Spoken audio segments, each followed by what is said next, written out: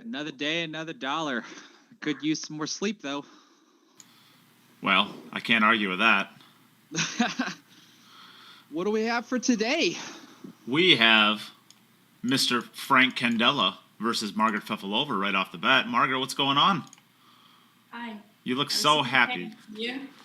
Oh, we're living the dream. You look so happy right now. I am happy. Whoa, is that a queued up patch on Frank? What a guy. What a guy. Margaret, where's your... Only for you. That's awesome. Frank, what's going on? How you feeling? Well, thanks. Awesome. Well, today is the last qualifier for the Lil Chris playoffs, and appropriately, we got Lil Chris right here. What's up, Lil Chris? Oh, I'm doing well, Nate. How about yourself? Oh, I am ready to get this rocking. I am excited. This is going to be a great day of pool right here. I'm ready to go. So, why don't we get going? Frank, you're wearing a queued up patch. You get to call every single coin flip today because you won my heart today. What would you like to call?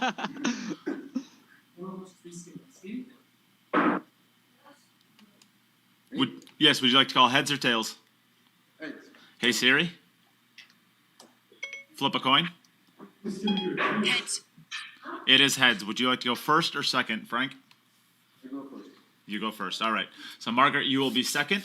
Good luck to both players. Let's get this thing underway. Thank you. Good luck, Margaret. Good luck, everybody. Oh, this is going to be a fun day's action. This is going to be a fun day action. Lil Chris, how you feeling? You ready to get this thing underway? Absolutely. I'm pretty excited. Let's get this chat up here. Who's out there? Who's out there? Who's watching? Absolutely. Let us know if you're out there. Share the stream, please. Do what you need to do, all the normal stuff. We're excited to have you. Let's see here. We got Carla McGee, of course. Eve. Mark White. What's up, Mark White? Laura Berg. Gloria Jean. And some guy named Lil Chris.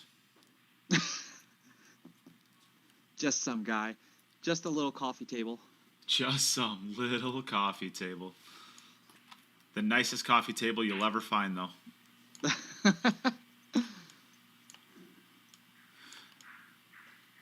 And that is not the greatest of starts. Off to a slow start with a dry break. Yeah, yikes. All right, well, let's go, Margaret. You're up.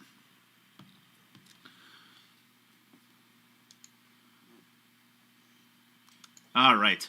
Well, as you can see, Lil Chris, this is going to be the Salotto Find Your Game group number 8.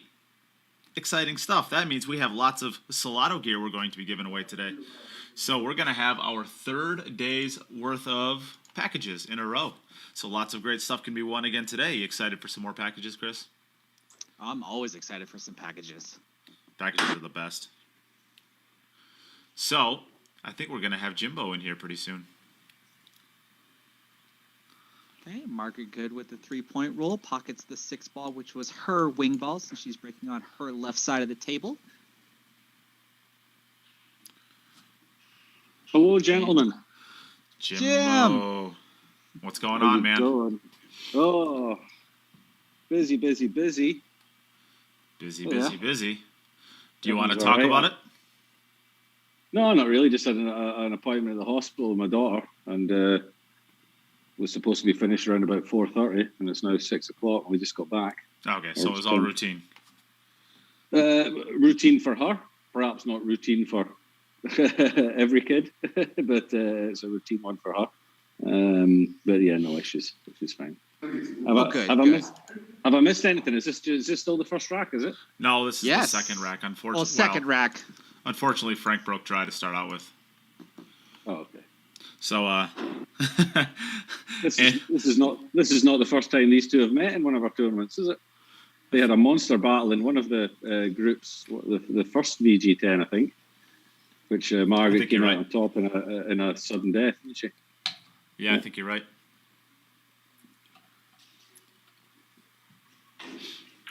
So how are you doing, Chris? Are you all right? I'm doing well. Just wish I could have had a little bit more sleep today, but I had to give a presentation or like a training session for work this morning. Oh, stop it. That's not why you woke up early. Why don't you tell the people why you actually woke up early? Well, I mean, supposedly you and I had a bet on who could message each other first thing this morning, and I won that bet. Well, I just don't know what I won. Can I play that game? That'd be easy for me to win. Yeah, I got a little toasty last night after celebrating the good day's action. So I got me's a little wasty pants and decided I'd puff up a little bit and make a bet that I wouldn't remember. You're not doing well with your bets, are you? I think you owe me some money as well, don't you? I think I'm at 19 with you, Jim. It's not great. $19. I only made $1 yesterday. That's disappointing. No, I think you lost $1. I think you. Oh no, I think we're even. I think I started the day on 18. Oh well, I'm sorry to disappoint you. Maybe I can give you some more today. I'm sure you will. Don't worry, Jim. He'll just have me pay the 16 that I owe him to you, so he'll just owe you 3. That's true. I do. He does. That's right. Jim, you want to talk? Did you ever hear the bet that Lil Chris and I made? No.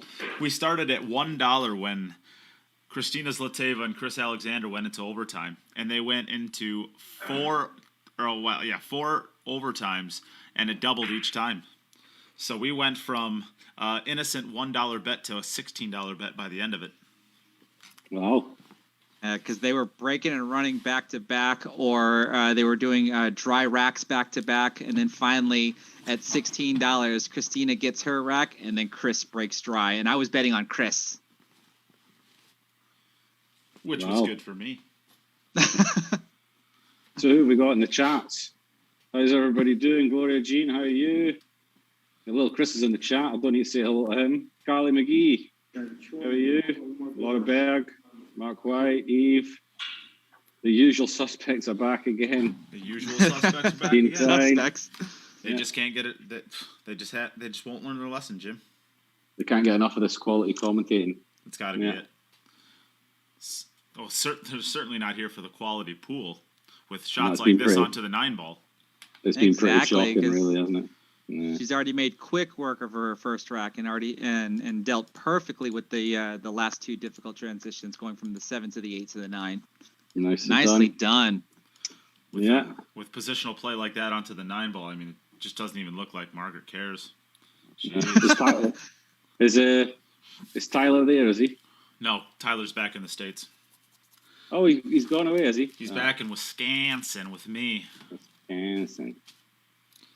Yeah. Well, right, there's Frank. Oh, Frank's got his face mask on. Oh, the 9-ball just missed. Is this another dry break? Oh, man.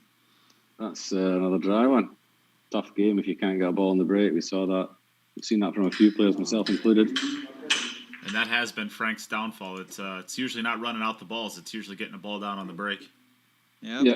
Once you give him an open table, he'll run him. He's a good player, Frank. He's a really good player.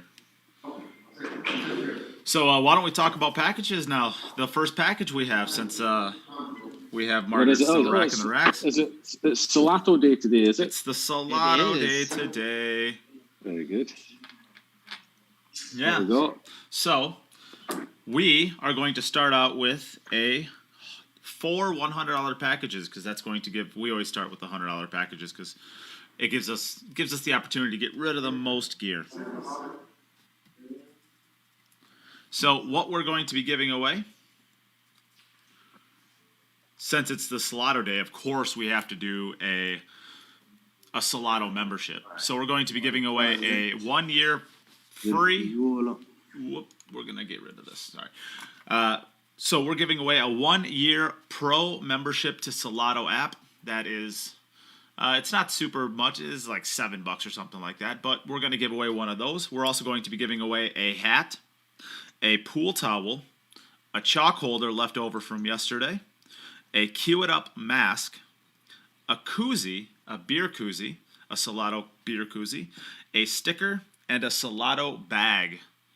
So all of that you're going to get for $100. Plus, you're going to get 20 entries into the drawing to win all of this amazing gear that you see here. And right there is the chalk holder. Well, the one side of it, the chalk holder. But you're also going to get 20 entries into winning the Roadline Cue, the Predator BK Rush, and the set of Arcos pool balls. Are we assuming that everybody out there knows what Salotto is? I was just about to ask that. Maybe you should explain that, Nate. Well, the Salotto is a self-proclaimed dating website for pool players. It is. So basically, is that swipe left, swipe right? Is it? I mean, swipe left, no, swipe right? no swiping. That's actually a pretty quite right way of explaining it. But go on. So the Salotto app is basically it's a bit of a social media hub for pool players to meet other pool players and just match up and play pool. So you can always meet up and gamble if you want, but really what it comes down to is it's an app that you can create, or that's an app that you can download, and basically it can match you with other players in your area. So especially if you're traveling or maybe you're new to an area and just want to meet some pool players, it's a good way for you to meet other pool players in your area and just meet up and play pool. It's integrated with Fargo Rate as well now. So if you want to get additional games in Fargo, you can do so by using the Salotto app and matching up with friends, people that could become friends, people that could become enemies. Who knows? The point is it just pairs you up with other people in your area that want to play pool in a competitive style environment. So that is what the Salotto app in a nutshell is. It's a dating app for pool players, but instead of, well, dating, you just try to crush each other on the pool table. Yeah, very good. Sounds awesome. Yes. So there you go, folks. Get your Salotto gear. And you know Nate got into the box and opened the box up yesterday when I was on a video call with him and showing me all the stuff. Some nice gear in there, some nice T-shirts we got some stickers for marking your table for practicing and stuff like that, and all that kind of stuff. And what else was in there? Can't remember. There's a load of stuff in there, wasn't there? Yeah, there's a lot of good stuff in here. So I should say, I always like to say how much everything is. So we have in this, I'm also going to throw in a Cue It Up t-shirt in some sort of fashion, whether it's a Cue It Up t-shirt or whether it's the Earl saying with the Pool is a Beautiful Game Played by Ugly People t-shirt. We're also going to throw in one of those. So with that right there, we have, let's see here, 25, 35, 40, 45, 50, 70, 110, 120, and $150 worth of gear. Oh, So, not bad for $100. plus you get your 20 entries into the drawing. So we have $150 worth of gear. All you have to do to claim one of these is be one of the first 4 people to donate $100 to the stream, and you will get $150 worth of gear sent directly to your door with everything that we just said in them. So, pretty good stuff.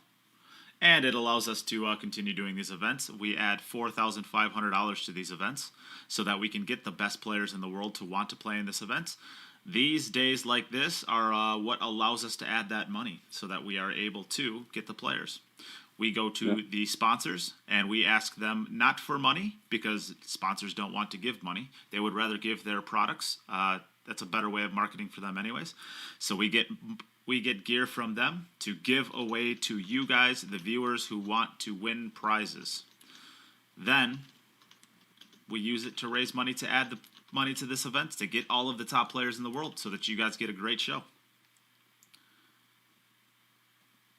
Ooh, just yeah. I was just about to ask if any you saw she was measuring up to do that, and I was curious if like Nate or Jim, if that would be the choice that you would do, is to try to run into the 9-ball and basically risk this.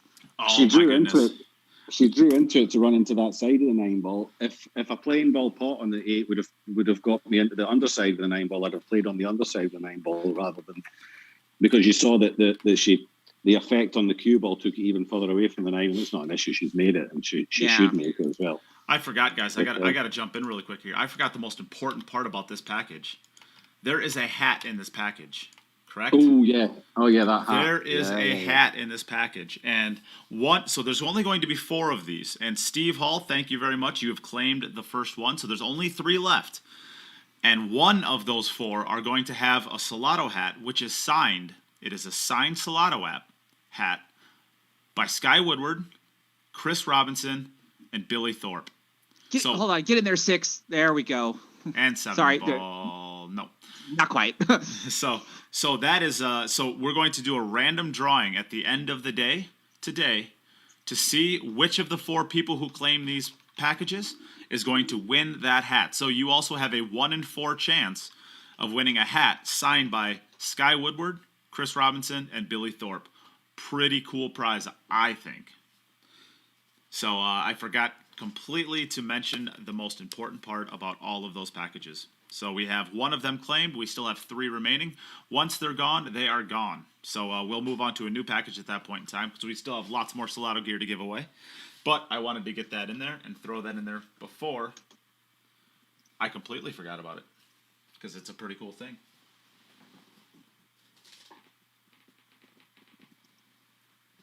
So this is the first chance we're getting to see Frank getting into a rack here. And he's going to need it, too, because it looks like Margaret is in proper form today. Yeah.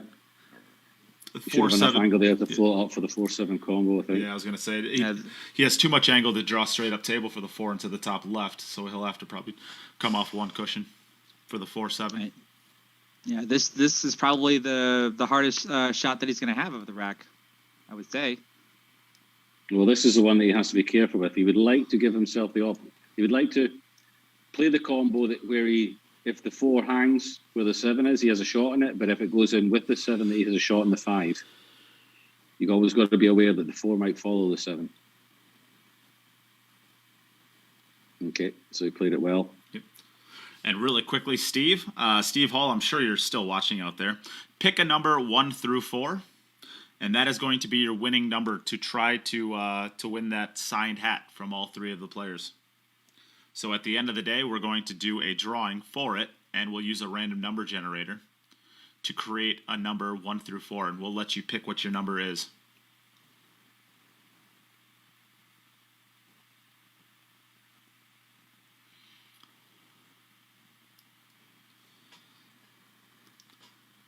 Well, this looks pretty good here. If he just draws towards the middle of the table, and he can play the 8 in the lower right. All right, Steve. He's got an. I guess he's got an angle because he's going forward. That's a good shot. No, I think he fouled the 9 ball. Did he foul the 9 ball? I think so. Have a look at the replay. Oh yeah, yep, he did. I'm looking at it now. Yeah. That's a bit of honesty right there. That's a tough one. Oh, he certainly did. Yep, and you got to respect the players that call themselves on that. Yeah, and Frenk is one of the. I mean, of all the people that I've gotten to meet during doing these VG events, few have been more enjoyable to meet than Frenk, and he just seems like one of the most genuine people in the pool world. And I think when I first got, well, I didn't even meet him for the first time. Jim just got with me and said, "Hey, there's this player Frenk Candela from Italy. He's a proper player, and he's a really really good dude as well. And it's played out well. So it's exactly right. Very glad to meet him, and his character is certainly matching up with it. Unfortunately, it's against his chances in this match, but still a proper move right there by the player. No, absolutely. It's the way it should be. Simple as that, way it should be. We do play by all ball fouls, I should say. So that is why I think the only quote unquote exception to the all ball foul is if a ball is sitting on the template rack that they're using. We do allow them to just gently pick up the ball so they can remove the rack from the table. Yeah, lift and drop, but only if there's no other ball around the rack. Yeah. Correct, because if they try to take the rack off and the rack brushes against one of them and they call themselves on it, it'll be a 0-point rack. Yeah. So it's another nice table for Margaret. Interesting group, this one. There's no, for me, there's no clear favourite. I'd say Margaret, with the experience she's got in our events playing 10 ball against the men and how she's done there, she's competed well. She may be just a slight favourite in this group, but the rest of the other three are also capable of scoring heavy. She played in VG9 as well, didn't she? She got to the final against Kelly. Yeah. Yeah. Yep, she had a great match with Kelly. It was a very entertaining match. But the two men in this group, Demetrius and Frenk, they know that they're going to have to break well. They're going to have to give themselves the opportunities because Emily and Margaret, they're going to get, you would expect, a minimum of 8. You would expect them to get 9 opportunities. And they're not going to miss many balls.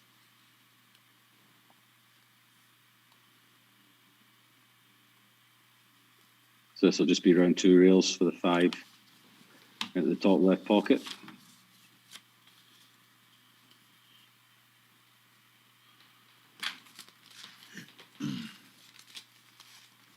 Well, you probably just want to put a touch of left spin as it comes off the short rail and head towards the diamond just below the side pocket.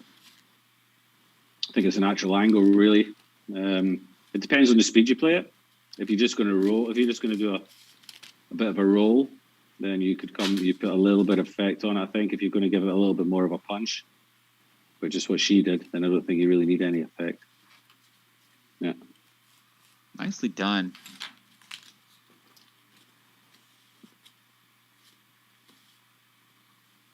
Depends what you want to do. If you're going to put effect on it, then that creates some speed for you as well. If you're not going to use any effect, then you can give it a little bit of a punch and you'll still get the same kind of length out of the cue ball.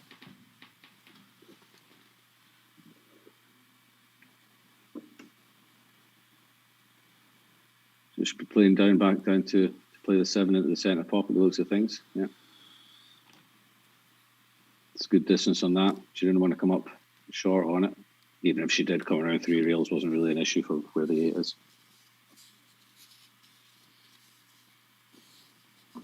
Oh, right. Oh, my first glass of wine's almost done already. Oh, no. It's not going to last long. Jim, it's barely 11:25. What's going on? It's always 5 o'clock somewhere. And it is 5 o'clock where you are. 6 o'clock. It's 6:30 and I'm only just finishing my first one. Ah, close enough. It's not good enough. Stupid hospitals. Well, maybe your glass was the size of a small boat. Again, it's the same size glass. I don't fill it up. I'm not a Neanderthal.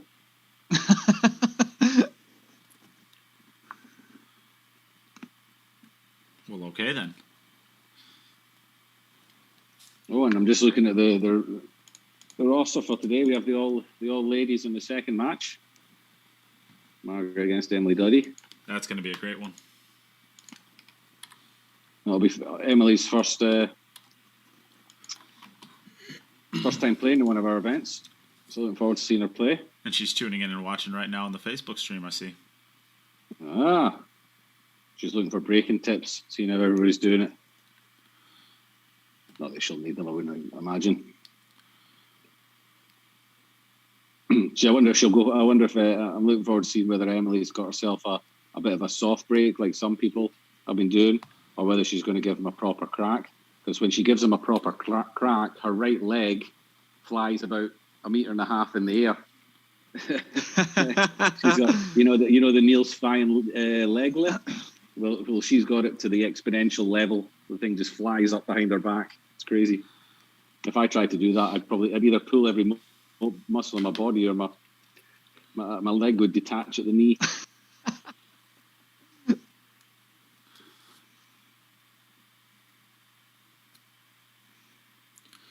Well, Jim, you got to practice on putting your legs behind your head a little more then. Well, thank you. How could that possibly be useful for me? Oh, it'll limber you up a little. Don't worry about me, mate. I'm pretty bendy. Nothing wrong with having extra skills to add to your rapping skills. It's true. I should probably, for my next video, I might have to do some breakdancing, I guess. Yeah, better loosen up a bit. Is Frank wearing a cute up Patch, yeah. hat on his shirt? Yeah. Oh, he's such a kiss ass. Oh, stop it, Joe. he does know he's not getting extra points for this. He did get the coin flip though. Oh, well, there you go. I'm surprised he's not wearing one of your masks and the t-shirt and everything. Hoodie. He's got him. He's got them all, hasn't he?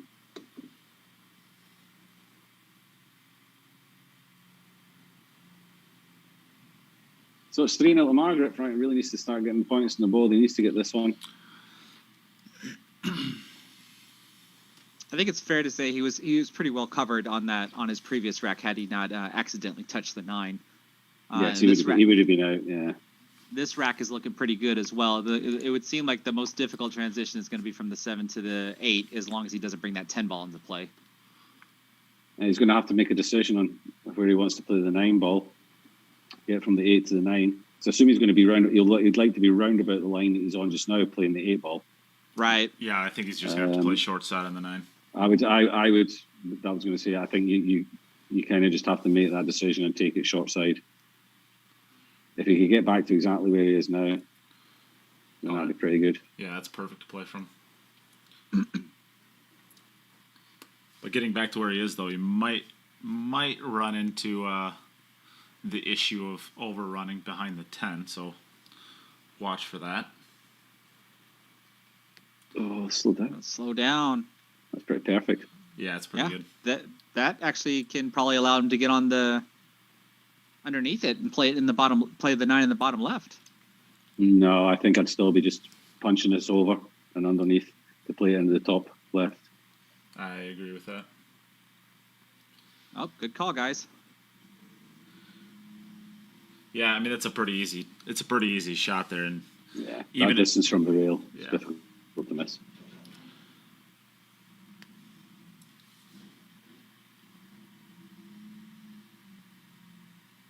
Ooh, that's gotta go. So Nice. Perfect. Francesco is going to get his first one on the board after 2 dry breaks and a foul that he called on himself. He finally gets one on the board. Well done, 30. Bellissimo. Over Alright. Maggie. I guess so Margaret is looking to go for a perfect She's still on for it, isn't she? 4 for 4. Oh, yeah, she's still on for a perfect set. Ah, Long way away. A early. lot of things have to happen before that. But Yeah, Ryan says the queued up masks are very comfortable. They actually are really comfortable. That's well, we talked about the 7 perfect ball. set. That 7 ball is dead. I don't think he's losing any pocket. And well, the It- 2 it balls might- right next it to might- it, but the Yeah, but you're not going to be on Yeah. the 3 unless she plays the 1-3 combo now, so that when she's playing the breakout, I agree. she's on the 4 next. Yeah. That's- Yep. But I guess even still, she wouldn't be on the 4 ball. She might be even with it, maybe for a bank, but You're still going to be closer to it than you will be the 3. I mean, it may be that 7 goes in the right center, but getting to there from the 5 is tough. holy buckets! It is snowing in Wisconsin right now. This is gross. There you go. Well, over here in the Netherlands, I had a barbecue. It was bright, sunny weather. I got the barbecue. I had the first barbecue of the year, and 2 days later it started snowing. And I was sitting outside in 20 degrees having dinner, having a barbecue, and 2 days later it was snowing, and it snowed for 3 days. It's insane. In April, beginning of April. Nuts. It's 4:20, and it's snowing. Blaze it. Apparently. So I think she kind of overran this when I saw her planning. It looks like she wants to maybe. She's probably still going to try it. She wants to probably try to get the cue ball to flick off of the 9 ball to move it, and she'll still have a shot at the 2. But she's a little too far down for that now. No, Yeah, so she plays it here. So when do you break this out, with the 4? With the 5, I guess. It's close to them, and then you're hoping you're on the 7 afterwards. Yeah, you'll be pushing it towards the pocket. So if you can flick off the top side of the 9 or even the bottom side of the 9, you should end up having a shot on the 7. Even if you go full into the 9, I think the 9 ball will end up kind of getting pushed up table as well, and the 7 ball is always going right down towards the bottom right pocket. She just has to get good on the... Well, she won't be breaking out here. She's going to have to get up table, and she's going to have to use the 5 ball to break into it. Yeah.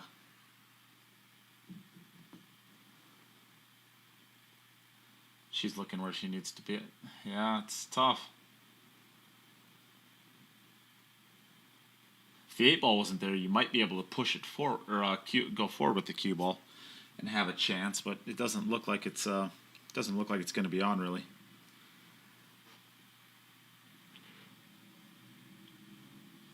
Don't underhit this one. You can go all the way to the end rail if you needed to. Yeah, be too far if you need to. Whoa. Okay, she's just avoiding scratch. She's okay. It's close, but that's So what? Here you have to come underneath the 7 and the 9, right? Or No, I she's think looking to go right into it. I think she can punch right into it. I'd be looking to punch right into it. That's your biggest target. The width of the 2 balls is the biggest target you're going to get from any angle you're coming from. So if she can make the angle to go straight at them, just contact any of them really. You see players lining up to catch the left-hand side of the 9 or whatever. Think, yeah, right. don't try and make us all think that you're that accurate. It's a big target. Just hit part of it and hope you get on it. Yeah, but Jim, she hits them better than you do. That's no good. And a scratch on top of it. Oh, and a scratch. Oh yeah. So 5 balls. That opens the door a little bit for Frankie.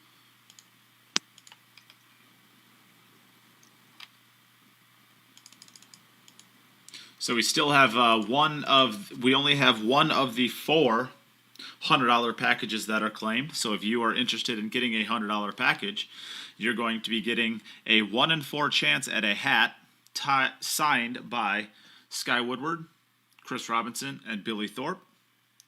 But you'll get a hat no matter what. But one of the 4 hats will be signed, so it'll be a random draw to see who gets that. On top of that, you're going to be getting a pool towel, a chalk holder, a mask, a Cue It Up mask, a very comfortable Cue It Up mask. Oh no, it's another dry break. Sorry, Nate. Oh jeez. A can koozie, a sticker, a Salotto bag, a 1-year pro membership to Salotto, and a Cue It Up t-shirt. Whether it's going to be a Cue It Up logo one or a Earl Strickland's Pool is a Beautiful Game Played by Ugly People t-shirt. So it's $150 worth of gear you're going to get for free with a $100 donation. Plus, you're going to get 20 entries into the drawing to win a Roadline, Sneaky Pete Predator Q, a BK Rush, and a set of Arcos 2 balls. And all of the ways to enter into this is on the pinned comment on Facebook and on YouTube. So once we get the 4, they will no longer be available. There are only going to be 4 of these.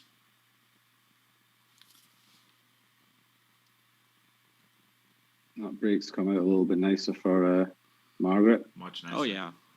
Didn't get punished for the previous rack. Right, well, 3 dry breaks out of 5. That's not going to get it done in this tournament, I'm afraid. No. He needs to get a bit luckier on the break or change something or.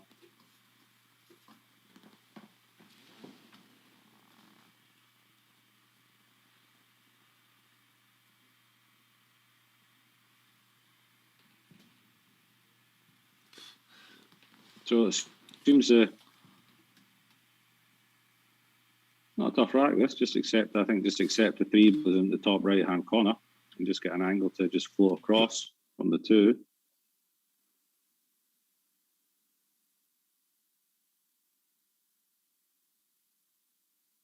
Ryan Harmson asks, there's only 4 of those. Will you have other packages today? Yes, we will have more packages today.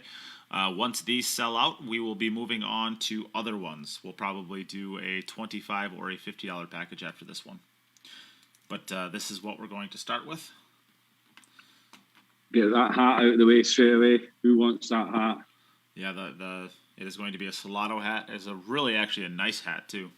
It's pretty stylish hat, I would say. Salotto hat, and it's going to be signed by Sky Woodward, Billy Thorpe, and Chris Robinson. So it's a pretty cool piece of memorabilia. I would venture to say that there are going to be very, very few, if not zero, other hats like this in the world. So you would be one of one in the world of pool memorabilia. Can't imagine there's another hat around that has all three of those signatures on it.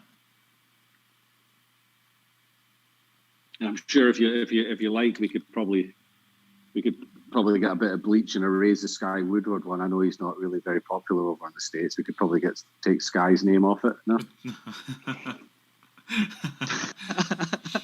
If you ask really nicely, No, maybe we can ship it over to Jim and he'll sign it too. Oh, hey, listen, yeah, no problem. That'll be it. Then it's worth proper money. Then you can't get rid of that for $100. Then, I mean, come on. Not just my signature. I'll have to touch it as well. I'll have my DNA on it and everything. You could clone me. It's worth more than $100. What you lack in intelligence, you make up for in being a clown, Jim. Ice, baby. So, no, don't.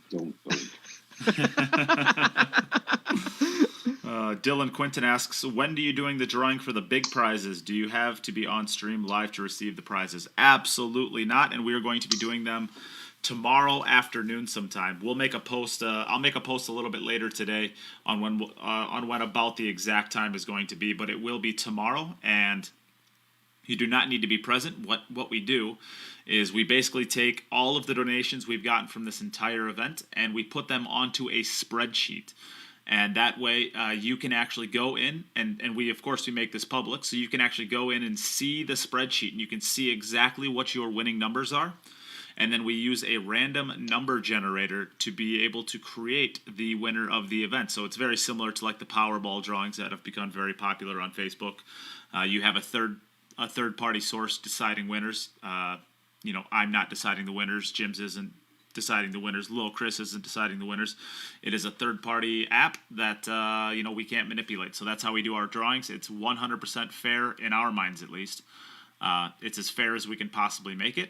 And you can then also verify that not only did you donate to the stream, you actually have your entries in. You can see them. You know what what happens, what you need to have happen if you're going to win. And you can watch the entire event unfold. So that is how we do our drawings, Dylan. So we'll be doing that tomorrow afternoon for the 3 big prizes that you saw on your screen a little bit ago. And I'll show you them again right now. It is the set of Arcos balls, Arcos 2 balls down at the bottom, the Predator BK Rush, and the Roadline 8-point Sneaky Pete Predator Q. Today is the last day that you can get involved with that, and the best way of doing so, if you wanted to, is by getting yourself a package, because then you get free gear no matter what. Exactly, you're in the draw for those big stuff, and you're getting more than for $100, you're getting $150 worth of gear, and you can still win some of that stuff. I mean, that's kind of free. That's more than free. We're giving it away, Nate. What are you thinking about? Well, we want everybody to be able to win some cool stuff. This is how we want to do our events. Give everybody a fair opportunity to win some really cool prizes, plus get entries into winning stuff as well. And I'm going to do this just for Joey Ryan. There you go, Joey Ryan. Now his table is perfectly level. No more rolling off.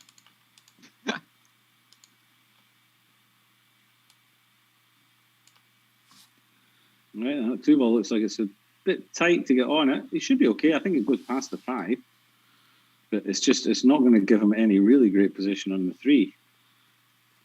He may have to... Oh, I don't know what he's going to do here.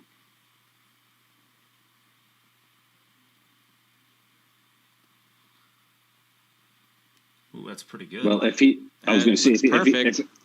straight on that and he can draw back without contacting the 10, then he can play the 3 at the top left. Well, I don't think he can, but I think he can... Well, You can't force it forward. I don't think there's enough angle to force it forward and get up for He's the got three. no shot then. He's got no shot then. It's a horrible angle to be on if he can't get back past the 10. I have faith in Frank. I'm not giving up on him. Come on, Frankie boy. Come on, Frankie boy. All right, so Jim and I, Frankenstein. Frankenstein Candela. Is that going to be the nickname? I know we were talking a lot about nicknames yesterday. I'm not sure. I'm sure he's probably already got one. He's managed to go forward. He played the 3 into the bottom right. That's a very nice shot. That's about as good as he could have done from there. That's woof. That's pretty sporty right there. Because yesterday we went from Yana the Banana Holiday to Yana Madonna Holiday to Yana the Phoenix Holiday. Yeah, I thought Madonna was all right. I mean, What did I tell you about thinking, Jim? holiday. But yeah, no, but the Phoenix, I like the Phoenix. Yes, the Phoenix with her, as long as she keeps the red hair. Get down, ball. Ooh. There we That go. ball Stop wiped it. its feet on the way in. Stop it. Center of the pocket. But this actually works out nicely with the angle that he's got on the 4 to get to the 5, and then that'll clear the 8 ball to go into the same pocket. What have we got for nicknames today? Margaret doesn't really have one, I don't think. We just call her Maggie. Has Demetrius got a nickname? Demi. Demi, yeah, I've heard him called Demi, just his name short. Okay. Emily Duddy is the Billiard Bombshell, I believe. Uh-oh, did he hit this too hard? Yeah, we're gonna see Jim. Jim's gonna be directing this one. It's going airborne. I'm going to put wings on it. Steve Hall asked the questions. Have you used the Salotto app, Nate? Yeah, I use it all the time. Actually, I shouldn't say I use it all the time. I don't play pool hardly ever, but when I do play pool, I usually do use the Salotto app. I love what Colby and Reed are doing over there for the game. Oh, that was a good jump shot. Good position on the 6. Ryan Harmson was on the chat just a couple of minutes ago saying that he's used it before for games. He really likes it, and he sees a good future in it if more people join. So, Ryan's played some games using it. Yeah, and that's what it is. It's getting the marketing. I mean, what they're doing right now in pool, it's really cool. They actually sponsor Chris Robinson. You know, they're sponsoring streams like this. They're sponsoring Aaron's Pool Parlor. If anybody's out there has heard of Aaron's stuff, who does great work as well. So check out Aaron's Pool Parlor if you have not done so already. They are actually taking the streaming world by storm. And if you do not know, or if you have not seen it, watch their stream for about 5 minutes, and you'll see things that you haven't seen since the ESPN days of pool. It's pretty remarkable what they're doing. But anyways, they sponsor them. They sponsor a lot of the stuff that I do. Oh, that's got to go. Big bounce. Oh, how'd he hit it? Wow. Oh, my God. What? It didn't seem like the easiest way to go. How he played that? Extra little, just the spin that was still in the cue ball coming off that last rail. It looked like it was never going to get up there. It had no chance. Yeah. Shot there, Frankie boy. Still only getting 1 point though. That was a well-deserved rack. That was a cracking rack. Oh, that's got to go. Absolutely. Oh, how'd he hit it? Wow. Oh, my God. Back over at Maggie in Belarus. It is. Frank has played 6 racks. He's on 2. Margaret has played 5 racks. She's on 4. So Margaret has a clear advantage here. No, Keith. I am NathanMindham. I've never heard of that other person. Sounds like a loser, though.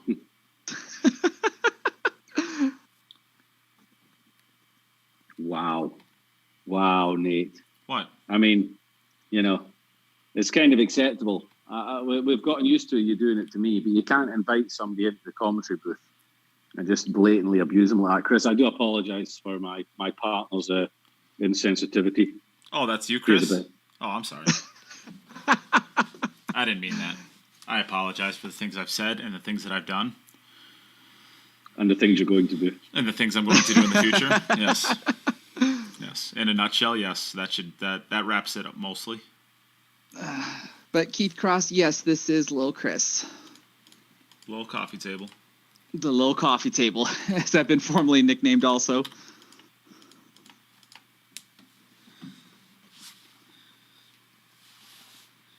We've got 82 people watching us on Facebook. Fantastic. It's amazing what happens when the weather sucks and it's during the weekday. Count the 21 people we have on YouTube, and we've got 100. Now we just need to get rid of these $100 packages. Who wants I one? was going to say, why have we still got packages? Probably because I haven't bought one yet. I even bought one yesterday. Yeah, And I Jimmy. gave most of it away.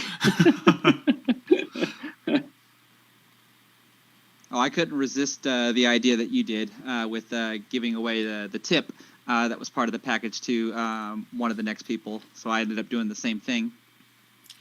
Lil Chris, Keith said that he sent something via PayPal, maybe.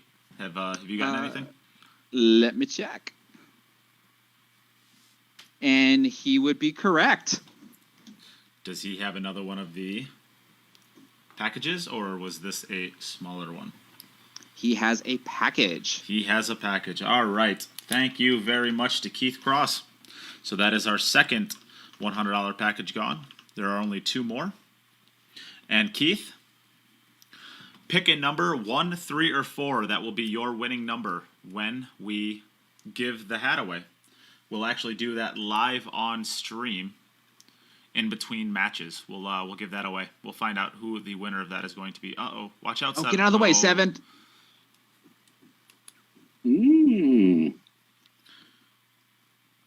Keith wants number 3. All right, you got that. So we have 2 more $100 packages. Once they're gone, they are gone. They include a Salotto hat. One of the 4, which we are giving away these numbers for the draw, is signed by Sky Woodward, Billy Thorpe, and Chris Robinson. One-of-a-kind hat. Pretty cool piece of memorabilia there. On top of the hat, you're going to get a pool towel. You're going to get a chalk holder. You're going to get a mask, a koozie, a sticker, a Salotto bag, a 1-year pro membership to Salotto, and you're going to get a Cue It Up t-shirt of your choice. And I think we have another one of them claimed. Who did we get this from? All right, Frank, you're up. And we have one of them from Emily Moon. Emily Moon claims one of them. So we have 1 package left. Shout out to Emily Moon. She's actually from my area. She was one of my mom's very good friends and teammates, I think, a couple times. Nice one, Emily. Always like to see my friends get on here and partake in the streams. And a pretty proper player herself. She hits the balls pretty good too.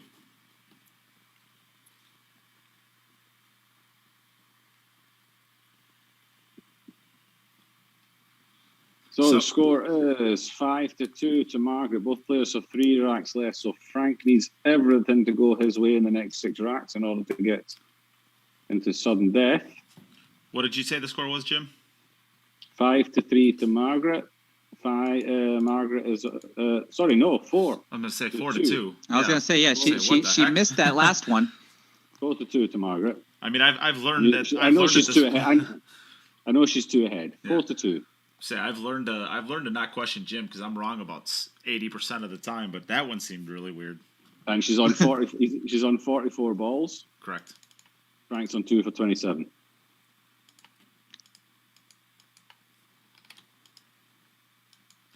And Margaret has 1 rack. Both players have 3 racks remaining. Both racks are 3. So basically everything I said was initially just complete rubbish. So yeah. I've had a tough day. I've had a long day. Leave me alone. We love you, Jim. Don't worry. Bollocks. Not very much, but a little. Emily Moon, thank you very much. You get to choose. Would you like numbers 1 or 4, Emily, for your winning number to win the signed hat? John Masika just tuning in. John Masika, there is a hat, a towel, a chalk holder, a Cue It Up mask, a koozie, a beer koozie, a sticker, Salotto bag. All of those things are Salotto there, except for the mask. The mask is Cue It Up. A 1-year pro membership to Salotto and a Cue It Up T-shirt of your choice. And the hat is one of 4 of them is going to be a signed hat from Sky Woodward, Billy Thorpe, and Chris Robinson. So one of those 4 hats is going to be signed by those 3 players, and we are going to be giving that hat away. So we're going to give all of the players. So Emily Moon wants number 1. So whoever picks the last one will have winning number 4, and we will give it away live on stream. In between, well, I guess whenever we're able to fill up these $100 packages, we will give away that winning hat live. The rest of them will still get a hat, but it won't be signed from the players. So hopefully that makes sense. All right, back to the action. Frenk looking pretty good here. I think the 8-ball goes to the left middle. Oh, no. Oops. Of all the places, that's a big one there. There's part of me that wants to reach through the screen and give him a little slap in the back of the head for that shot. Since all I'm looking at is the back of his head. I just want to give him a slap. What the fuck you doing, Frank? Oh, gosh. I'm pretty sure he's saying exactly the same to himself.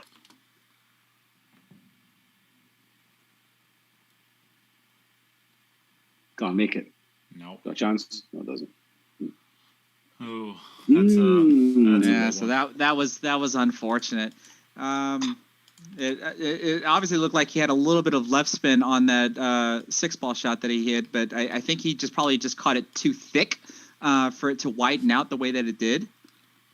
He probably wanted to hit the ball just a little bit thinner.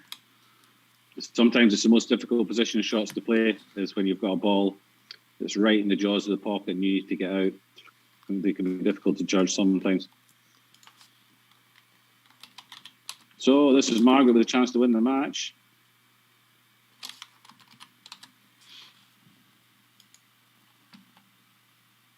Wing ball goes flying in. Everything going to spread out okay. Except that doesn't satisfy the 4 3-point ball rule. past the... No, the 4 didn't pass the 5. Well, maybe did, but it's irrelevant. She's going to have to crack him again.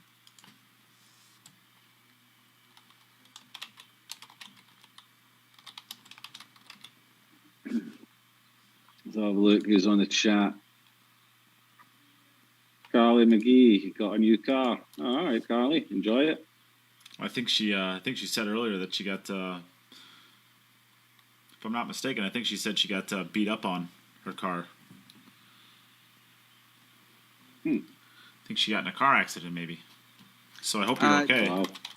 John Masika, the link to the or the email to the PayPal is in the pinned comment on both Facebook and YouTube, but it's lilchrispoolplayer@gmail.com. We have 4 packages are gone. Thanks, John Masika. Well, there you go. So right at the end of this match, after right before we go into break, we will give away the signed hat. Okay, that's a much better break.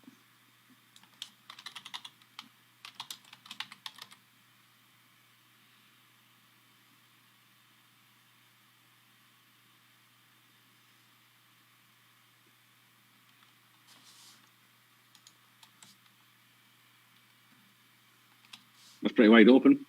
Yeah, Really? everything looks really good with this table out. No real difficult transitions. Her one just- ball is just always in the initially same have- spot. Yeah, just initially having a look at it to see where problems could be. It's not easy to find any.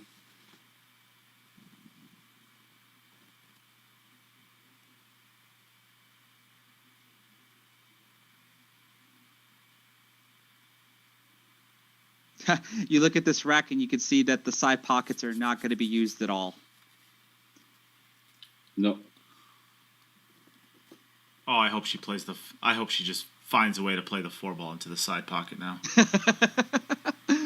Of all the I don't balls know. you decided that, of all the balls that could be played in the side pocket, you thought the 4 was the most realistic. Well, it's either the 4 or the 9 ball. I was going to say I'd probably be saying the 9 if she overruns position from the 8 to the 9.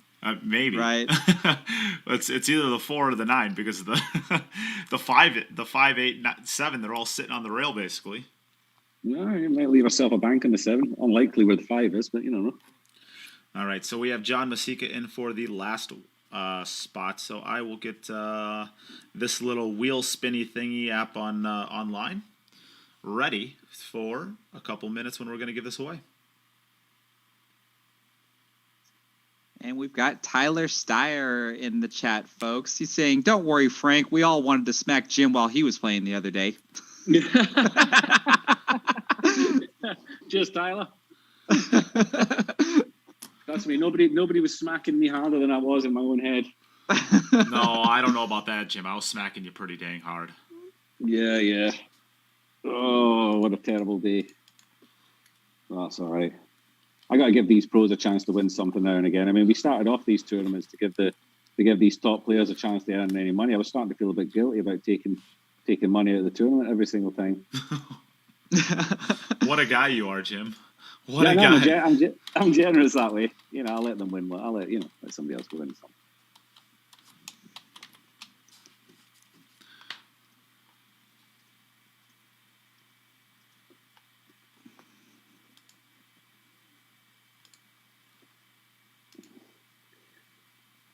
So I'm just drawing straight off the rail here.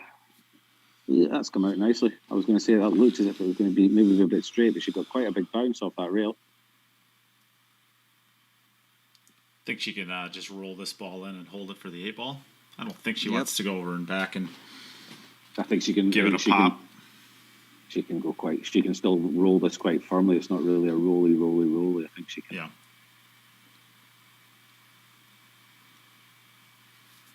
It's not pocket speed, is it? I think she can give it a decent shot. Yeah, it's pretty good. Right, so your last chance to the middle pocket is this 9 ball. Come All on. right, mate, $1. You can choose the middle pocket is going in.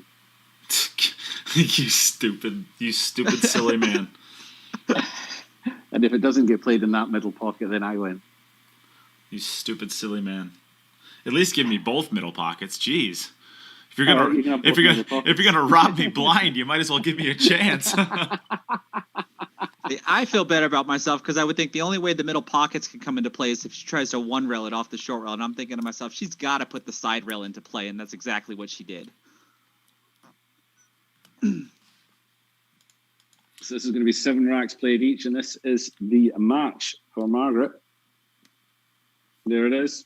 Nicely done. Match 1 of Margaret Fefilova. Both players will still be trying to get as many racks in as they can, because total racks will count at the end. Excuse me, especially for whoever comes second in the group. And the number to beat currently is I guess it's Mansko Fortunsky at the 6 and wow. Actually, it looks worse than it really is. I think the 6 is easy to make as a carom. Well, the position isn't exactly easy. I know that. Well, I think you play it from as if you were potting the 6 naturally. No, not from there, Frank. Not from there either. Play it from where the 5 is. And almost place. In this one would almost place the cue ball touching the 1, and play it from over the top of the 4 ball, and just graze the 1, pot the 6, come back out center table, and then you've got the 1 ball in the same pocket. You're talking about having the cue ball come off the side rail with that, right? Yes. Yeah. Well, he's going to bump this full ball. This can go. Yeah, this is always going to leave himself a long one here. If you've got the option, I find, this is just my personal opinion, if you've got the option to play them without your low ball, the lowest ball, without it moving very far, then you can control the position much better. And if you go from the other side there and play it from the other side and really catch it very thin, for us, we probably wouldn't even see it move. But okay, we can trust Frank, as we've seen before in previous racks, and pot the 6 and play position on the 1 without really moving the 1 very far. So he's left himself a bit of a toughie. Center of the cup. Be a 2 roll. Yeah. That's right. Nate's a big Frenk fan. I'm a big Frenk fan, yes. So anything that goes, it's center of the cup. And if it doesn't go, it still goes in my mind and in my heart. Oh, even listen, even Fred Dinsmore in there in the chat, jumping on the Tyler Steyer bandwagon, having a go at me. Well, thanks very much, Fred. Well, Jim, if it makes you feel any better, my favorite Steyer is here watching this match today with us. And it's Ken Steyer. So shout out to Ken Steyer, my favorite Steyer of all. It's Tyler's dad. Yeah. I got your back, Jim. Don't worry.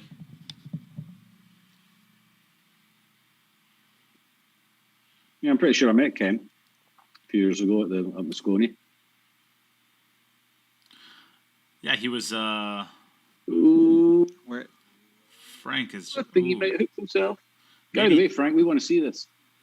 Oh, he is. Oh yeah, he's hooked. He's just had one positional shot each rack that's just kind of gone, really awry. And he was able to work it out once with a jump cue. Let's see if he can do it a second time. Does anyone Well, want we'll to check? see if he can do it. Well, anybody- maybe I'll go to the side view. Maybe I'll see it. Yeah. Yeah, Side does view anybody is want good to for check this that his foot's on the floor? Oh, he missed. Oh, it. he must have just. What does the side view show? That his foot was on the floor. Oh, But he besides must that. All right, back over to Belarus. To Maggie.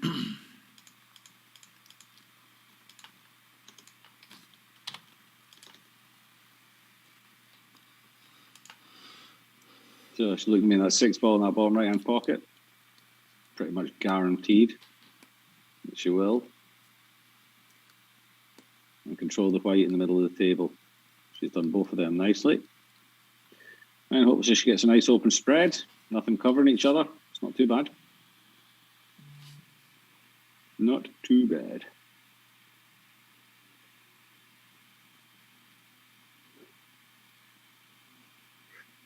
Robert Hovick says Nate's center is not the norm.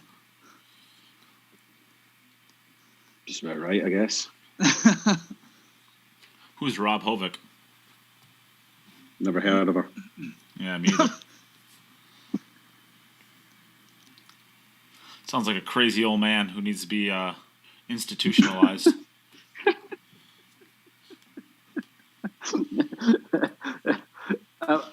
I might be wrong, but for some reason in my head, that's Rob that joined us in the commentary the other day, isn't it? Yeah. Yeah. All right. Good. Yep, John Masika, we got you in. Thanks, John. So all of those packages are now claimed. Should we start another package now before we go into the next one? I feel like we probably should. Could Right? do. Give everybody the time during the break to go and open up their piggy banks, go and steal money off their children. Oh my goodness. Go and raid their children's piggy banks as they Good can for get you, Jim. themselves some Salotto gear. Good Yeah. for you, Jim. Wow. Have you All never right. done that? I've done that a couple when I needed change for if somebody came delivered food and I didn't have any coins in my pocket for tips, then I'd go up with a knife and get like a €2 coin out of my daughter's piggy bank. But I'd always put $5 back. So yeah, I think you feel quite funny when you're breaking into your daughter's piggy bank to get €2 out. Jim. I hope you feel real good about Sad, eh? yourself. Sad. Your Generally, yes. Not all the time, obviously. Your daughter's been Generally, working. Your daughter's been working as hard as she possibly can for 12 years, trying to save up Yeah, I as know. much money as she possibly can to I go to know. college, I've- and you're I know, I've stealing been all of it. I've been sending her up chimneys. I've been sending her down rabbit holes. She's worked hard for the money she's got. Yeah. Neil, what is this? Neil says Rob is the best one on the podcast. What is that? Yeah. I got to agree with you, Neil. See, Neil's one of those. Oh, who's my got, heart. My heart is destroyed. Yeah. My heart is sad.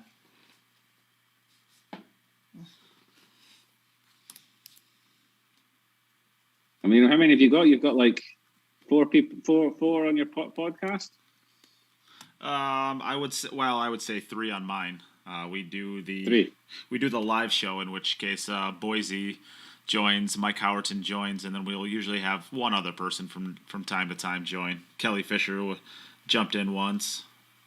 Why have I never been invited? Ooh, that one wiped its feet on the way in. Or Because- was that center of the pocket?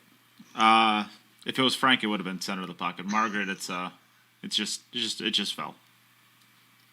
Of course, I'm kidding. I love Margaret too. She's so nice and sweet, and she owes me drinks, so I have to be nice to her. But Jim, you were never invited on because we talk about pool, and you don't know anything about pool. Oh gosh. Oh. Right then. I'm sorry, Okay, Jim. then. I didn't mean to say that, but I did mean Yeah, it. you did. You did. Don't lie. Look, if you're going to insult me, don't backtrack on it. You just make yourself sound a bit silly. Go through with own your insults. Can't believe it. Can't believe I've never been invited on the podcast. All right, Jim, we'll bring you on next one. No. No. Not doing it. You done saying no yet? No. Well, all right then.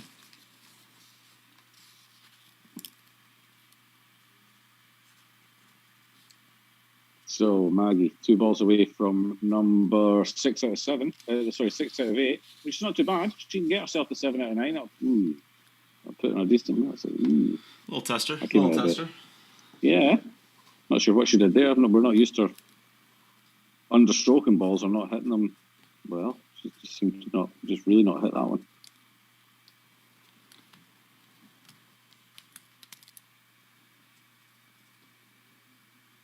The 9 She's goes in. fine. Center of No the cup. problem. 8, my last. This is your last one, Frankie. Okay. I'm dropping everything. Drop my pen, drop my phone.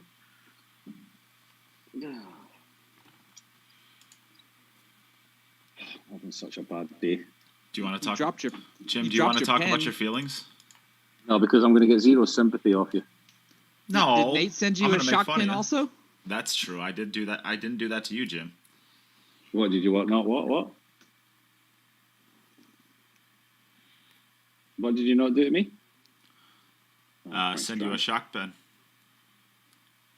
Oh, no, he's not. A shock pin. A shock pen. It's A like shock pen. Yeah, it's one Yeah. side where you click the button, you get shocked. Yeah, well, you probably would have if you weren't so cheap, because you knew it would cost you about $15 to send it to me, and you thought, well, yeah, it's not worth the joke's not worth $15, so I'm not going to do it. That's a real thing, Jim. It's a real thing. Yeah, because when Nate sent me all the prizes that I was able to win from VG9 and VG10 2.0, there was a pen included, and he tried to pass it off like, "Oh, that's where that pen went."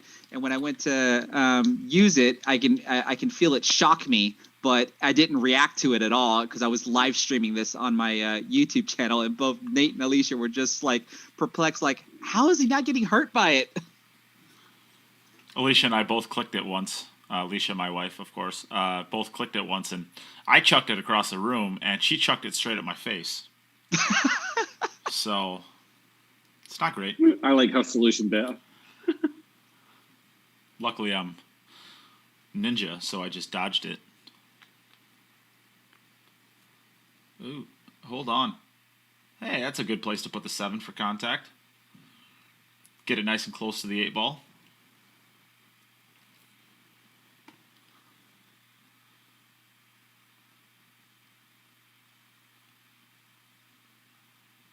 Big bounce.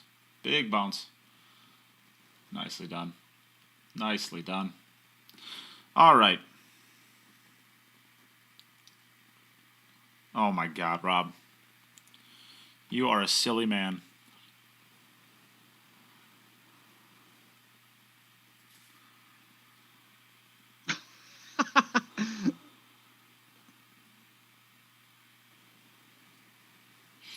We got a little straight on this. Got a little straight on the 7. He might actually have to stroke this up a little bit to get it out.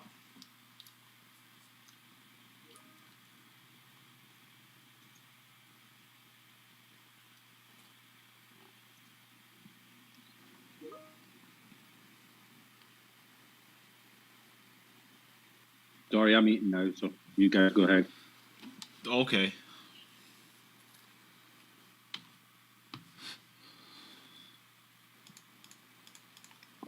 Since I know nothing about pool anyway.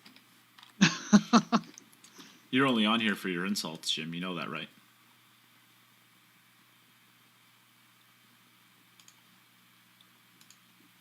Dick.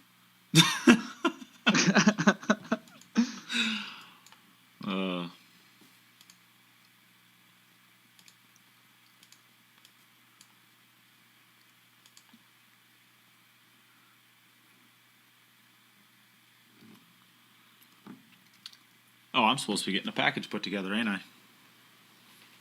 And that's a non-compliant break.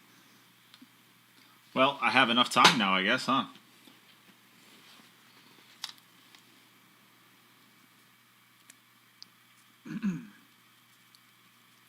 Okay.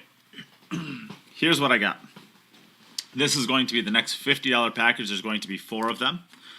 So if you would like one of these packages, the first 4 people to donate $50 to the stream, on top of what you're about to get read off as winning, you're also going to get 10 entries into a drawing for these cues, which are going to be given away tomorrow. So today is the last day to get entered into these drawings. BK Rush, 8-point Predator Roadline Sneaky Pete cue, and a set of Arcos 2 pool balls. Today's the last day you can get in. Why not get yourself some free gear from one of these packages and get your entries in? So, Sorry, we're gonna meet you, Frank. So why not get yourself some entries into this drawing and get yourself some free gear on top of it? So the $50 package now is going to include a Cue It Up mask, a Salotto patch, a Salotto t-shirt, a Cue It Up patch, a ghost training I guess I don't know what this really is. It's a ghost training ball for from CJP Billiards. So it's a ghost training little knick-knack. Allows you to visualize the ghost ball and allows you to train for using the ghost ball method for using shooting pool. And a Cue It Up t-shirt of your choice. So that's going to be 20, 40, 50, 55, and $75 worth of gear. So you're going to get $75 worth of gear for $50 donation, and there will only be 4 of them. So once these 4 are gone, they are gone.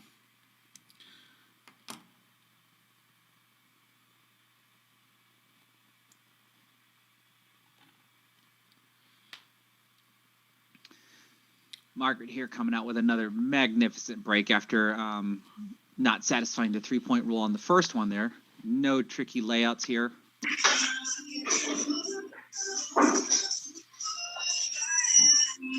Nate? Yes. What's up, Frank? See you after, okay? Yes, sir. Okay. Yep.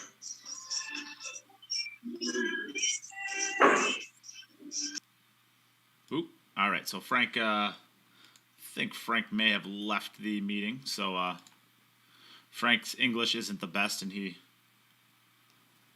doesn't. No post-game interview. Yep. No problem. Brandon Blum asks, how do I donate? So all of the ways to donate are on the pinned comment on Facebook and on YouTube. And you can donate via Zelle. Do I have a pinned comment out there? I thought I did. Maybe I don't have one out there.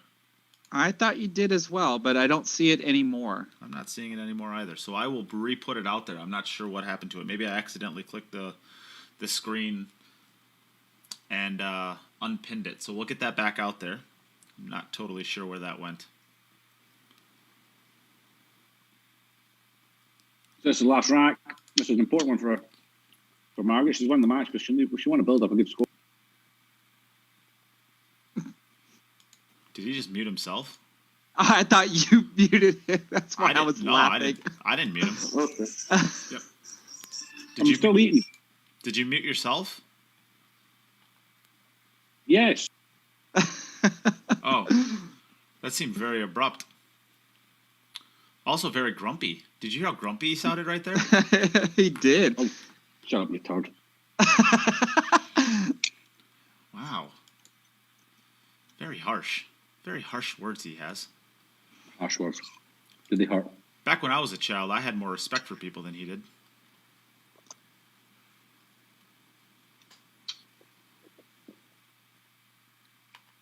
Nice transition from the 8 to the 9. And this put what? Margaret finished this with a 6? Shut up, you turd. That'll be a 7. Oh, it's a 7. All right, Jim, you want to take a second to uneat?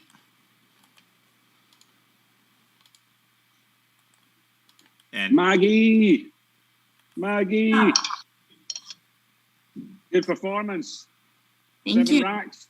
Pretty good, eh? Not bad. Yeah, not bad at all. You It was happy my with that? goal, actually. My goal is like to run 7 out of 9 in each match. I think I'll Yeah. be fine then. Yeah, well, if you can keep that going, it's either win the group or beat 19. So you're on track for both of those at the moment. So you stay on now and you play against Emily in the all ladies affair. Mm-hmm. So keep up that standard and you're going to be tough to beat today. Well played. Yeah, I'll do my best. Alrighty. Jim, what did you say? What did you have for her score? 7 and 71. Oh, I had her as 6 and 62. Did you were one wrong earlier? Are you one wrong again now? I'm pretty sure she got 7 there. Margaret? I ran 7. I was keeping the score. Oh, you got 7? Okay, so then I missed one. Okay. Sounds right. I missed one. All right.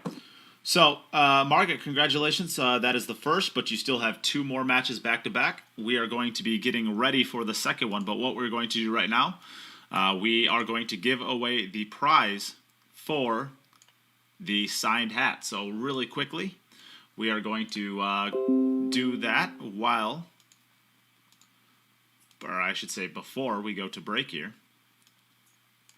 So here is our drawing. Here is our wheel. These are the 4 people who have donated to get the $100 package. As you can see there, we have 1 as Emily Moon, 2 as Steve Hall, 3 as Keith Cross, and John Masika as number 4. And we are going to shuffle these up. So let's press shuffle a bunch of times. And then let's see who our winner is. So our winner is going to be...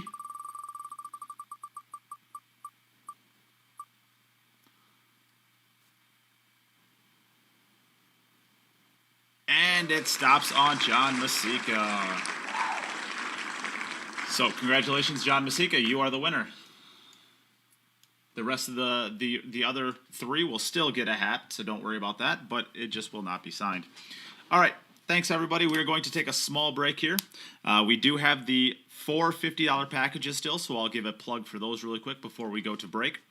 It is going to be a Cue It Up mask, a Salotto patch, a Salotto t-shirt, a Cue It Up patch, a Ghost training tool, and a Cue It Up t-shirt of your choice. It is $75 worth of gear, and you're going to get it for $50, plus you're going to get your 10 entries into a drawing to win all of these cues that you see on your screen. We're going to be giving those away tomorrow, so today is the last day that you can enter in for these cues. We have a Predator 8-point Sneaky Pete Roadline Cue, a Predator BK Rush, and a set of Predator Arcos 2 pool balls. $2,000 worth of prizes on your screen. We are giving away tomorrow. All of the ways to donate are on the pinned comment, and if you want one of the $50 packages, they usually do not last very long. The $100 packages only lasted about 20 minutes. So make sure to get your donation in right away if you would like one of those. And other than that, we'll be back with our second match, which is going to be between Margaret Fefilova and Emily Duddy. So we'll be right back. Don't go anywhere. Share, donate. I was muted. No! When I was a child, it only took one shot to change my life. I wanted to be the best. Looking back, my journey started from that moment.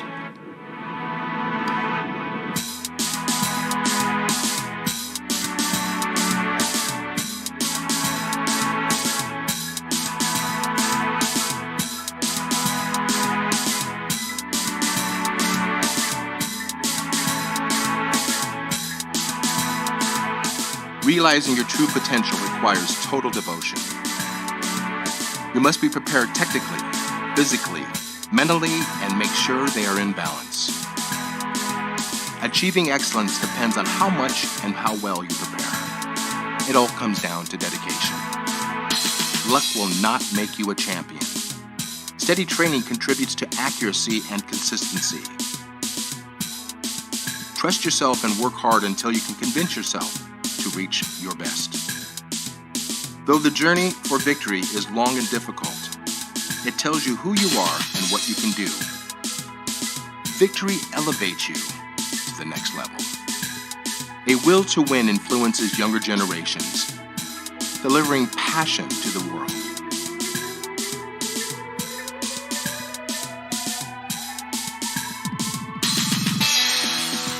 Believe in the potential of your intuition.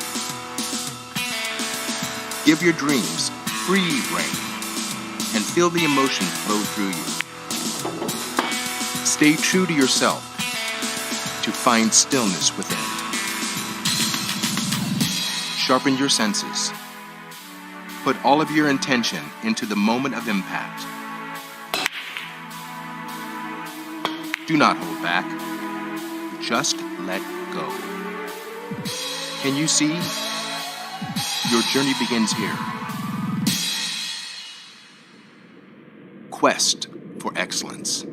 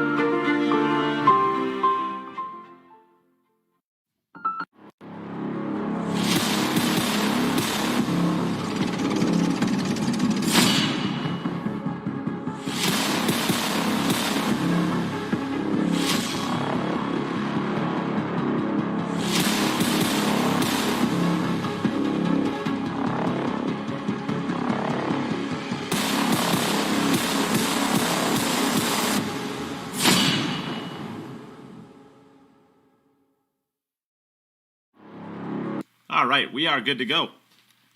We are back. Jim, how was your food? Pretty tasty. I'm actually thinking about having a second portion. You don't need it. You're fat enough. Oh, that's rough. That's rough. Yeah, but fair. Rough but fair. Having to go at my Corona kilos. Yeah, I put on my COVID-19 about 4 times now. Yeah, so there's that. All right, we have Emily Duddy on the left, and we have Margaret Fefilova on the right. What's going on, you guys? You guys ready to go? Yeah. Ooh, Emily, you are muted if you would like to say anything. You're muted. You're muted. You're muted, Emily. You have to unmute yourself. This is Emily's first time in one of our tournaments, so she's getting used to the technical side of it. This might be the first time she's Can played. you hear me now? Yes. Yeah, we can hear you. Amazing. Yeah, this is my first virtual tournament in the whole pandemic, so bear with me. I want to say, Margaret, I think you're fabulous. Congrats on your recent engagement to Tyler. That's amazing. Thanks. I recently got engaged too. Yay. And good luck. Shoot well. Good luck to you. Play well. Yeah, we always look forward to the ladies' matches, seeing the ladies match up against each other 9 against 9. So should be a good match. Good luck to both ladies. Play well. Looking forward to seeing Emily play for the first time, and we've seen Margaret. Margaret's an ever present in our events. So this should be a good match to watch. Yeah, this is the. I mean, Margaret's a bit of a old hand at these virtual events at this point. And is this the first time that you've competed in anything since the lockdown, Emily? Yes. Ooh. Yeah, so I'm excited. For the majority of the pandemic, I didn't have a 9-foot table, and I'm kind of too far away. New York, as you know, has been very shut down with pool halls and everything.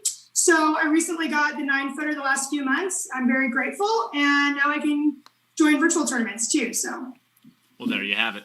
We are very happy to have you, and I think a lot of your fans, you are very popular in the U.S., certainly, if not the world, and they are very excited, I'm sure, to see you back on the table and competing again. So thank you for playing in our event. Thanks for having me, and thank you to all my amazing fans. They're awesome. Yes. All right, well, we will give you the coin flip. Would you like to call heads or tails, Emily? Heads, please. All right. Hey, Siri. Flip a coin. Tails. Tails. Margaret, would you like to go first or second? I'll go first. You'll go first. All right.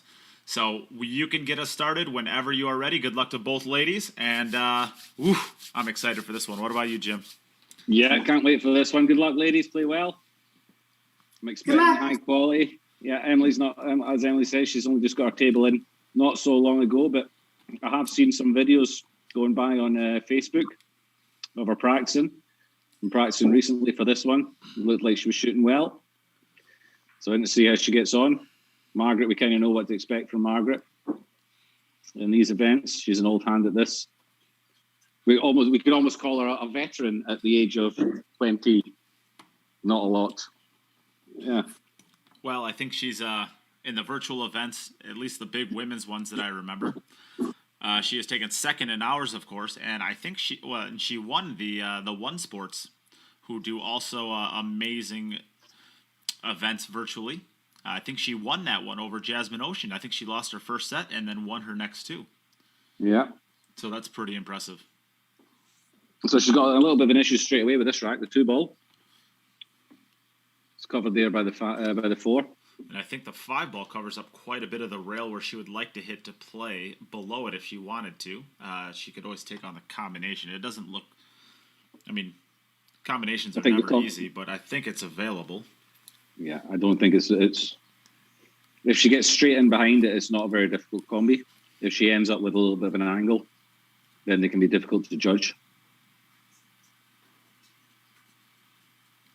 Huge shout, a little bit of separation. Sorry. Yeah. Huge shout out to Brandon Blum for claiming the first of the $50 packages. Thank you, Brandon.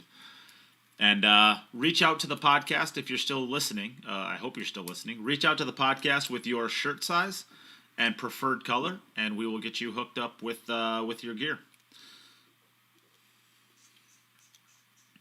We still have 3 more left, so if anybody else would like a $50 package as well, you're going to get yourself a Cue It Up mask, a Salotto patch, a Salotto t-shirt, a Cue It Up patch, a Ghost training tool, and a Cue It Up t-shirt of your choice.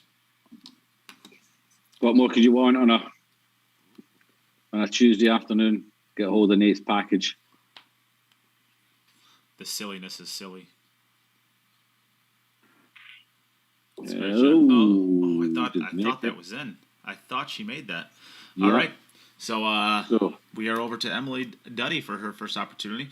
I'll give a huge shout out to Jeffrey Westfall for your stars. Thank you very much. I like stars. I've never actually used them. They kind of just sit, I guess, idly in PayPal's vast vault of stars. But at some point in time, maybe I'll figure out how to use those things. Until then, thank you. Yeah, so we go over to New York with Emily Duddy, the Billiard Bombshell. See that nice old jukebox in the background there? That's looking quite snazzy. I like that. And that fireplace looks decent enough to play some pool too. Yeah. Is this? That's dry break. That's a dry break. That's a dry break, unfortunately, to start with. Ooh. Maybe just didn't rack them completely tight. I think she cut them quite a bit. I don't think she was. I can't imagine she's trying to cut them, but she cut them on the other side of the rack. So, Margaret, you're up. We'll go back to Margaret again. So no damage done as yet for Margaret with that miss in the first rack. And I believe Margaret had 3 points for that first one. 2. Only 2, huh? All right. All right, Jim. Over under 1.5. Under. Come on, Maggie.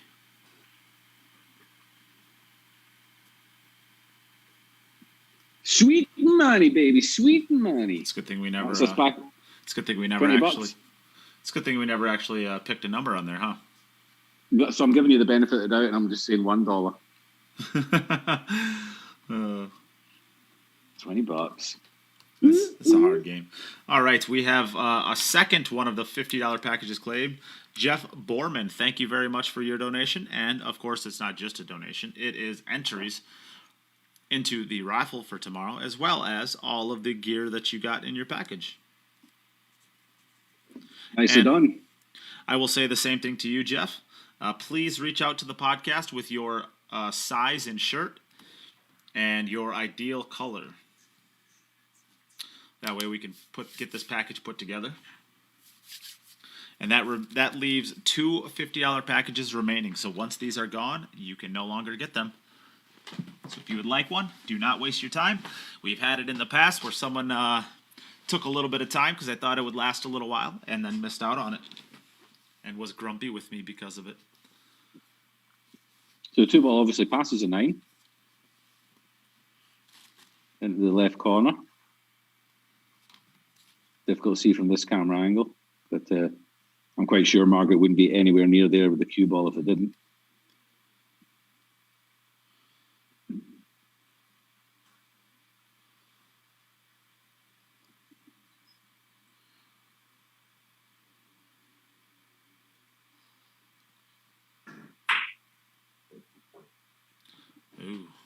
Oh,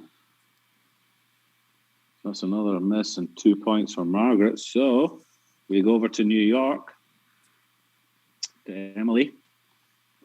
See what she can do with this break. See if she sort it out a little bit. She should be making the 8 ball into this bottom left-hand corner.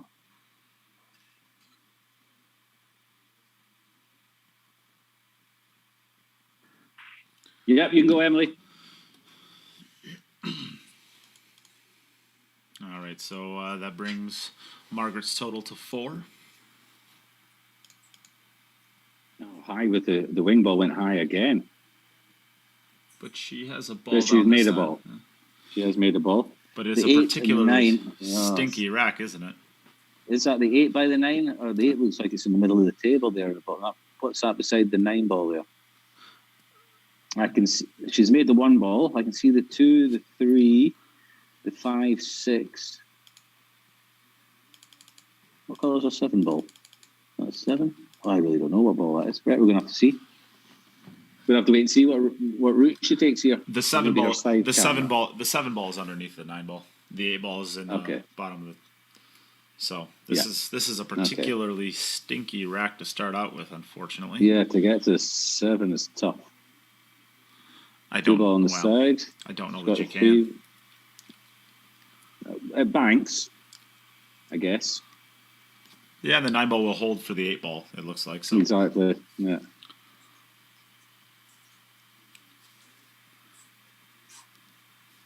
Drawn back a little bit further than she might have wanted there. So this is a tough shot to get to the 5 ball.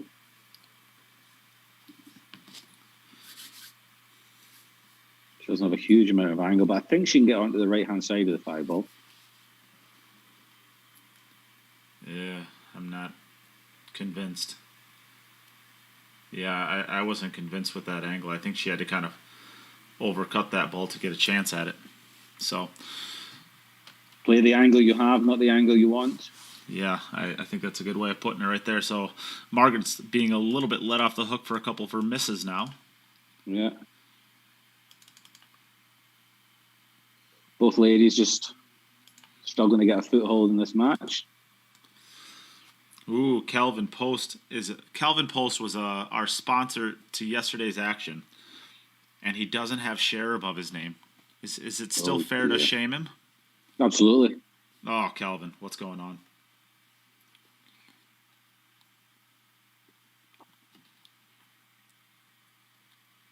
So these balls have come out a little bit better for Margaret this time.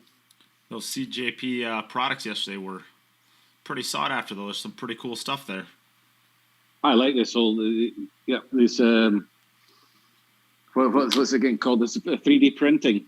Yeah. There's a lot of quite cool stuff that's getting made now with this 3D printing. If you're looking for small gadgets and plastic gadgets and stuff like that, then some pretty neat stuff out there. And there's some pretty neat stuff out there, yeah. And Calvin does a lot of them.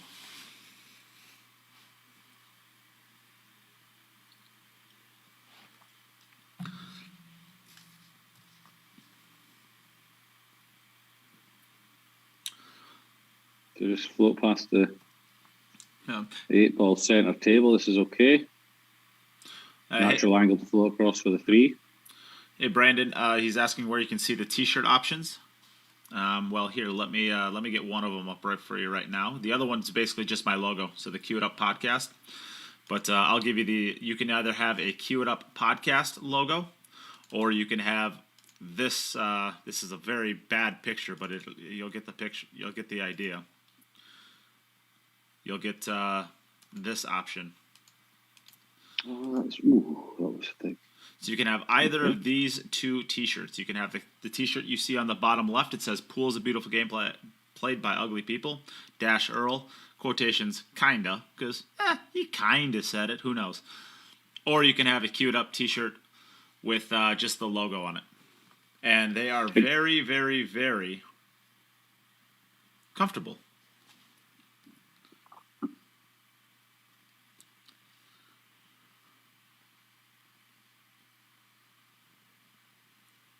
Okay, so this is almost exactly the same shot as you had with the 2-ball on the other side of the table. And again, this one's been hit thick as well, but this one's not going in.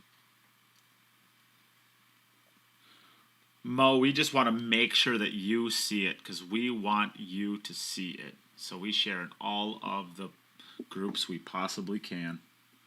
Okay, back over to Emily. Emily, you can go. We'll be looking at that wing ball. She hasn't made it yet. Emily, you can play. There she comes. See if she can get, let's see if she's can make this 8-ball. Or she's going to break from the other side, so she's going to try and make the 6-ball into the bottom right. Yeah, she can go. Smack him. We haven't seen the leg lift yet, have we?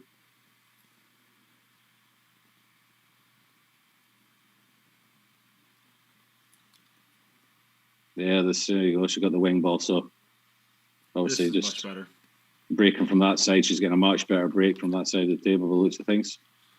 So we're going to get to see Emily playing now, but that 2-ball's not in a great spot. I think it might pass into the bottom right-hand corner between the 9 and the 7. Here is, sorry, Brandon, here is the option on the bottom left. So that is the T-shirt that you can either have that, or you can have a Cue It Up Podcast T-shirt. Either one that you want for a $50 package. And yes, we do have them in black. So just reach out to the podcast, the podcast page on Facebook. Let us know what you want for a size and what you want for the color option, and which of the 2 T-shirts you want, whether it is that T-shirt you just saw on screen or whether it is the podcast T-shirt, and we'll get you hooked up. Oh, and also, of course, the address. We'll need that too. She's going to need to get out with the rake, or whatever you want to call it, the granny, the rake. Oh, she's left-handed. Sorry, I forgot about that. Yeah. Well, that's a big reach for her as well. She's going to cut it in the bottom right. Well, I was gonna say if she's right-handed, she should be able to reach it pretty easily. But she's a lefty, I think.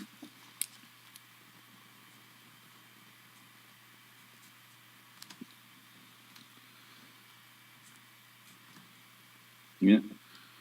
With a bit of help, getting the granny out, the rake, the antlers, I don't know what you want to call it. So she's going to be running into whatever that ball is there. I think The corner. she might even make. I was going to say she might even make it, but she overcut it by quite a bit. The struggle at the moment for these two. 3 racks played each, still 0-0. Still time for both players. It's only the first 3 racks that they're through now. Yeah. So they both have 6 racks remaining.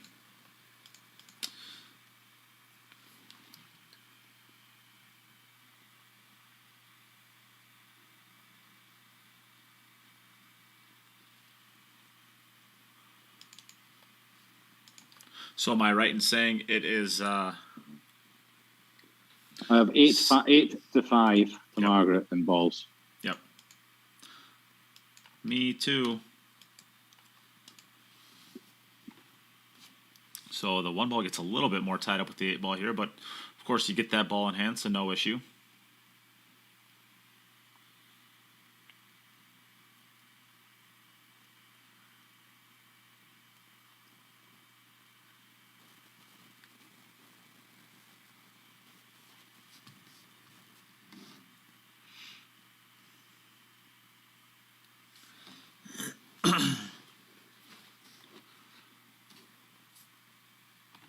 She's looking at how she's able to get through the 2 and the 7 ball. I think she's going to play the 2 into the top left. I think I almost just like going forward with this and I just like going forward and playing in the bottom right pocket. Yeah, that's what I like too. Put the cue. I don't see the need. I don't see the need to get all the way around there. I mean, yeah, I think you could put the cue ball actually on the rail too, underneath the 8 ball. Yeah, and just kind of drift up for that bottom right hand pocket. Doesn't have to be right, but I know that if you run into the 7 ball here on the bad side, you could end up getting hooked. Is she trying to come between the 7 and the 2, or is she trying to go around 2 rails onto the other side? She's trying to come between. But she's played it well. Yeah, she's played it really well. Perfect, really.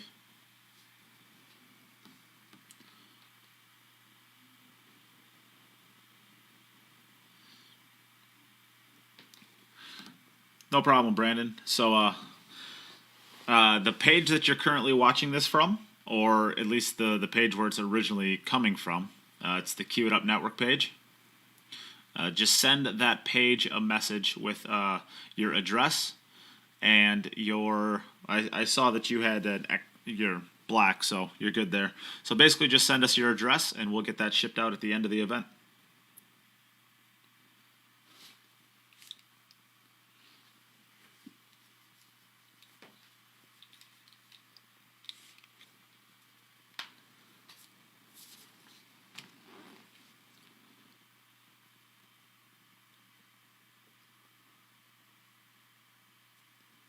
That's a nice shot. It's going to be all right. Just needs to hold up. Yeah, it's fine. A little bit thin, but she can just go over and back, I think, for the 5 and 2. Probably the top right. You could also can maybe get it into the left center. Yeah, you can also draw it above the side pocket. Exactly. Play the 5 in the left center. You can be on any side of the 5. The 7's right beside it. It's not an issue.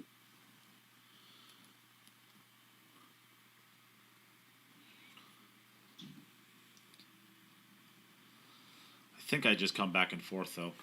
If you get into it a little bit too deep, you might run into the 5 ball. And if you don't get into it enough, you might end up scratching.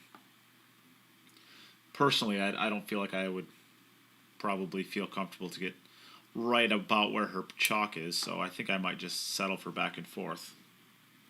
But Margaret's a much better player. She can control that much easier.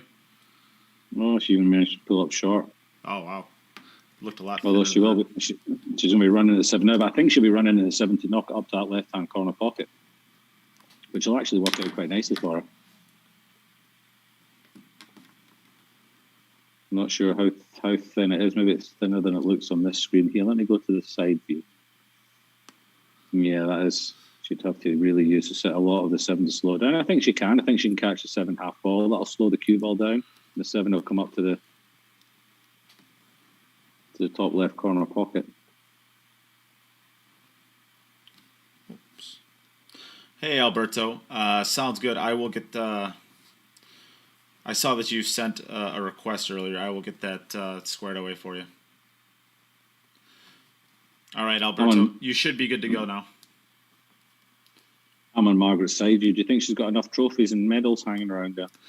No, I personally don't. I think it's I mean, she's got okay. there's a good 75% of that wall that's not covered in medals yet. Yeah, I think it's okay. I think she's got a good start. We'll see how the rest of her career plays out, but it's an okay start, I would say. Yeah, she's got room for a few more. I think I even see an Oscar. I think she's got an Oscar and an Emmy up there on there.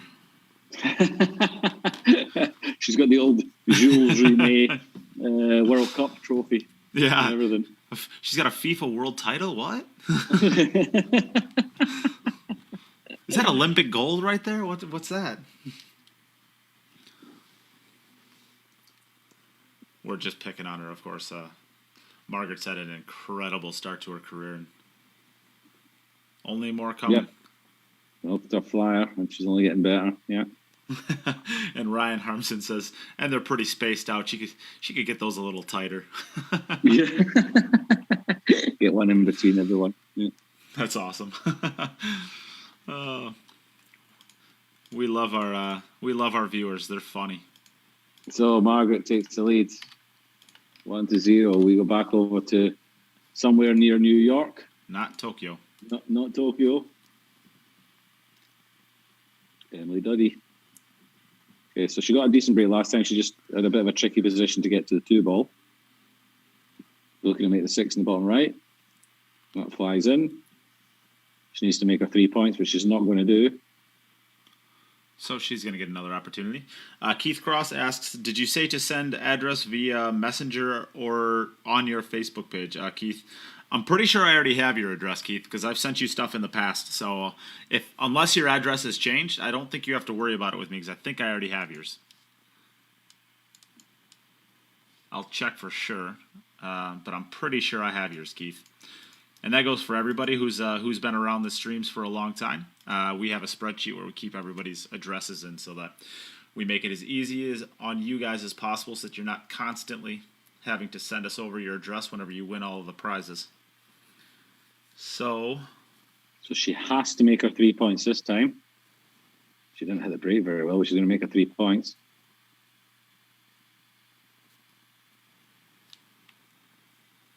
So that's good enough. She'll have ball in hand on the 2, which if I'm not mistaken, is just above the 9 still.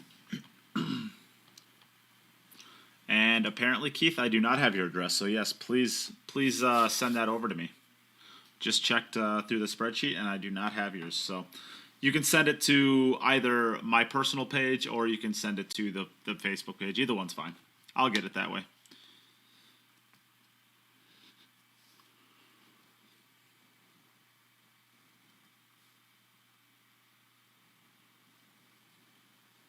Calvin Post says that fireplace is huge. It is huge.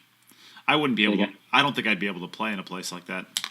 I'd have like one bad training session. I'd just fire it up and toss my cues in.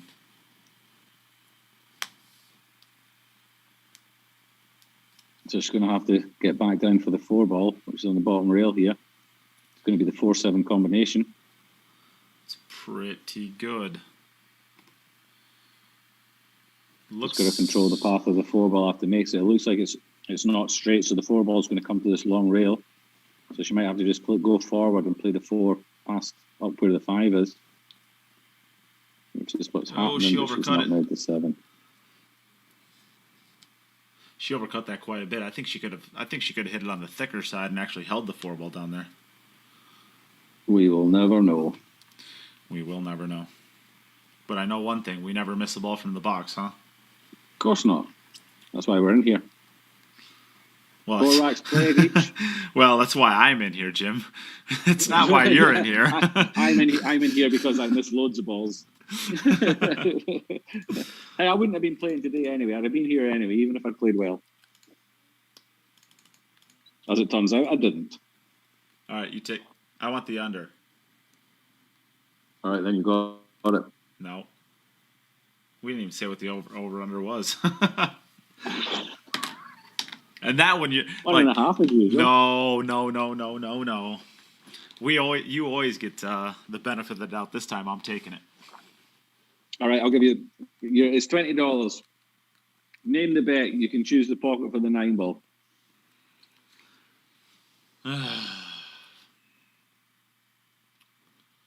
Jim. It's not an easy one, that where the 8 is it? No.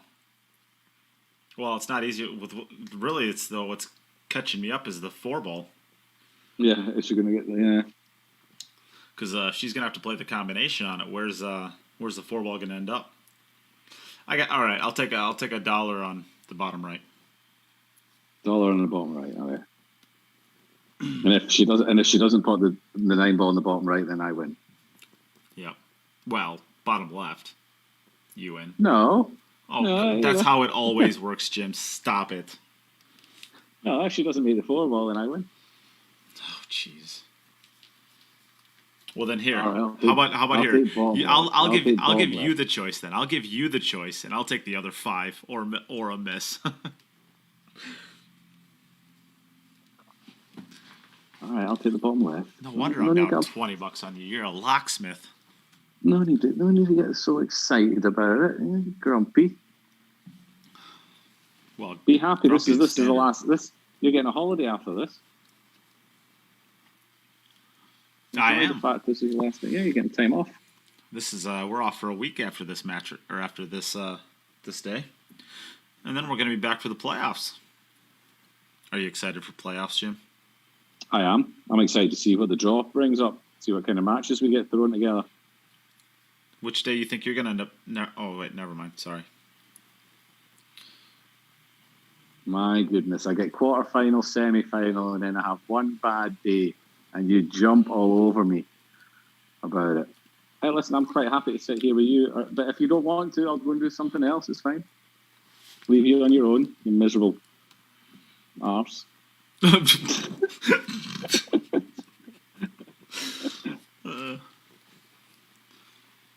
Oh, what's she doing with this 4-ball? I don't see much other than a combi. Looks like she's coming underneath it. Just trying to get underneath it to play into the top left. That's not. Well, it's not bad actually. It's on. Oh, don't knock that! Don't knock the 9-ball to the right hand side of the table. Oh, that would be fantastic. I feel like she'd still find a way to play it into the bottom left. Like she'd overrun and have to bank it. With the way my streak's been going on these, she could hang it in the jaws and then miss a straight and 8. Find a way to rattle it and have it go into the side pocket.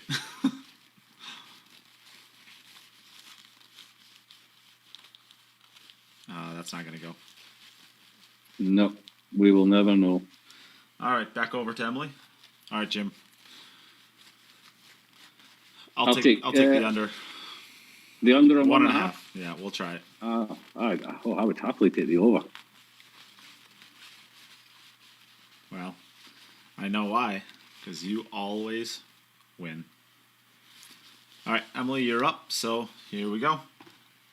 Go on, Emily. Give me 2 balls.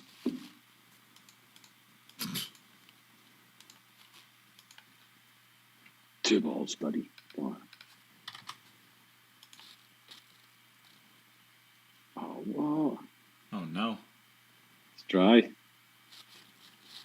Again, she lost that white. Totally. It came off the pack and flew around the bottom right-hand corner. It's really always didn't. It's always really interesting. didn't hit it well. It's always interesting to see how much of this is,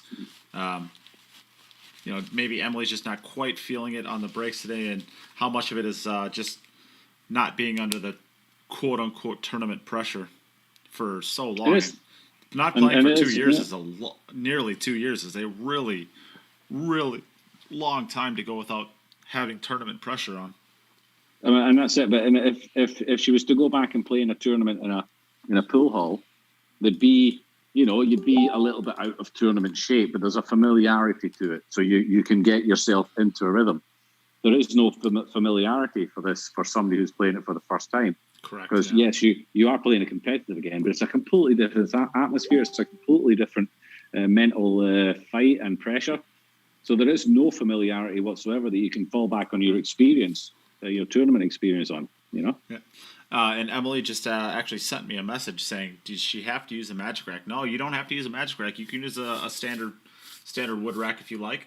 I think I see a red Delta on her table, which those are great racks. But oof, this is a first. This will be the first time we've ever had a player not use a template of some kind. Well, Johnny Archer did it in the oh, that's right, in the team thing that we did, and he got brutalized by it. He just ended up with 7 balls on the bottom cushion every time. Yeah.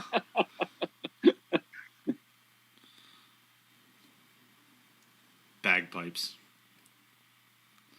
Yeah. Where's So, Johnny? yeah. Where's Johnny? Appleberry. Oh, I got to go back and just listen to that. I feel like that was a lot of fun. Some of the Complete conversations that silliness. were going on, some of the conversations that were going on there, just nuts. Complete silliness, but it was a lot of fun. Johnny and Skylar doing shots and fireballs. Yeah, if you want to, if you're interested, as a viewer to this, if you're interested to hear what a lot of the players, who did we have in that? We had Jason Shaw, we had Darren Appleton, David Al-Qaidi, you, and Margaret. And then on the U.S. side, we had Johnny Archer, Rodney Morris, Tyler Steyer. Who else did we have? Jennifer Beretta and Sky Woodward. Yeah, Sky. So if you want to hear what they're like outside of, I guess, the tournament atmosphere and watching them play on the matchrooms tables or whatever, you just want to get a good sense of what their character's like, go back and watch that. The Cue It Up Cup Part 2. That was a blast. That was pretty funny. Yeah. Yeah, that was pretty funny.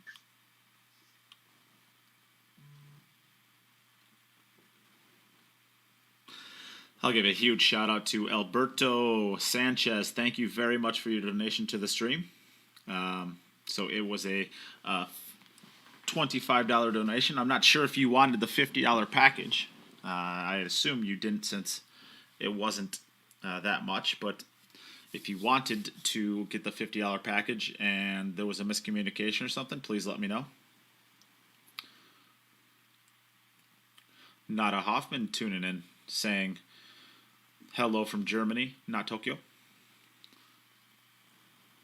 We love Nada. Nada's one of our favorites. Nada is one of our favorites, and we're going to get to meet her and hang out with her in December. It's going to be a lot of fun. Yeah, Nada, you're coming to the Moscone? Yep. Excellent.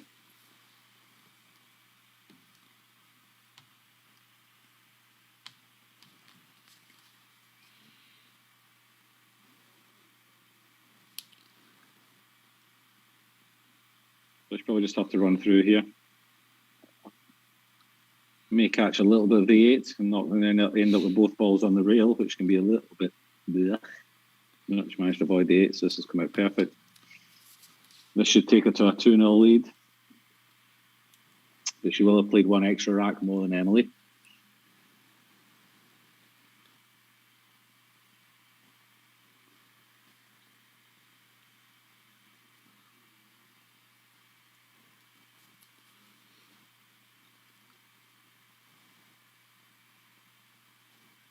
I think Emily switched away from the magic rack, or from the Delta rack already, and switched back to the magic rack.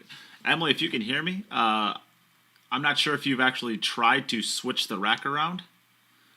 It's possible that if you flip it over, it sometimes works. I'm not sure if you're racking the same side every time, but It might be upside down, yeah. That's another one for Margaret. I think she's trying to unmute herself. And as well, Emily, your front camera actually turned off. I'm not sure. Maybe you got a phone call or... I've got it. Our front camera. Oh, we can't hear you. Oh, no, that's Margaret's side camera. Sorry. Margaret, your side camera is turned off. Can you see me? now? Emily. Yes. You're Yeah, up. we can hear you. You can go. Thank you. I'm going to stick with the magic rack. I don't know what's happening, but I'm going to keep going with it. Yeah. Sometimes, like, flipping it 180 helps. I'm not sure if I that's... flipped it. I did everything to it that I can think of. It's kind of old, and I've been practicing with it a lot. I haven't had any issues, but the last couple days has been kind of funky, so it is what it is. All right, Magic Rack. Magic Rack or Outsville or some company that's watching this, send this girl some free templates. She needs new ones. Yes, please. Can I get a new Magic Rack from somebody? Come on, Outsville. I'm calling on you. Somebody tag Outsville. Somebody tag Outsville. Get them over here so that they can give this girl a new template.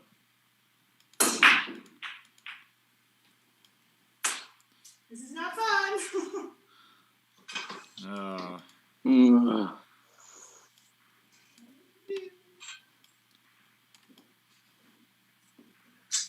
Yeah, it's particularly tough when this stuff starts happening. I think she should stick on the 6-ball side of it because at least she was getting close. She was making the 6 a few times.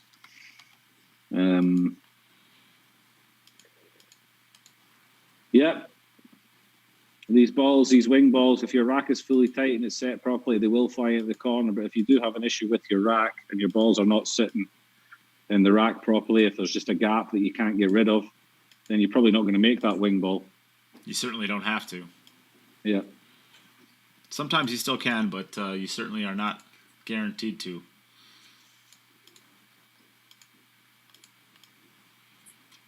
And then really the advantage, or if you want to call it an advantage of playing 9-ball is gone. Yes.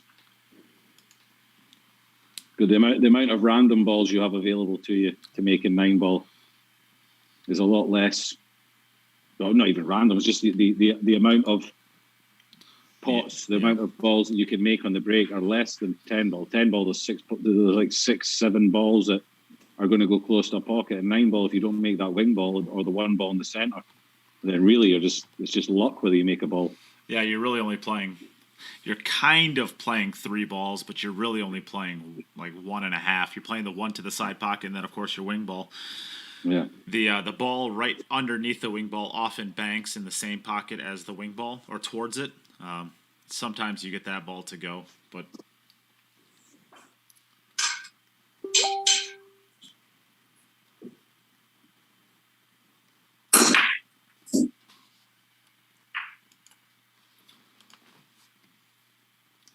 yeah, and Emily's still having a tough go of it.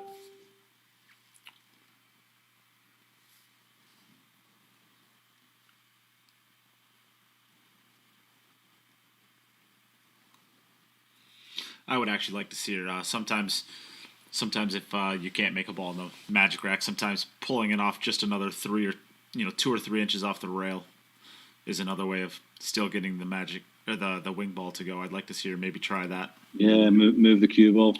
Yeah. Yeah, just about 3 or 4 more inches off the rail then. I'd be playing it from the 6-ball side though. She's moving the white. No, it's not. She put it back. We're actually watching Emily practice, and we should be watching Margaret shoot her rack.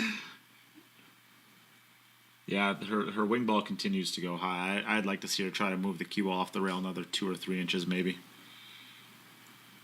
Still might not solve it, but the same thing is still happening. So who knows? It may well be if she's got another set of balls. I don't know if she's only got 1 set of balls. Pull the other set of balls out and see if they react differently. Maybe head to the kitchen and grab a couple oranges, throw them in there.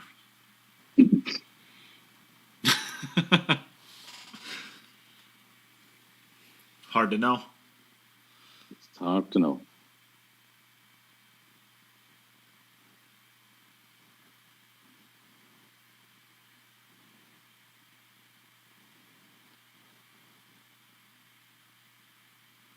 She broke from dead center there and she made one of the wing balls. Yeah, that might be her rescue. I think she used the Euro Tour cut break there to try to make the wing ball. That's a chance. Mr. Pickles is joining us. Mr. Pickles, Pickly Pickle. How you doing, buddy?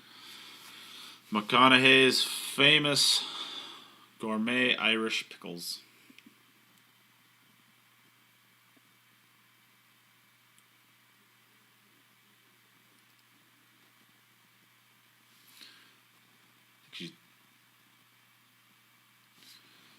Nicely done there. Pretty good angle here.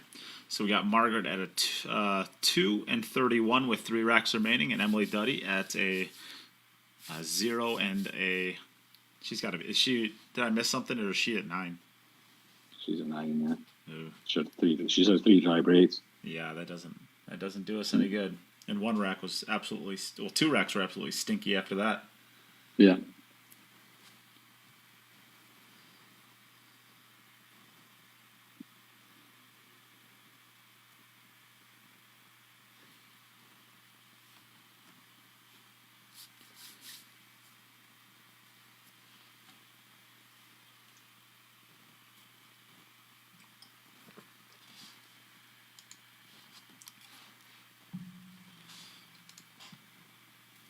Ooh.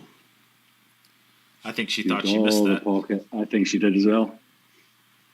But she's going to be out here and she's going to take a 3-0 lead, which will guarantee her at least a playoff or at least a sudden death in this match. It means Emily's got to play perfect from here and hope for a couple of mistakes from Margaret. All right, Emily, you're up. Right, let's go back over New York. See what break break she settles on. All right, she's back over to the 8-ball side. So we'll see. We'll watch the 8-ball. It's been going high, and it went high again. Again, and it's she might get dry saved again. with it. Oh no, I was going to say she might get saved with a 3-point, but no, it's dry.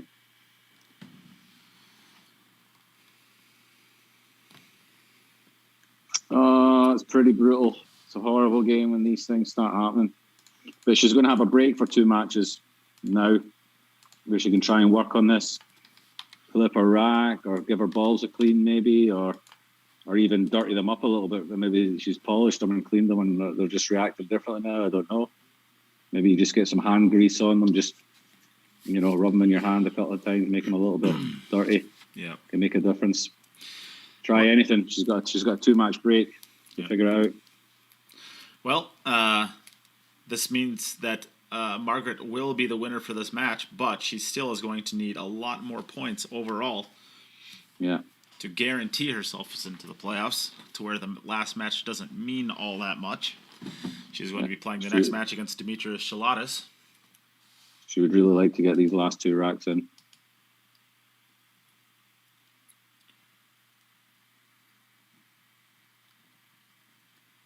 Okay, she's going to have a shot at it. Yes. So we still have the $50 packages remaining. 2 $50 packages remaining. What? I know. So we will we'll go through these one more time in case you were just tuning in recently. And if you are unfamiliar with the $50 packages, basically what it is if you make a $50 donation to the stream, you get a series of things. The first thing is you get 10 entries into the drawing to win all of the prizes you see on your screen right now. There is an 8-point Predator Roadline Sneaky Pete pool cue, a Predator BK Rush, and a set of Arcos 2 pool balls. About $2,000 worth of prizes. You're going to get 10 entries into the drawing for that. But on top of that, you are also going to be getting a Cue It Up mask, a Salotto patch, a Salotto t-shirt, a Cue It Up t-shirt, a Ghost training tool, and a Cue It Up patch. So you're going to get $75 worth of gear sent to you for free for your $50 donation to the stream. Package days are always very popular because you get guaranteed prizes that are worth more than what you actually donate, and you still get your entries into the drawings. So if you would like one of the last 2 $50 packages, once the 2 are gone, they are gone. If you would like one of the last 2, all of the ways to donate are on the pinned comment on Facebook and on YouTube, and once those 2 are gone, they will no longer be available. So if you would like one, make sure to act soon, or at least go to the comment section and let us know that you're going to be claiming one.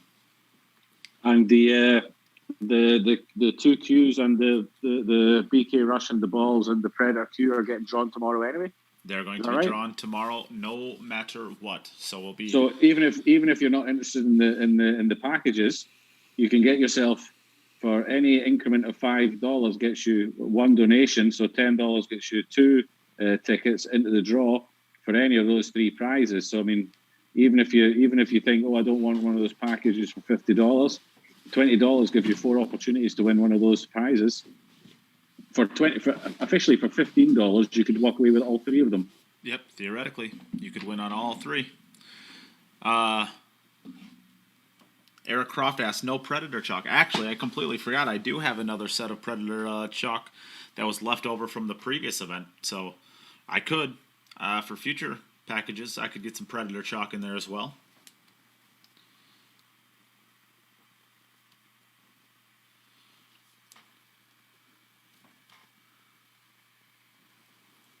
Margaret's looking pretty good from here. And Not bad, is it? Emily is still over there trying to crack the balls, trying to figure out a way to make a ball in any pocket, anywhere, anyhow. She doesn't care. She just needs to get an opportunity to shoot some balls in.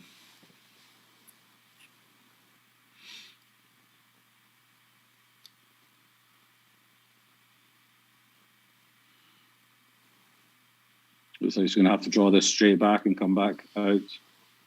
Other side of the... Well, I see other side back to the same side. The 9's on, maybe in a direct line between the 9 and the 8.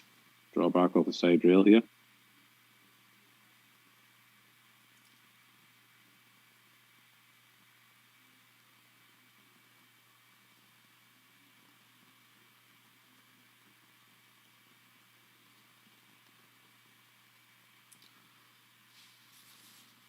Gonna get to see a big stroke here, I think. All the way off the right cushion and out towards the center of the table. Ooh. Perfect. How'd she hit it, Jim? Not bad, eh? Did she hit it okay? Okay. If I didn't know any better, I would say this Margaret girl can play a little. A little. I bet she can beat her. I bet she can beat her boyfriend. Which one? Ooh, boom! Wow, mate. Well, I'm just. No, I'm not even. Oh no. Well, No, Jim. no, Jim, the point of the point of it. Jim, no, shut. Wow, no, no, you can't. You can't talk your way out of this one. Oh wow. The point of it was not to say she has multiple boyfriends. I didn't even know she had a boyfriend. She had an ex-boyfriend, which is Mr. Tyler Steyer, because they're engaged now. I muted you. Makes me happy. Wow. I think what you're meaning to say is she could beat her ex-boyfriend, who's also conveniently her fiance. No. No. Not what I meant to say, though. No. Right. Go on, Duddy.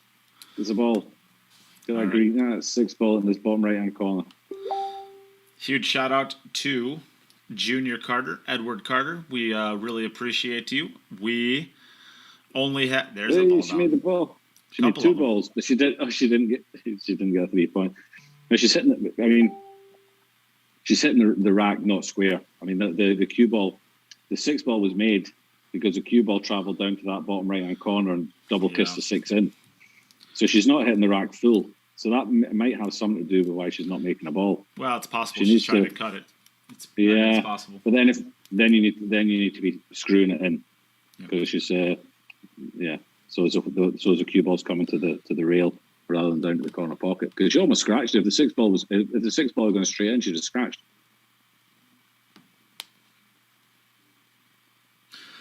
All right, and just like that, we have our last $50 package claimed. Alberto Sanchez is going to jump his $25 donation up to $50 to claim the last one. So Alberto Sanchez gets the last one. Get in the corner. That's absolutely torture. What a stupid game. I hate this game sometimes. It pisses me off. Oh, right, back over to Maggie.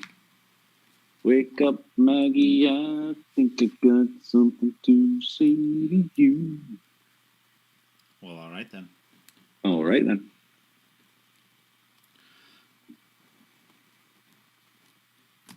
Well, there you go. We got rid of all of our $50 packages, Jim. Good for us. They're all gone, are they? They're all gone. Right, you best make some up some more. Well, I can do that. How about anybody out there that wants that's interested in a package, tell me, would you like a $50, $25, or a $100 package next? Or if somebody wants a lot, like just a stupid amount of gear, we could do a $200 package. Because I actually have some bigger things that could go into that. That would be a pretty good one. But that's only if somebody's interested in a stupid amount of gear. And that would basically what would the gear be? Well, it's a surprise, Jim. No, I was considering taking one myself, but never mind that. If it's a surprise. Oh, for you, a $200 package would be... It's an old used piece of master chalk. No, signed by NathanMindham. It wouldn't even be a... To be honest, Jim, it wouldn't even be a master. It'd be like a silver cup or like a sports craft or something. A used piece of $2 chalk signed by Nate. John Walsh asks, is the package a draw? No, the package, you just get the package. So if you claim one of the packages that we are talking about here, you just get it. So there is no drawing. You just absolutely get that. Plus, you get entries into the drawing. So that is, that's how we do the packages here.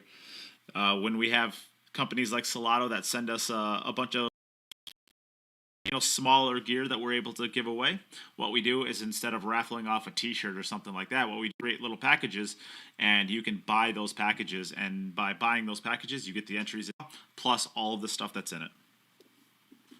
Mr. Pickles wants a $75 package with a bunch of community tips in it. Well, we are all out of Kamui tips. He already knows this. We ran out of all of our Kamui tips yesterday. And John Welsh, is it Welsh? I'm too far away from our screen. John Walsh says he'll be interested in a $50. Make a $50 for John. Okay, well, we can do a $50 package. That's what we'll do right out of the... Once we get out of this break, I'll come up with one. During the break, I'll kind of scrounge up what we have. Because we are starting to get thin on stuff. Which is good. That means we're getting rid of all the prizes and we're getting them all out to you, the fans. This is going to be a thin 5 to the side. Don't forget, in about 18 hours from now, I guess, there's going to be a draw made for all the donations that have been in so far, where you can win a set of Arcadia, Arcos 2 balls, or even a BK Rush, or even a Predator 8-point road line, was it, or something like that? Yep, 8-point road line. About $2,000 worth of gear. And all of these... Holy how'd you hit it? How'd you hit that, Jim? Pretty good. Better than you would. Well, that's not completely true.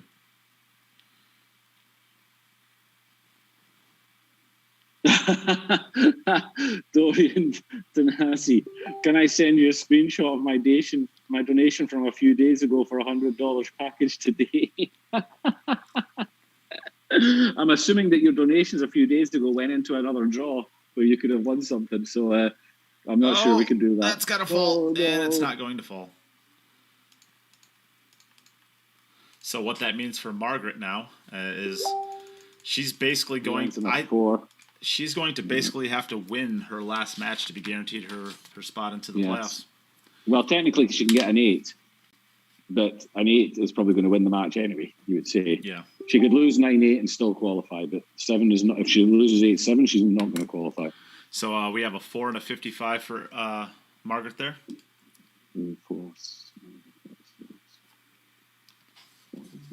Yes, you do. Oh, yes, I did it, Jim. I'm getting better at this. Well done, mate. Right, over. You're up, Emily.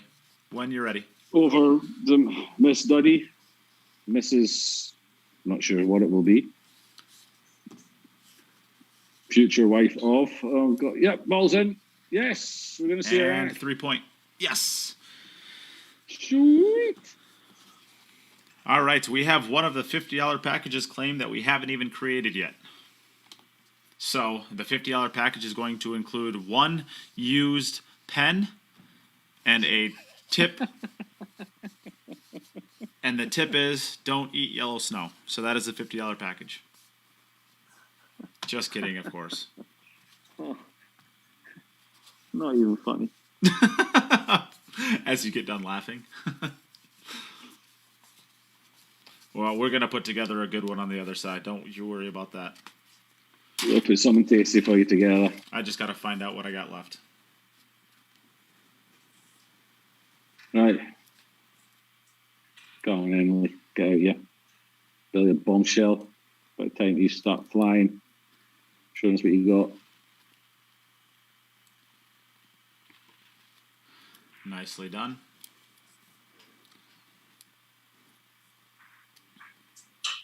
Just checking the line she wants to be in.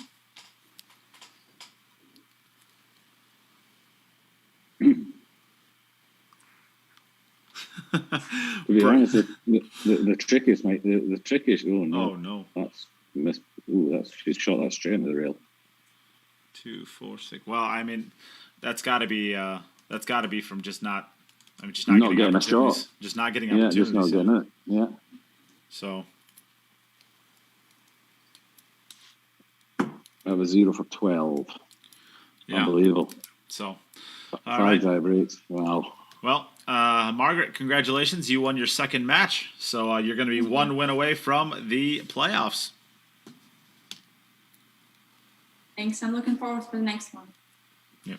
Okay, you have... oh, no, you're straight on again. Yep. Wow, straight 3 on matches again. in a row at the start. Okay, so go take a 5-minute break. Get ready for the next one. You'll be up against Demetrius. And it's simple. Win the match, and you've qualified. Am I muted again? Okay. No. Emily. Okay. You're going to have to unmute. Oh, you're muted. You have to unmute yourself again. You have to unmute yourself. I'm really good at this. That was I was excruciating. So I realized that my magic rack, now thinking about it, is like a couple years old. And obviously I've been practicing a bunch, and it's a magic rack, right? It's like wing ball, the whole thing. And the last night I noticed that my 8 started not going in as consistently. So it kind of was like, okay, freaking me out. And I tried the other side. I'm so uncomfortable. Where the 6 ball is the wing ball, I'm so uncomfortable. I feel so off on that side. I always break from the right side. And then this morning, it was like really not going in well, and it was freaking me out all morning. And then I was doing it, like I fixed it, I moved the magic rack low, and it seemed to fix it, and then it stopped. I'm going to try to find a store with a magic rack in the next, 2 hours while I have these matches, because that was torture. All right. Do you not have anybody close to you with a table or anyone close I'm to you? in the middle of the woods. I'm Okay. up in the Woodstock area in upstate New York. And I love it up here, but I'm very isolated. And it's going to be a challenge for me, but I am going to try and, I don't know, a billiard store. There's no one I know in the area. New York City's 2 hours away, so I can't go there. But I'm like determined to do something, because that was like just the worst feeling in the world. Obviously, to be playing with something that's supposed to be consistent, and I'm hitting them well, like I always hit them, and it's just they're not going in. So I'll see what I can do. And otherwise, she shot well, she shot great, and if I can't make a ball on the break, I can't get anything going. So I'll just see what I can do for the next matches. Yeah, listen, myself included, there's been a lot of players that have been there. If the break lets you down and it's a brutal format, it's impossible to score. So good luck finding the rack. Good luck. Thanks so much. We'll see what happens. And we'll see you back in 2 matches time, so about just over 2 hours, yeah? Sounds good. Thanks, guys. All right, take it easy. Bye. All right. Well, that's a tough one. So we're gonna get our next match set up. It's going to be the third match of the day. It's going to be between Demetrius Jelatis and Margaret Fefilova. So if you would like to share the stream, please do so. Help us get out there to more people and give these players a bigger platform to market themselves with. We would really appreciate that. And if you would like to donate to the stream as a thank you for the free content, and so what we do is we actually add that money into this event so that we can get these players to play put on a show for you guys. All the ways to do so are on the pinned comment, and we are going to come up with some more packages on the other side of it. So if you'd like to wait till then, feel free. Other than that, we're going to be back in just a couple moments. So get your donations in if you would like. Share if you would like. All of the prizes you can win are on screen here. An 8-point Sneaky Pete Predator Q, a Predator BK Rush, and an Arcos 2 set of balls. We're going to be giving those away tomorrow. So today is the last day you can enter into this drawing. Other than that, Jim, what do you got to say? Are we ready to go? Share. Donate. There you go. All right, we'll be back in just a moment, everyone.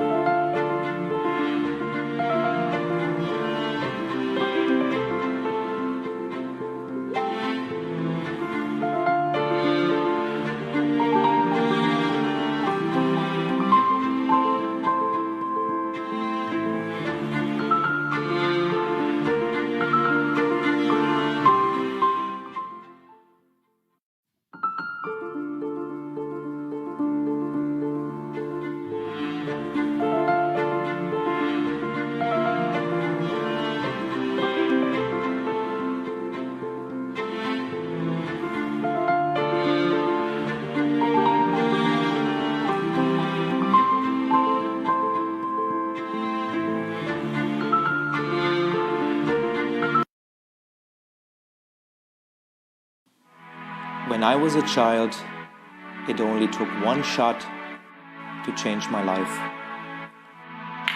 I wanted to be the best. Looking back, my journey started from that moment.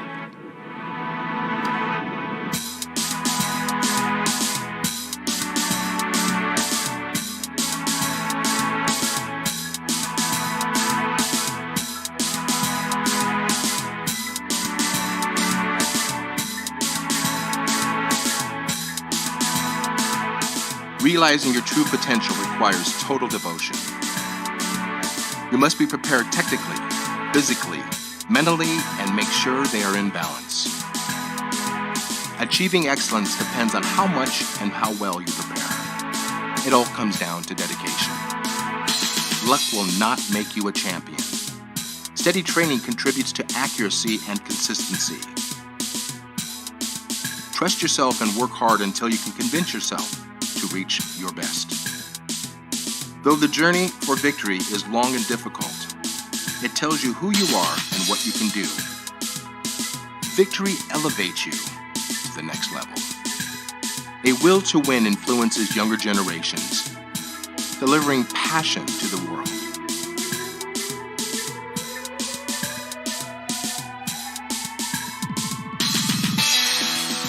Believe in the potential of your intuition. Give your dreams free rein and feel the emotion flow through you. Stay true to yourself to find stillness within. Sharpen your senses. Put all of your intention into the moment of impact. Do not hold back. Just let go. Can you see? Your journey begins here. Quest for excellence.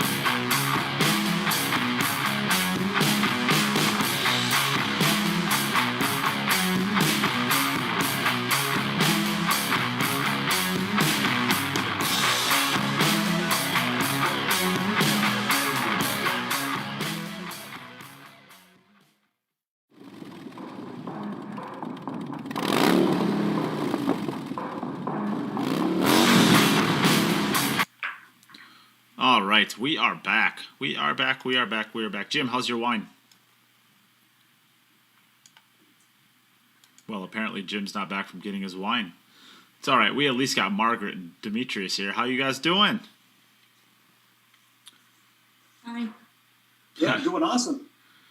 Well, we are glad to have you guys. This is going to be Demetrius's first match. Margaret, this is going to be your last match. And I have not given you a coin flip yet, Margaret, so I feel like I have to. Would you like to call heads or tails? Heads, please. Hey, Siri. Flip a coin.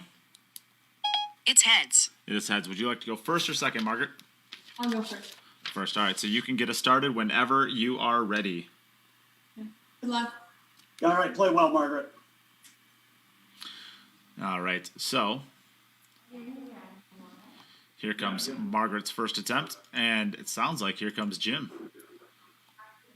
Here comes Jim.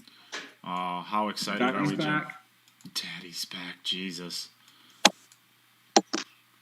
If that's not the creepiest thing I've ever heard in my life, I don't know what is.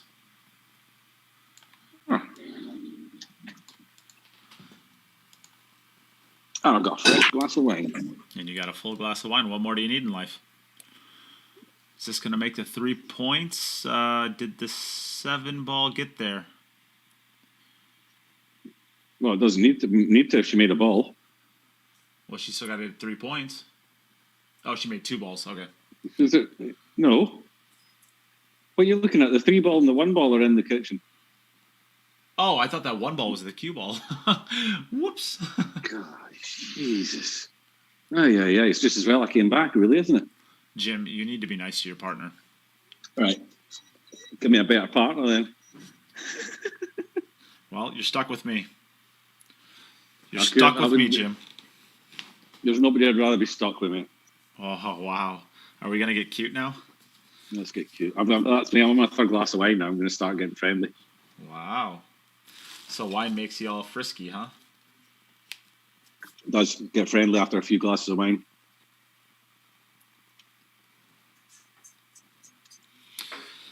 Right then. Well, let me get back logged into the chat and see what's going on here.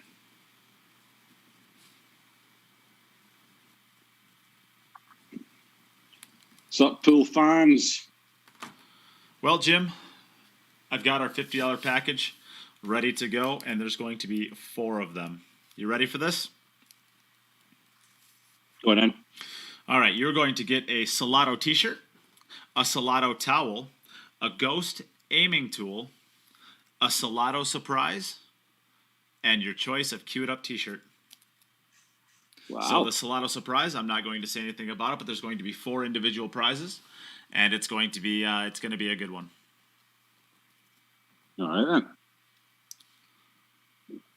Kyle, Mr. Pickles, maybe we can get Jim to do some ASMR with a good enough donation. What is ASMR? Am I missing something here? I was hoping that you wouldn't read it out loud because I don't know what ASMR stands for. I'm not one of the cool kids. And we are going to have 4 of those $50 donations, or 4 of those $50 packages, I should say. And one of them was claimed before we ever even created it.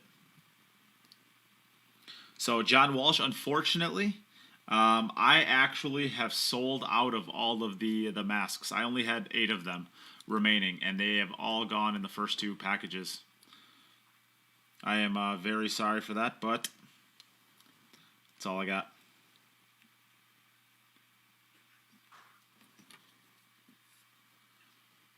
Yeah, roll. Jim's looking for a friendly take. None wrong with a friendly take or roll. All right then. Well, here we go. All right, so autonomous ASMR, autonomous sensory meridian response. Layman's terms. Yeah. Okay. That's cleared it up for me. So now that that's clear. Yeah. All right, so we have 3 of the $50 packages remaining that we just created. Thank you very much to John Walsh, who bought one before we even knew what we were going to give away. Pretty cool. Oh, so basically, Oh, I've Chris got a wa- whisper. And it's Little Chris wants you to whisper sweet nothings into his ear. He wants me to whisper the commentary in a soothing manner. Okay, then. So, Emily on the 7 ball. This is the creepiest thing I've ever heard in my entire life, Jim. People will be going to sleep very shortly. You are feeling very sleepy. It sounds like we're commentating golf in the 90s.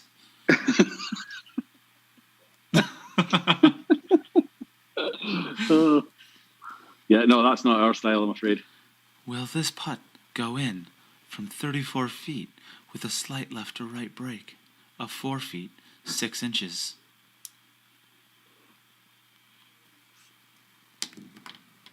Right, enough of that crap. Yep, we're over that in a hurry. We're over that in a hurry. Nada says, I hope these players have muted you for good.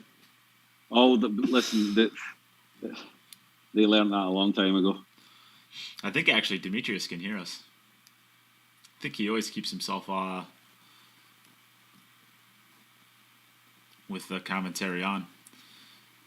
But he's immune to my stupidness by now. After a year and a half of being on the podcast, he's over all the silliness. Oh, he's practicing his stroke on his break there. So we're going to see very shortly what he's got. Yep. And right. Demetrius, you are up for your first opportunity. Margaret makes quick work of her first rack. See what Demetrius has got. The first VG10 tournament struggled massively with his break. Couldn't make a ball. I think he had the most dry breaks anyone's ever seen in one day of pool. And then the next VG10, he sorted his break out. And he scored really, really well and qualified. So let's see what he's got this time. Yeah, he actually went to a perfect 24 for 24 in the qualifiers last time. Yeah, breaks, that is. Yeah. And he's got, get down, six ball. Oh, he got a random 6 ball there, but he didn't make any of his standard balls. But hey, who cares? As long as one goes down. Count it.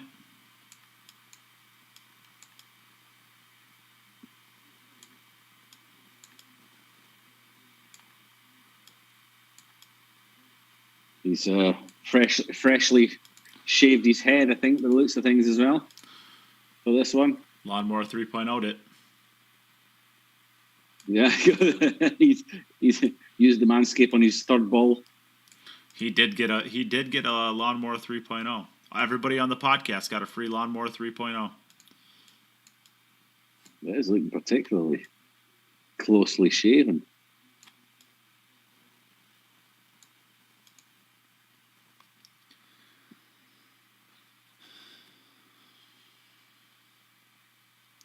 Keith Cross, yes, all of the packages will always give you the exact amount of entries into the drawing that you get.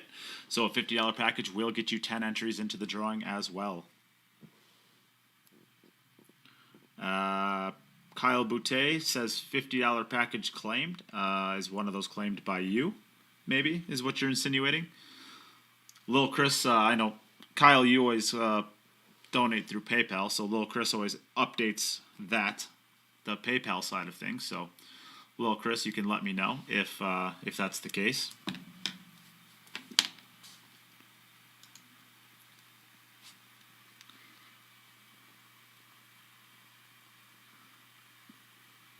Yes, John, you will get a choice of Cue It Up T-shirt. Oop, that's got to go. I think it's going to be okay. Pretty well. What's he playing with? What's his equipment? Demetrius is a Predator player. He's got Predator, is he? Okay. Yep, he's got a Predator. I think he's a Predator across the board. He's a Predator player, or he's like me, he just chooses to play with Predator? Chooses to play with Predator, yeah. Okay. Yeah. I think the only thing maybe he doesn't... I know he had a Q-Tech Propel as a jump cue, but I don't know if he's still using that. So I'm not sure what his jump cue is. Maybe we'll see at some point in time today.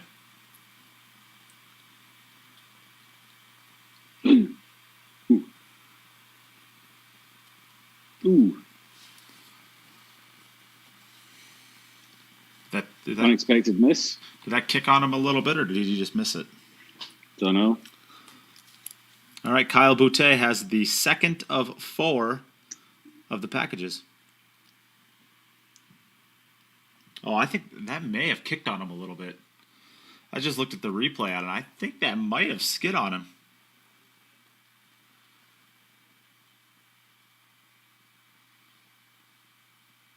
We'll have to ask about that later on during the interview, unless he's able to hear us and wants to confirm, or just sit around and focus.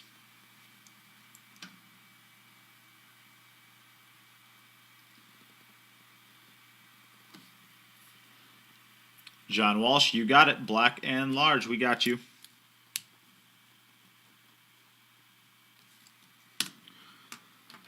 Yeah, thanks a lot, John. Enjoy your package. Your bag of goodies.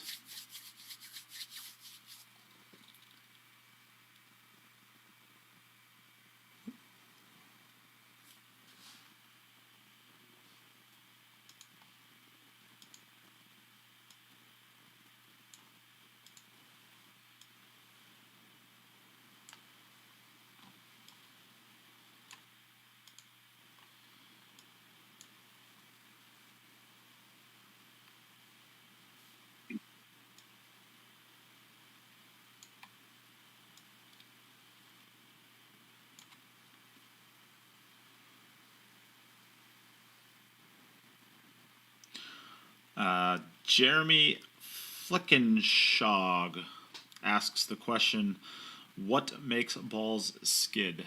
Well, Jim, would you like to answer that question, or would you like me to take it on? There are many different theories about what makes balls skid.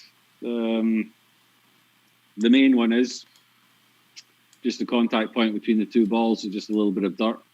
It's right on that spot where they're contacting. All right, Demetrius, you are up. And the contact's not pure. There's another theory that the balls build up static electricity.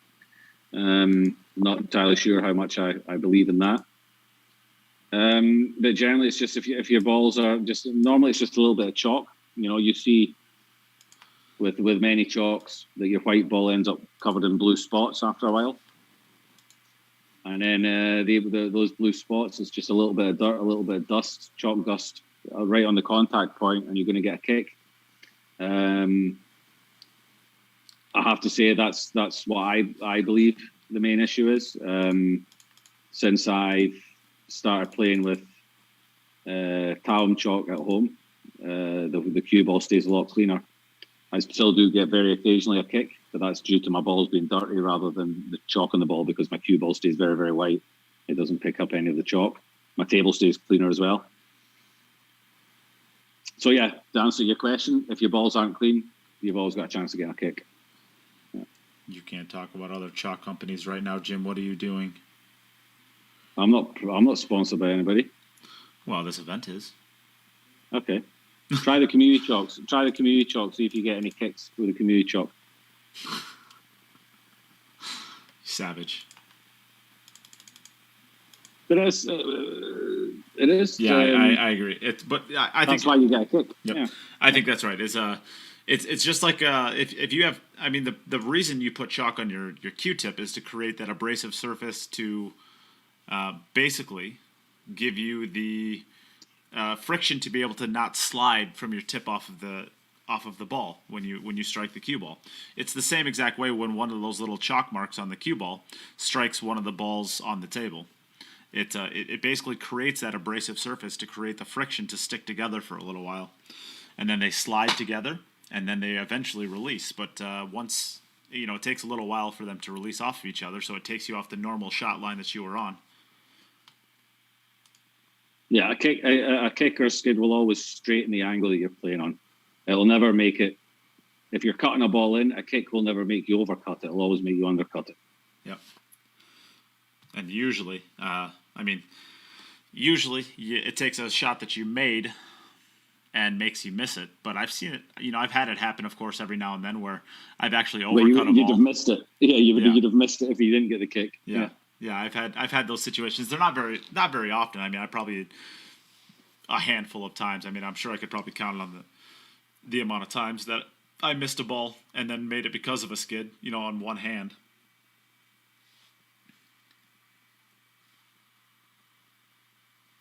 Did Margaret get out in her second rack? I was too busy explaining kicks and stuff. She did not. How many balls did she get? She had 4. This is a pretty nice open rack for Demetrius, yeah? Ooh, that's not good.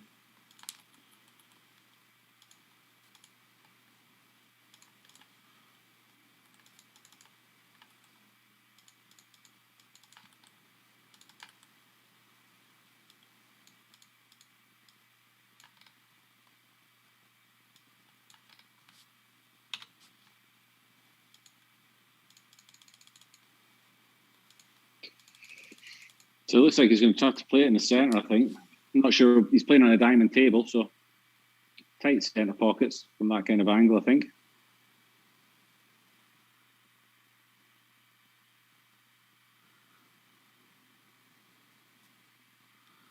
Not bad.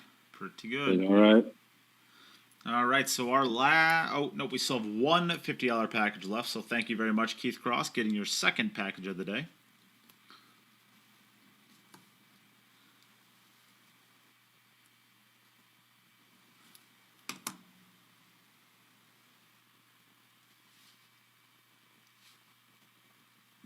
So we have one $50 package remaining. Ooh, better get in quick, guys. Uh-oh. Demetrius, what you done there? Uh-oh. Well, what have you done there? He wanted us to he wanted to let us know what his jump cue was. That's it. He heard you talking about him having the jump break. See if he's... We're going to get a good look at it, too, it looks like. Well, it's not a predator anyway. Oh, it's pretty tall. It's a long cue. Did he pick up his break cue instead? Oh, no, now he's going for still a carbon fiber jump cue. Yeah, he might be using his shooting cue. Nope, this one. No, it's definitely a shorter cue he's got. Yeah.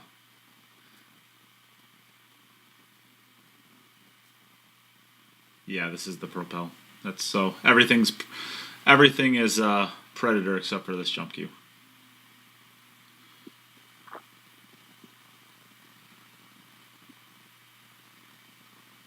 Nope.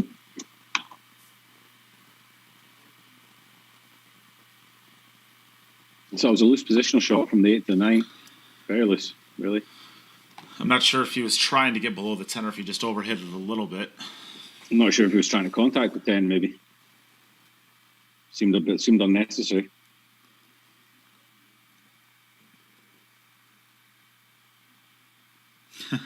So Margaret's going to make this 6 ball in the bottom right-hand corner. I can pretty much bet my life on it. Oh, man. I'd have taken that bet just for the fun of it. Just in case. Yeah. $1 against my life. Yeah, I'll try that. She might. On anyway. We're talking about. Are we? No, 19. Oh God. But she could miscue. I'll take that. I'll take that chance. Okay. All right. Then call the 9 ball for $1. Left or right bottom corner. Look at that 8 ball. It's right in the center. The 7's right in the center. Anywhere's possible. Oh, it's so gross. Up. Bottom left. You take bottom left? All right then. Just the $1, or are you feeling lucky? No, I feel terrible. Just $1 then. Every time I bet with you, I feel terrible.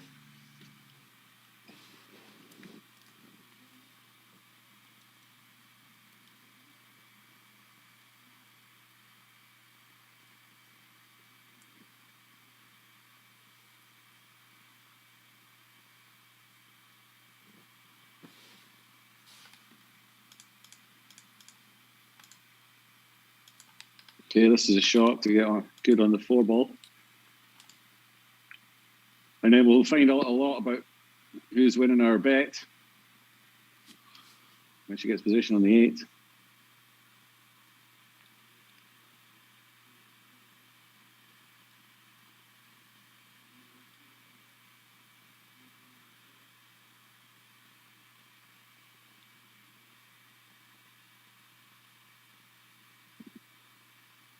a good shot. And then she might have to play for the 7 in one of the bottom corners here.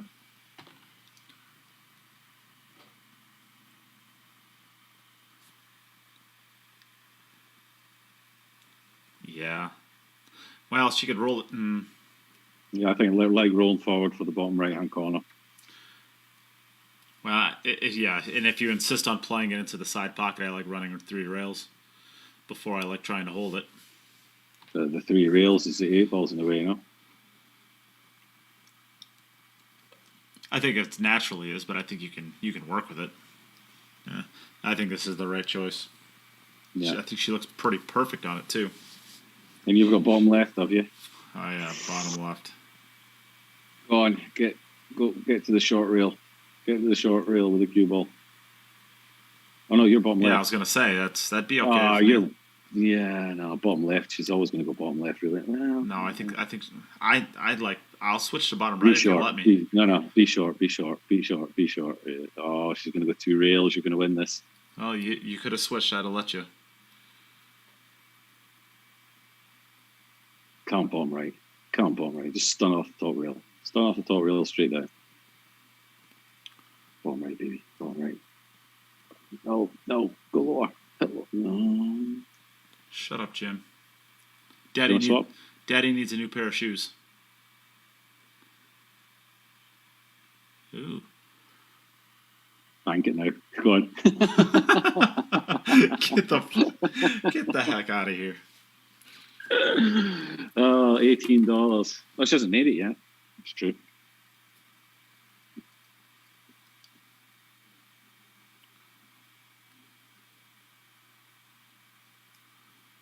There you go. You can win one now and again. $18. $18. All right, Demetrius, you're up.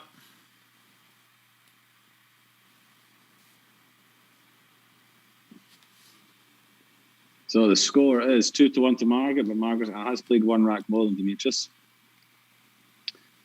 Demetrius has had 2 reasonably good tables to shoot at, but has made 2 errors.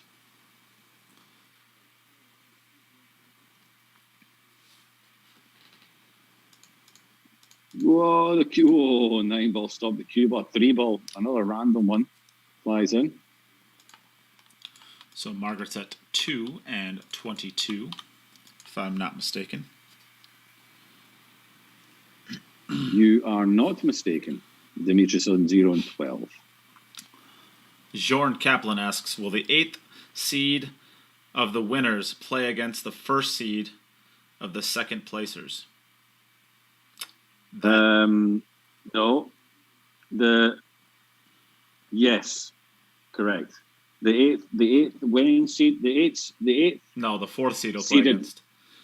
No, the fourth seed is the number 1 seed. They will play against the number 12. Number 4 will play against 12. Correct. No, sorry. Number 4 is through. Number 5 will play 12. Number 6 will play 11. Number 7 will play 10. Number 8 will play 9. Correct. So number 9 is officially the best 2nd place player. Correct. Yep. You right. I know I'm right. Ooh. That's okay. So if Margaret is definitely going to want to be passing Ina Copland's score, because if not, she's going to be playing against Mrs. Kelly Fisher.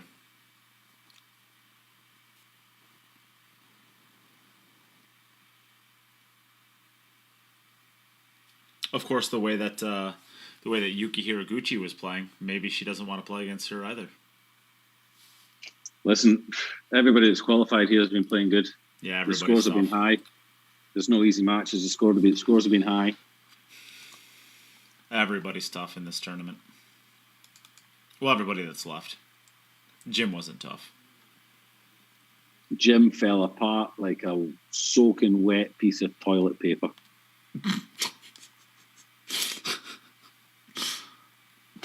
There you go. I'll say it before Nate gets a chance. In a tornado. In a tornado, indeed. Wow.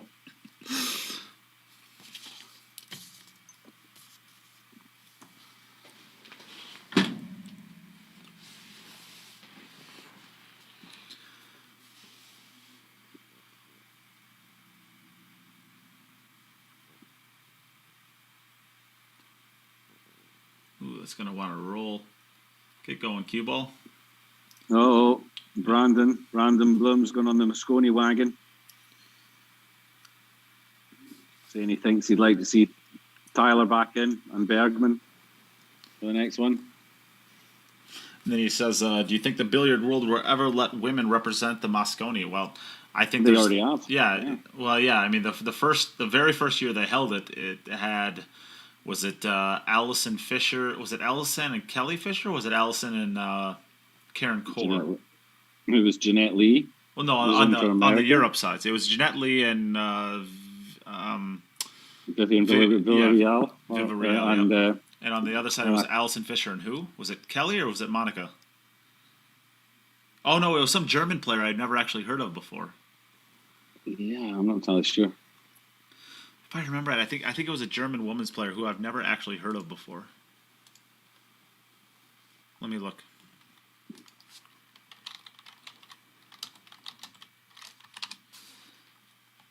So yeah, women have represented in the Moscone Cup before. Will it ever happen again? No, I don't think it will. Well, they certainly can now. I mean, there's no reason a woman can't be picked from either side, but they got to be, they got to qualify, or they got to get, they're not excluded. Yeah. No, there will not be a specific slot given to a women's player to play. I don't think the rule will ever come around that both teams have to have a woman in the team. I think the women are free to try and qualify. And on the other side, the captains are more than within the rights to use one of their wild cards to pick a female player if they choose to. So it was a women's German player that I've never heard of, is Franziska Stark. Yeah, no, before my time. Yeah, it's not before your time. It was 1994. You were already 60 years old then. Before my pool time. Oh, okay. I'm saying you were 60 years old in 1994, weren't you? Yeah. And you still are not funny. Oh. Well, I apologize. I tried to be. Yeah, but I don't see any reason. Well, would there be? I mean, could you foresee a situation? I mean, they had the Ryder Cup in golf, and then they got the women's version of it, the Solheim Cup. Do you think there would be any possibility of a females Moscone Cup, a women's Moscone Cup? Do you think that's a viable proposition? Well, I mean, to be honest, Matchroom can do anything that they want at the end of the day. But, yes, of course, they can change it. But I mean, Emily's been extremely clear on this in the past that they have zero interest in making an all-female one. She's not against she wants to get women involved with. They want open events and they want to get the women involved in them. So, could Kelly Fisher or I'm certainly not going to bet against Margaret Fefilova either. I mean, could they get to the point where their game is high enough level to compete with the Fillers and Kachis and Joshua Fillers and Fedor Gorst and because they deserve to be there? I'm not betting against Margaret. Absolutely not. With her work ethic. But that's it. It's not only about the player. Let's just say Margaret. It's not just about Margaret. It's about Margaret getting the opportunities and the possibilities to play week in, week out against these guys in order to learn and be pushed to that level. The Euro tours.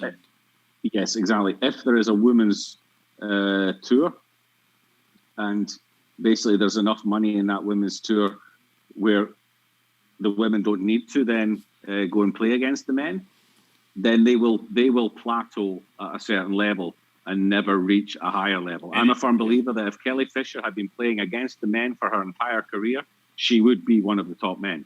She would be one of the top players in the world, not just one of the top women in the world. Yeah, she has all of it, everything that's needed. The only thing that's been lacking from her is that it's just not quite being competitive enough for her to push her another couple of levels up.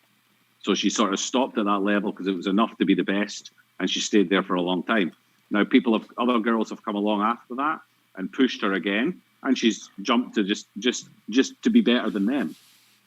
So she's never been pushed to be better than a filler or better than she's been pushed to be better than the next female player, which has meant that her standard is still fantastic the way she plays. But I'm a firm believer that she hasn't fulfilled her full potential as a pool player. She's done everything in the game, in the women's game, but she could have been so much better, but she never needed to be. So that's the case. You've got to put yourself up against the best if you want to then challenge yourself. And actually, now that I think about it, do I think the women could make it? No, they would have to make it from a wild card, because I don't think the women's Euro Tour actually gets Mosconi Cup ranking points, does it? No, but you can, as a woman, you can. Either they're gonna. But would you do that? Would you go to the Euro no Tour and play in the men's one, because you're not going to make money? Well, if you can, you can. But the point is, if you're at the level where you are, if you're at the level where you can compete with the men and win money off of it, you're going to win every single one of the women's. So are you going to turn down the opportunity at a couple grand for an opportunity to win the same amount on the opposite side? I think the women are going to have to get a wild card to be able to get in on the Euro side. I believe. Now that I think about it, as well. Unless they start giving ranking points to the women's side. No, well, you have the matchroom ranking, which will go towards qualification. Correct. So if you have the likes of, let's say, Kelly Fisher, she's played in the Championship League of Pool. She's probably going to get a spot in the Masters. She's going to play in the World Cup of Pool along with Alison Fisher. Let's say she was to perform. I mean, she performed well at the Championship League of Pool, but she didn't make it through to the finals. Let's say she'd made it through the final groups. Say she has a really good run in the World Pool Masters and a really good run with Alison Fisher in the World Cup Pool. She could be quite high up in the ranking list, in the matchroom ranking list. Demetrius, you're up. But I don't know how much weight the matchroom ranking list has in the total ranking. How much weight it holds, because you can't really put too much weight on it, because they're all invitational events. Correct. And you cannot base a ranking system. You cannot put too much emphasis in a ranking system on invitationals, because that's just not fair for the rest of the players. They're not getting the opportunity to get the points, Yep. Yeah, Margaret got out there, yeah? Yep. Okay. So there's a question out there in the comments. Why are the women playing 9-ball and the men are playing 10-ball? The women are playing 9-ball and the men are playing 10-ball because those are the games that they predominantly play. I don't think it's fair to have a battle of the sexes and have the women versus the men and playing 9-ball or 10-ball, because the women have very, very, very few 10-ball events in the entire calendar year across the entire world. In fact, the only one that I could say that is annual and every single year that's important or of consequences is literally the World 10-Ball Championships. Other than that, I cannot name a single women's event that's every single year that is 10-ball. So it's hard to ask them to play 10-ball when they literally have 0 events to ever practice 10-ball. And really, what we're talking about is the break. So the women are playing 9-ball because that's what their tours are, and the men are playing 10-ball because that's, outside of matchroom, that's basically what their tour is 10-ball. So that is why the women are playing 9-ball and the men are playing 10-ball. It just doesn't seem fair to make them play games that they're not regularly playing. Hopefully that makes sense. And to be honest, when we look at the scores in the VG10 and the scores in the VG9 that the ladies played, they kind of matched up reasonably nice to each other, where it looked like it could be very competitive. And it's turned out to be that way. If anything, the women have really pulled their trousers up in this, and they've been shooting some real big scores. So this should be, yeah. I quite like it. I think it's quite nice to see both sides of the game.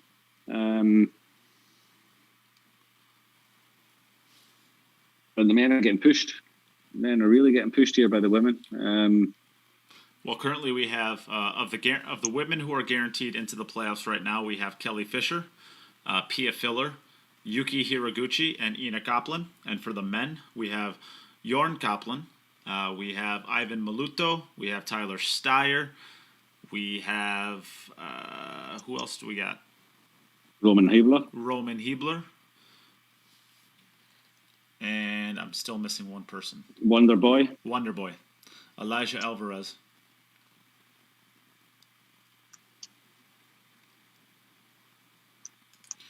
So I guess in order, our overall number 1 seed currently is Jorn Kaplan.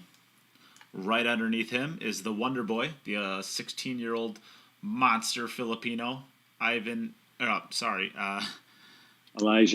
Alvarez. Whoops. The number 3 overall seed, I believe at this point, is it Roman Hebler? It's either Roman or Tyler. Oh, no, it's Tyler. Yep, it's Tyler. Tyler. And then it's Roman Hebler. And then it is Dennis Garabe. So I didn't mention Dennis either. So Dennis is in there as well. And then we've got Pia, I think. Pia, and then Ina. Yeah. And then we've got number 2 seeds, Ivan Maluto, or number 2 qualifiers. I guess Ivan in first place.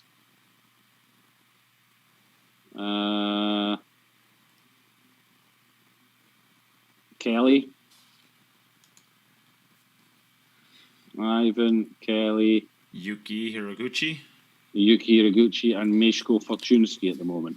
It's so in order. It's actually Kelly Fisher, Yuki Hiraguchi, and then Ivan Maluto, and then Mieszko Fortuński. So Mieszko Fortuński is the only one that's sitting there looking at these results, not sure if he's placed, and sweating them a bit. But I have to say, the way things are going at the moment, it's going to be very, very, very. This is Demetrius' first rack. This is going to be the first set, and this is going to be 2 out of 4. So he's still trucking along nicely. But I think the other 3 can kind of forget about getting above the 19 that would be needed for a second place qualification. Emily is already eliminated, of course, and Frank would have to run 17 out of 18. No, I'd need to run 16 out of 18. He's on 3 at the moment. With his dry breaks, with his dry breaks, I think it's going to be tough action. Of course, Mieszko did break dry a lot too. So Margaret could still get above, but that would only count if Demetrius was to beat her in this match. So I believe this was a 3-point rule violation. Is that right? Oh God, I didn't see it. Yeah. Yep, she only had 1 ball across the head string. Yep. So we do still have one $50 package remaining as well, I believe. And in the $50 package, you're going to get this is all going to be free just by donating $50 to the stream. You're going to get 10 entries into the drawing to win all of the gear you see on the screen right now. An 8-point Predator Sneaky Pete Roadline Q, a Predator BK Rush, a set of Arcos 2 pool balls, and then on top of that, so you get 10 entries into that drawing, and on top of that, you get a Salotto towel, a Salotto t-shirt, a Ghost aiming tool from CJP Billiards. You get a Salotto surprise. So that is, I got a bunch of little small things that from Salotto that I'm going to throw into the package, 1 in each of these. And you get a t-shirt of your choice from Q It Up. So you get one of the Q It Up t-shirts. So it's about $75 worth of gear that you're getting for free with a $50 donation to the stream. Just for Bill Larson was saying 9 points for the 9-ball run out. No, we count the number of balls just in case we have to figure something out later in the group for qualification from the group. If things are tied, it's 1 point for running the 10 rack. It's 1 point for running the 9 rack. We count the number of balls, and if we have a tie in the group or a tie for the seedings later on, then we count the number of balls. Obviously, the men are playing 10 balls, so they will run. Generally, they have the opportunity to get more points on the number of balls. So what we do is we make it a ball percentage. If it's man against man, the tie is, and it doesn't matter, or women against women, then it doesn't matter. But if it's man against women, then it counts the percentage will win it if it's a tie. But it's not that running a rack gets you. The men running a rack get 10 points and the women get 9 points. No, they both get 1 point, and it's about ball balance at the end if it's tied. Ball balance, that sounded rude. Oh, hey, she missed the 4 and she got perfect on the 2. Happy days. Good shot. Easy game, this. They have to be lucky and good. Something like that.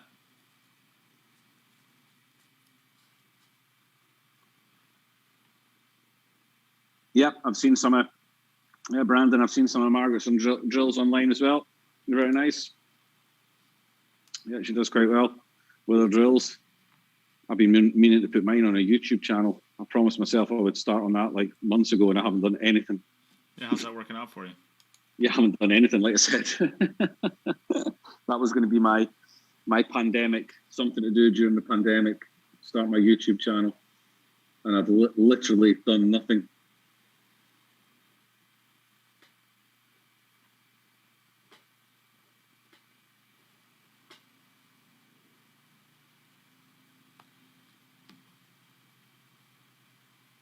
So she left herself a bit of a tester here. Oh, a bit of a tester. It's a proper tester, this.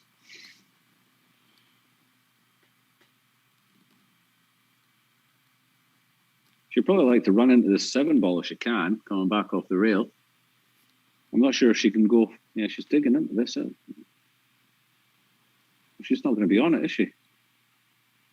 It's the other side of the 7, is it? Yeah. No, she's got the 4-ball. It's a 5-ball. She hit that perfect, Jim. Just know that. So there's a purple 4, pink 5, but not a black 9. Yeah. What set is she using? It's the TV Aramith Pros, I believe. The TV, I'm sitting right here with TV Aramith Pros. I'm not that colour. Well, then the TV Aramiths, not the TV Aramith Pros. Jim, she could just play whatever she wants. Leave her alone. She can play any shot she wants. She doesn't have to play rotation. Oh, listen to you. So, okay, I think we've established that Margaret's Nate's favourite this time.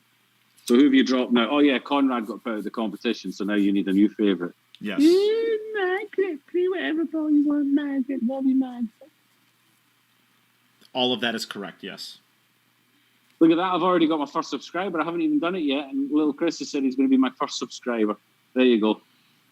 Well, I'll send you a cute up t-shirt for being my first subscriber.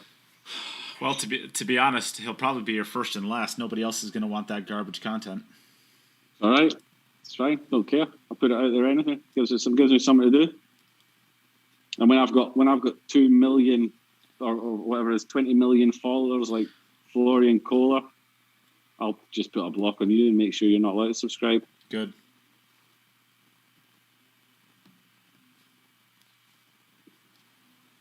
I think you're being very harsh. I'm sorry, I didn't mean it.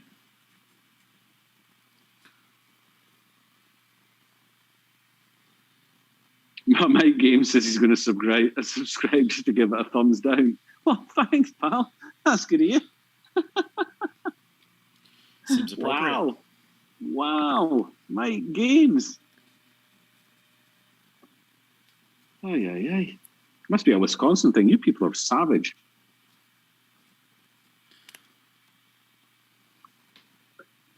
It's all out of love.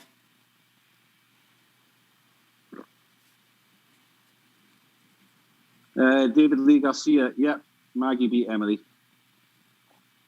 Emily had a bit of a disaster with her break. And she ended up with 5 dry breaks in total. And couldn't get out on the 4 that she made. So Margaret won 4-0 in that match. Brandon's going to follow me. Thanks, Brandon. Yes. See? Got to build up a fan base. I might even put a couple of karaoke songs on there as well in between all the pool videos. Well, it'd be the only thing on your channel worth watching. Oh, then. stop it! Just in between all the insults, throw a nice one in occasionally. It's getting boring now. I'm sorry, Jim. I shouldn't have said that. That was rude. Ooh! Now he's got a tester here. Maggie, and this match is pretty close. It's 3-2 to Margaret after 4 racks each. And Margaret went first. Indeed. Well, Chris is almost at the 66,000 subscribers. That's pretty good, little Chris.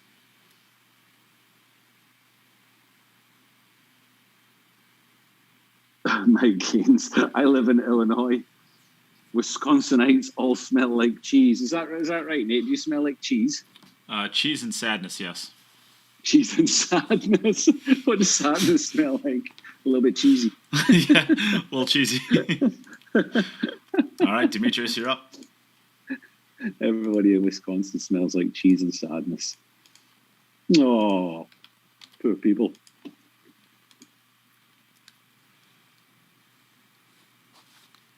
Well, let's see if Demetrius can make a standard ball here. He seems to be getting randoms flying in rather than making the wing balls or the four railers or anything that you would normally expect.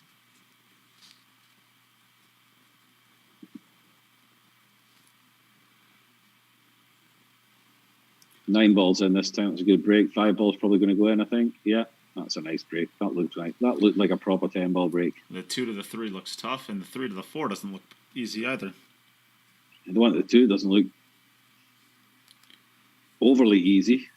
Yeah, so if you can get through the 4, this rack doesn't look too bad. But to get to that point is going to be absolutely stinky. Yeah, it's not join the dots, this one.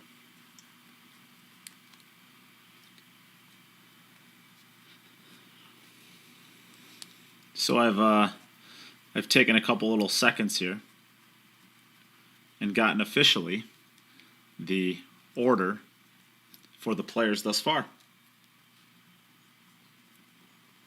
And in our number 1 overall seed, we have Jorn Kaplan.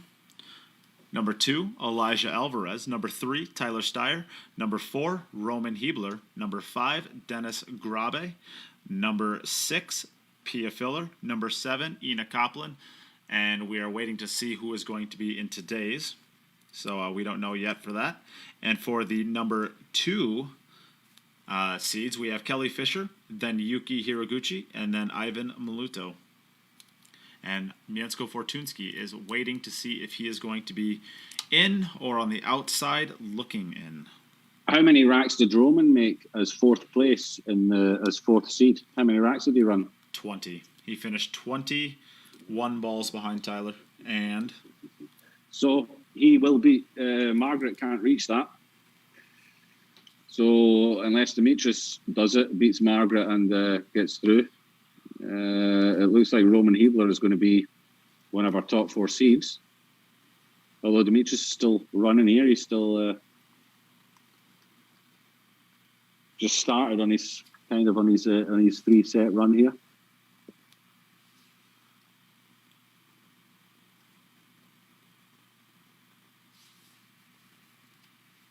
needs to avoid the 6.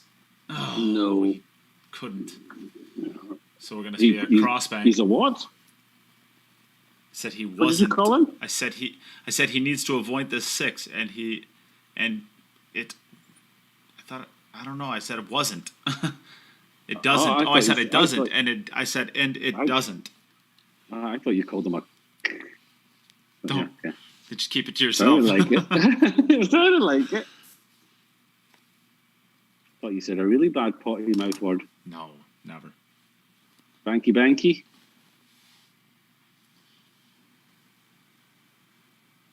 I think that's it. No, I think. It took a big bounce. He might make it. No, it's made. It took a huge bounce off it. But it took a huge bounce off this bottom rail. It was massive. Watch the bounce. Play the replay and see the huge bounce he got off the bottom rail. Too late. Do the replay. I can't. I didn't save the replay. You suck. Watch on Facebook again. Also, that's correct. That was a massive bounce he got off that bottom rail. So, still not easy from here. This is he looks like he has the whole pocket for the 4-ball, but this shot is not the easiest. He's going to make it and come across table for the 6 in the same pocket, no? Well, yeah. But it's not the easiest shot in the world. I'd miss it. Just bank it then. He'll fluke it. Fluke the bank. Pretty good. Might have to play short side on the 7 now. Either that or... No, I think he has enough angle to come back out center table. Yeah, he's gonna have to stroke it pretty well to do that. But he can. I'll look at his side view. You have to stroke it really good with a lot of left-hand spin. Yeah, the side view looks a little bit straighter. Yeah, I could just take a short side, take your medicine, play short side. Why not? Yeah. Ooh, would have liked to come over a little bit more.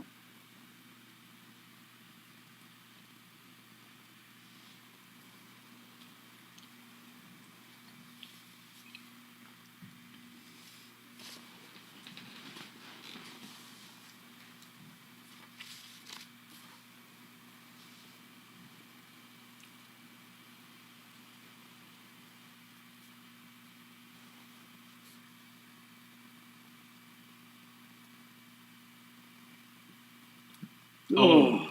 See, that is, that is... That's a tight pocket. That's exactly what I was going to say. That is a really, really tight table. That is extremely unforgiving. And of course, Demetrius got this table with that expectation because Demetrius wants to play on a table that's going to punish him for his mistakes. I'm sure he'd be the first person to say that. But with these events, it's tough when you're playing these events. Yeah. Okay, back over to Maggie, who is 3-2 ahead. Both have played 5 racks. She'll make her points here comfortably. And if I'm not mistaken... Oh, the 2 ball is poop if it doesn't go past the 5. And if I'm not mistaken, I believe both players have 39 points at this point. Wait a minute. No, Margaret's on 39. 20 and 11. Both on 39. I'm good at this game, Jim.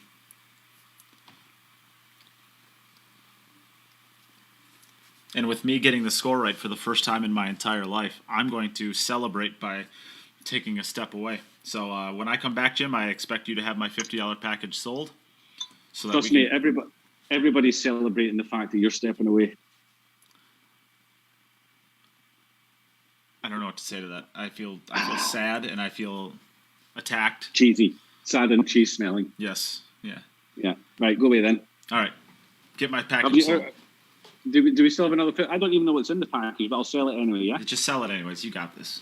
Come on, Jim. Right. Do your job. I'll be back in a couple minutes. Come on, people. Make me proud. Somebody buy this $50 package that I have no idea what's in it, but it's got to be good because none of the packages are rubbish. Oh, Mohammed, Jim, what's in the $50 package? I don't know. Was nobody listening? I think there's... I couldn't tell you. I don't want to lie to you. But you should buy it anyway.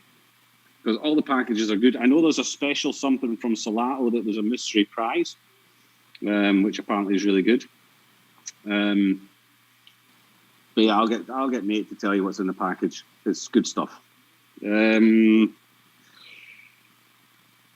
Margaret, it's tough in this 2 ball. I think she's going to have to try and bank it. I think it does go in underneath the 5.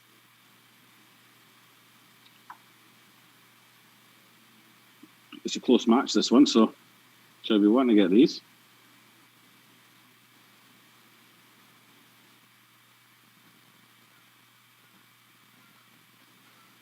Nicely done. Well played.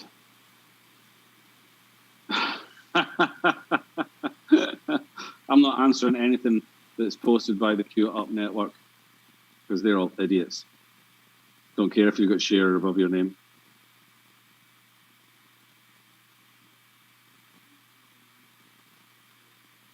Doesn't matter how many times you ask me, I don't know.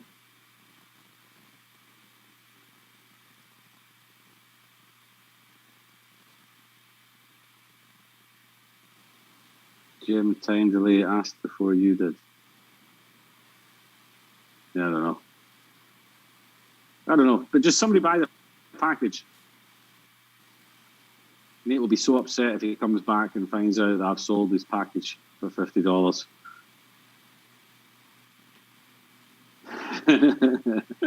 Nate, you're an idiot. Kelly Kavanagh. Kelly's watching. Yep. Margaret's playing well, Brandon. She always does. She's got solid technique, solid fundamentals. She always looks good on the table. It always seems like a surprise when she misses a shot because you don't really see any failures in her stroke, anything you can point to that she's doing wrong. You know, you never see her throwing her head in the air or her shoulder or elbow going into the shot. So it always seems a bit of a surprise when one doesn't go in.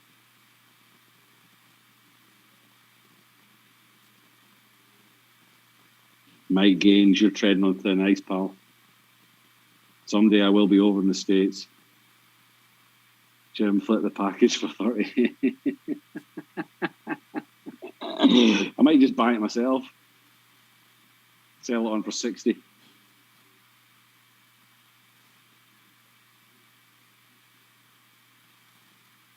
Don't forget, though, you can put your donations in. If you don't fancy the package, you can put your donations in. The draw is tomorrow for the BK Rush, the Predator, the 8-point, what is it, Sneaky Pete Predator, and the Arcos 2 balls tomorrow are getting drawn out.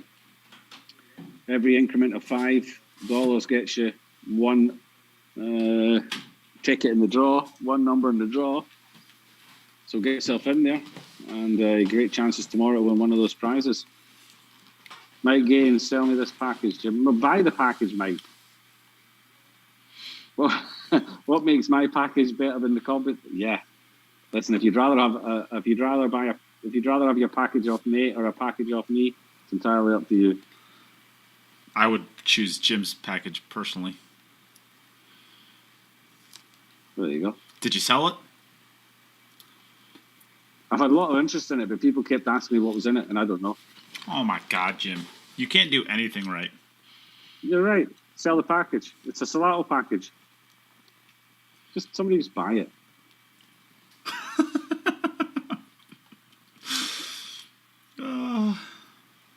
You suck. You're a sucky salesman. Oh, it's not my stuff. I don't care. I'm not getting anything out of it, am I? I don't give a crap. You get a happy partner out of it. That's what you get. All right, Demetrius, you're up. Had enough of you people. Jim, where hey, the looks like look, Mohammed Bashir. There you go. Sounds like he's buying it. I'm counting that as a win for me. Yeah, see, little Chris is on there. Oh, Brandon Bloom says he bought it. See, everybody. I sold you only. Are you trying to sell me? You only had one package for me to sell. I've sold like 3 of them, and you only had one. Now you're going to have to decide who gets it. Jim couldn't. Hey, Mike Gaines. Jim couldn't sell water in a desert. I sold 3 of the bloody things. It's not my fault, mate. It's only got 1 of them. Supply and demand. Supply and demand. Did your meat just break dry? Yeah. All right. Back over to Margaret.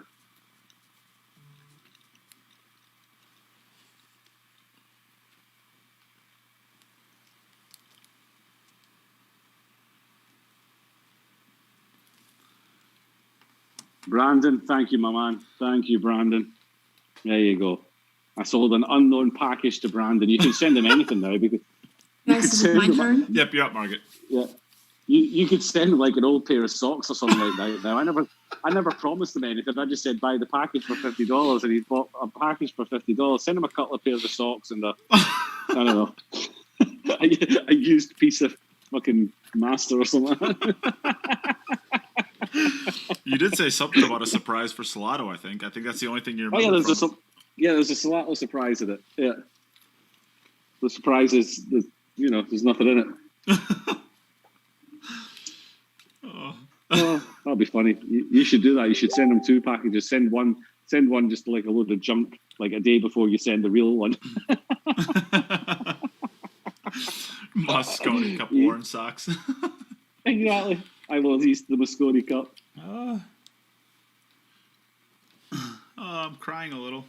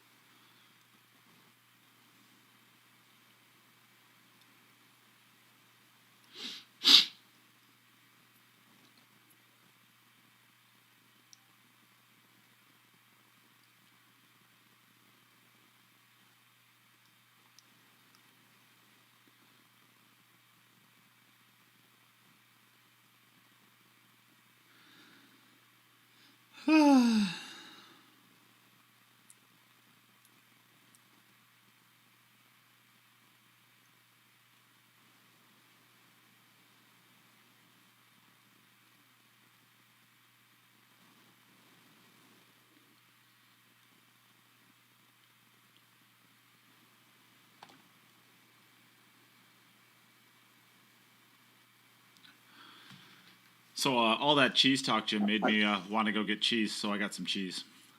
Oh, I just got a visit from the wife to tell me that from telling me that the terraces are going to open up over here next week. Woohoo! So we can go outside and have a beer outside. Yay! You can't handle Till a beer 6 inside. o'clock How are you in the going to have one outside? Yeah, but it's only till 6 o'clock, so I should be all right. At 6 o'clock, they can carry me home. Be fine. Then at 6 o'clock, everything closes again.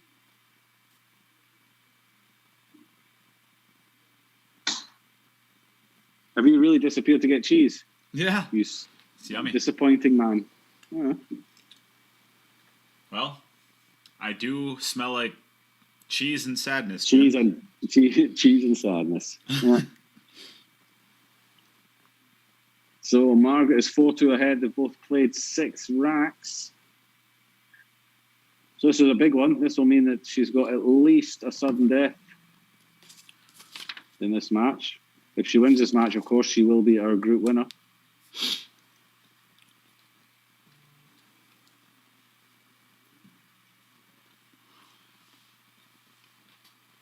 I'm having a request to actually read what the package was now.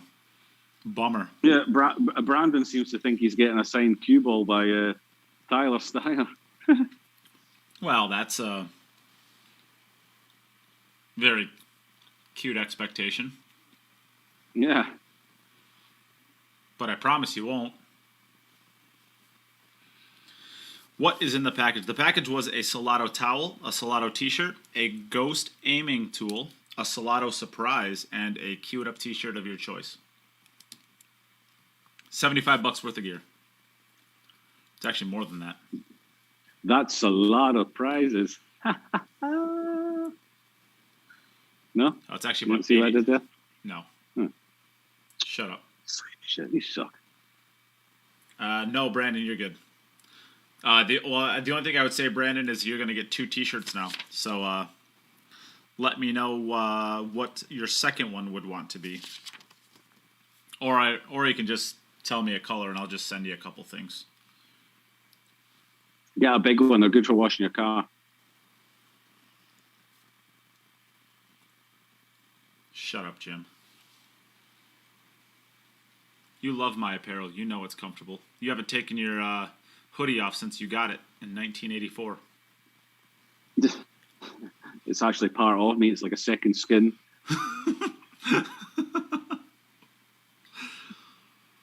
Oh, the Bill Askin, the way you described him when he said that he hasn't taken it off since he got it. You know, it's going to be himself like sound like this smelly old man. It's going to be peeling off him like a snake skin. You're up, Demetrius. Yeah.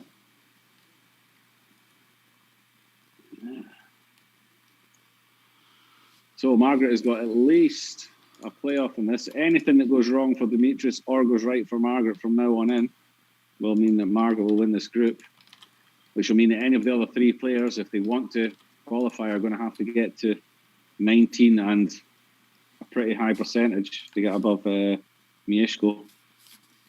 Hey, we got the Salotto people involved. What's up, Reed and or Colby? Oh, that 3 balls in a 3 and a 2 being split like that is just a stupid game. Hey, Salotto's in, and they shared. Yes, they know what they're doing. Yeah, this is not their first rodeo. Everybody in the chat room who's been partaking in the chat, give them some love. Say hello to Salotto. I'll start because I like Salotto. Hello, Salotto. Yep. Thanks for your support. Thanks for sponsoring us, guys and girls. Don't know exactly who's involved in the whole Salotto group, but we appreciate it. Thanks a lot. Thank you for sponsoring our event. And I think the way Nate described your app, I think you should probably use that in your advertising campaign and all your media stuff. Where do you think I got it from? A pool player dating app. Oh, are they already calling it the pool player dating app? Yes. Okay. It's a dating app for pool players. Because pool players are ugly and they need a dating app. Well, Earl's words, not mine, or maybe Earl. Pool is a beautiful game played by ugly people. Yeah. Hold on, cue ball. Hold on, cue ball. Hold on, cue ball. And that's perfect angle. Got to get across for the 3, hasn't he? Yeah, there's enough angle here. And I think he's got enough rail between the 3 and the middle pocket that he could play either side of the 3. I think he could go top side of the 3 from here as well if he wanted. Yeah, I think that's probably the way to do it. Everybody should download the Salotto app. It is actually it's a very great app. Does it only work in the States or does it work all over the world? Oh, that's a question that's not for me. I don't see why you wouldn't be able to download it anywhere. Well, Salotto's here. Why don't we just ask him? That's Salotto, can I use it in the Netherlands? And that is going to be the group win for Margaret, and Margaret is through to the playoffs. Congratulations, Margaret. And Miensko's got to be feeling pretty good about his chances. Miensko's feeling pretty good about his chances, yeah, because the other two have not scored well in their first matches. I mean, technically, Demetrius can get out to a 4 here. So he's still got a possibility of 22 in total. Frenk can only get to 21. Emily is out already. Wow, it's tough school. You know, it's high scores. Proper pool. That's what it comes down to. It is proper pool. So Margaret currently is sitting on a 5 for this match. She has a 7 and a 4, so that puts her at 16. So she is currently tied with Ina Copland. She is going to want to get at least one more to put her ahead of Ina. Because right now, Ina is going to be playing against Kelly Fisher. And that's not where she's going to want to end up, I don't think. While all the players in this event are very, very tough, Kelly Fisher is, woo, she's brutal. No one's going to end up Kelly playing 9 her. ball. Nah, Kelly playing 9 ball. If she gets... we saw Yuki Hiraguchi's break and Pia Filler's break, how consistent they were. If you give that break to Kelly Fisher, good luck winning that match.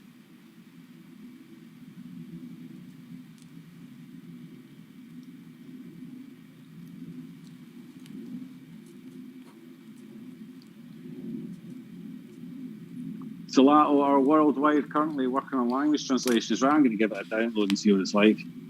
And I can actually say... Not that I can go anywhere. To be honest, around my area, if I went onto the Salotto app, it would just be everybody contacting me saying, can I come around to your house to play pool? Because there's nowhere else to play. And to be honest, it looks like as an unofficial count right now, Margaret Fefilova has a total of 183 balls before this rack. And Ina Copland is in with a 182 for the day. So I think actually Margaret is comfortably in the 8th overall seed, and I don't think she can get to 9 because she only has 2 racks remaining, so she could get a max of 18, which does not do her any good. So I think Margaret is locked into the number 7 seed in the playoffs. Okay. But she means she will play against the number 10.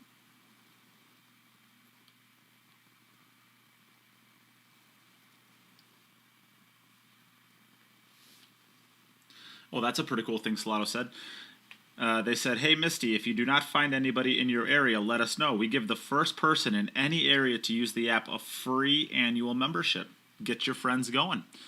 So let's cost Salotto a ton of money. Everybody download your app right now. Find out that you're the only person in your area and get a free membership. And we'll just crush them with free memberships everywhere. It'll be funny, right, Jim? I'm actually doing it right now. Is it double L? Salotto. Salotto. They'll never sponsor another one of our events again. We're going to cost them so much money. Salotto. We're going to cost them so much money. Salotto. Here we go. Oh, which one is it? Lotto right, checkers. Eh? Is it even in the App Store? I don't have it.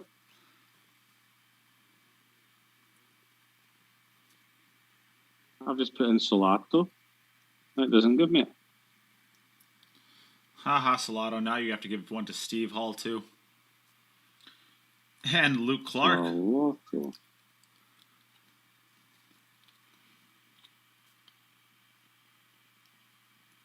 Five ball, get down. No. Oh, come on.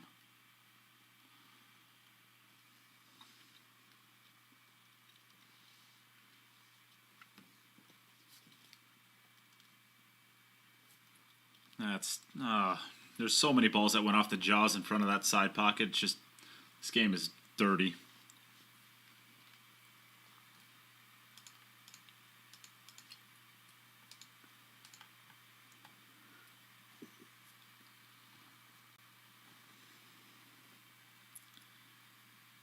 Right, here we go. Can't find the app.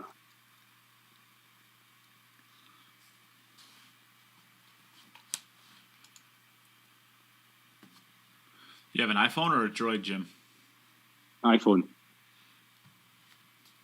Give me a second. That's a great break right there.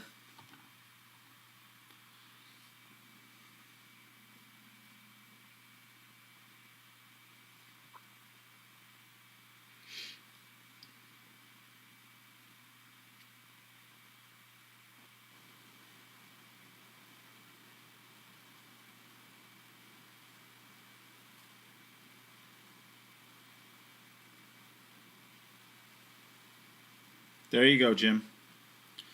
I sent it to you. You're welcome. And what we're going to do is we're going to copy this link right here, and we're going to make it easy on everybody. Oh, I went into the Apple Store. Oh, wait, yeah, but it says here Apple Store. Download on the Apple Store. If anybody out there has an iPhone, there is the link to download it, and then you can make them give you a free membership. Although they did say they have a way of tracking who's the first, so that's kind of a bummer. But that's all right. That just makes it harder to. That just makes it slightly harder to get a free membership, but you should download it anyways. Right, so I've just downloaded it. I must be the first one in my area.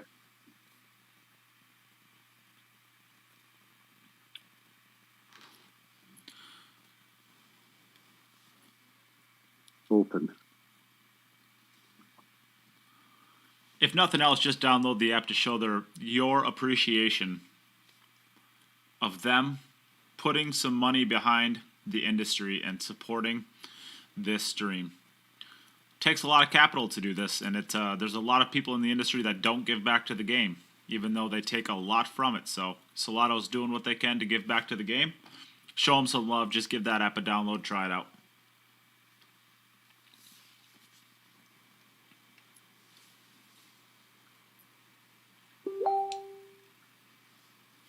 Hey, ball, Jim at gmail.com. The password. Do I have to make a password? Or is it my own password? Create a password. All right.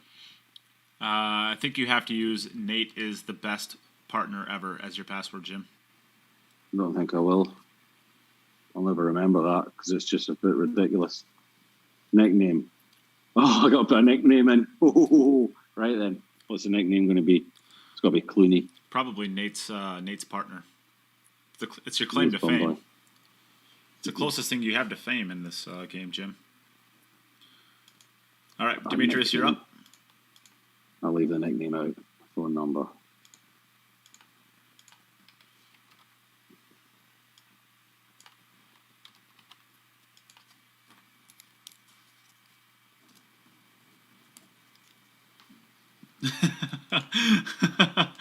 Mike Gaines says, listening to you trying to do this is brutal.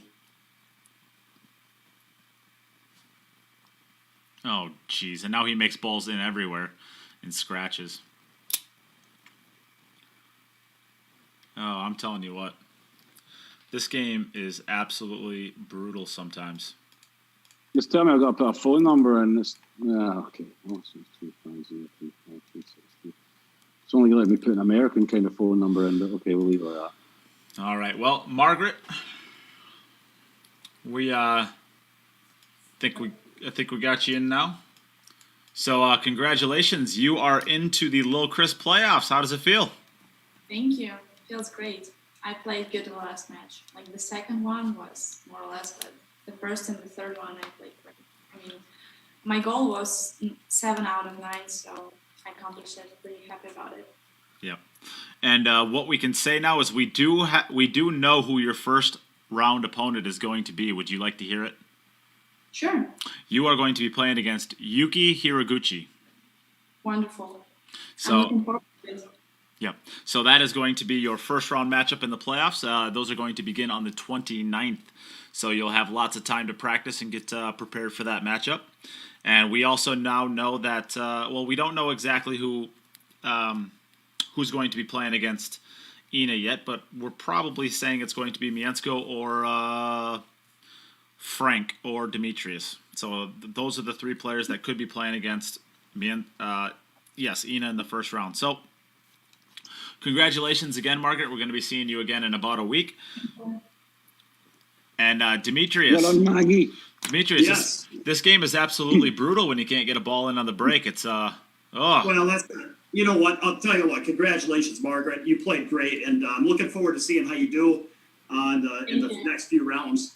I knew coming in that she was, likely to put up a 7 or so. I mean, she's playing real strong, and she played a great set. Barely, didn't really make any blunders, and actually converted on a lot of difficult opportunities. But I knew coming in that, she's not coming up dry on the break, and she's not making mistakes. She's likely to put up a 7, was kind of actually what I was expecting. And so I felt that if I didn't come out and run like 2 or 3 out of the first 4, I knew that not only was I probably not going to win this match, but that if I lose this match, I have to advance on tie breaks. And I know that bar is set so high that if I can't accumulate, 7, 8 racks in this set, I know that getting into tie breaks is just almost unreachable. So it kind of felt like my entire tournament came down to the first 3 racks. And that was just a little bit more than I could handle. And then I was faced with the prospect of kind of being eliminated and just having to play, which the weird part is, then I'm like, well, you'd think that, it seems like, when you're under pressure, you've got some nerves, but you've also got some fire. And it seems like the fire kind of dwindled, but the nerves stayed. And so it didn't work. But anyway, it was a heck of a lot of fun, and I'm looking forward to just trying to keep going and see if I can't put on a good show next round. Yeah, and Good luck in next matches. And Demetrius, it's actually kind of how the draws just came out with the way it just happens to work out is you've actually been very late. I think you've actually been the last match to play the last 2 events that we've done. And one, that gives you the opportunity to know what you have to do, which worked out perfectly for you in the VG10 2.0 because you knew exactly the number you needed to hit. And it was, I would say, reachable. It was certainly obtainable, and you did. You got there. And this one, it just seemed like the number to reach for the number 2 seed at least was, 19 out of 27 is a really, really tough number to hit. So you've kind of been on both sides of the coin at this point. And, of course, you're still not eliminated technically, but, it is to the point where you do kind of feel, well, take us through, I guess, the pros and cons of each of those and how you approached it. Yeah, I guess last time around the difference was that I started off with a win against Niels, and so I was actually kind of like, I started off. I think I ran like 5 out of my first 6 and kind of got off to a really good start, and then somehow I just knew that I was competitive. I knew I was in it the whole way, and that helped. And I also knew that, I guess I didn't feel like I had any wiggle room, but I'll tell you, I got a little lucky last time too. I made a ball on every break, and it wasn't because I was breaking all that well. It was just I found this spot to break from where the balls were. It was very resilient to miss hits, and so there was a lot of balls where even if I didn't hit accurately, I got a lot of action. Anyway, this time coming in, I just, I was trying. I feel that if I could have just gotten through the first rack or, one of those first 2 racks, or even then I had a little rally in the middle and kind of missed a couple balls down the rail. And I wanted to at least try to put enough together to where, give Margaret something to think about. But, realistically, it didn't look like anything was going to phase her anyway. So anyway, I can't really worry about all that. I just kind of have to come back to did I prepare hard? Am I breaking okay? And I felt I was breaking well most of the set. And then am I running the balls well? And I had some tough layouts. I made a couple errors, but I trust me, I can do worse. And so I'm just going to pick up and try again and see if it's see what happens in round 2. Yeah, I think that's a good way of putting it. All right, well, we are going to get out of here. Congratulations, Margaret. We're going to get ready for our next match, which is going to be between Demetrius Jelatis and, is it Frenk Candela, I believe?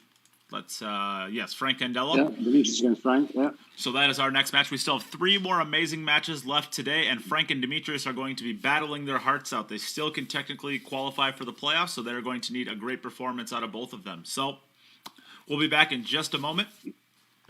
Today is the last opportunity for you to get your donations in to the stream for all of these prizes. We will be drawing these tomorrow. So if you would like an opportunity to try to win a Sneaky Pete 8-point Roadline Predator Q, a Predator BK Rush, or a set of Arcos 2 balls, today is your last opportunity. All of the ways to donate are on the pinned comment. We will be doing the drawing tomorrow afternoon. So don't wait. If you would like to get into that drawing, do it now. And other than that, please share the stream. Help us get out there for our next match. Still have a lot of great matches left today. Other than that, we'll be back in just a moment with our next match. Yep, share, donate, and download the Salotto app. And download the Salotto app. Well spoken. All right, we'll be back real soon, everyone.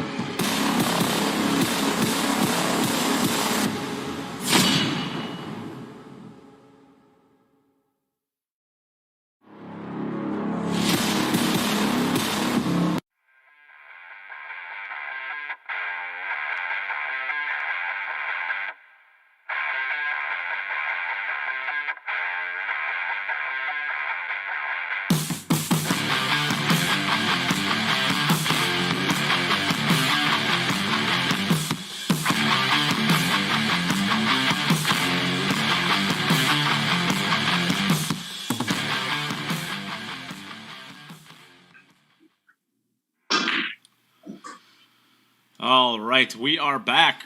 We are back for our 4th match of the day. We have Frenk Candela on the left, and we have Demetrius Jelatis on the right.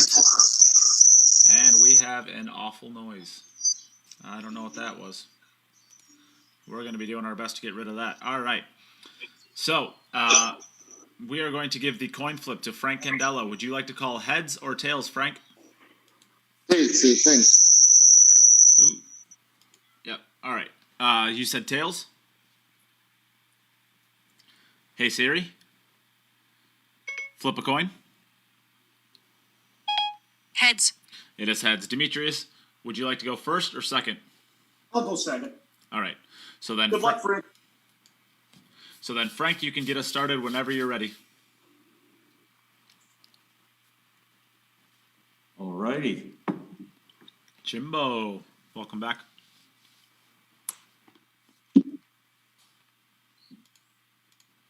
Yeah, I had to go and get myself some more wine. I brought the whole bottle this time. Smart man. Yeah.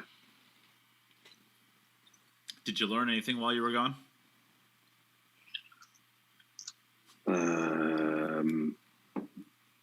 No. Good.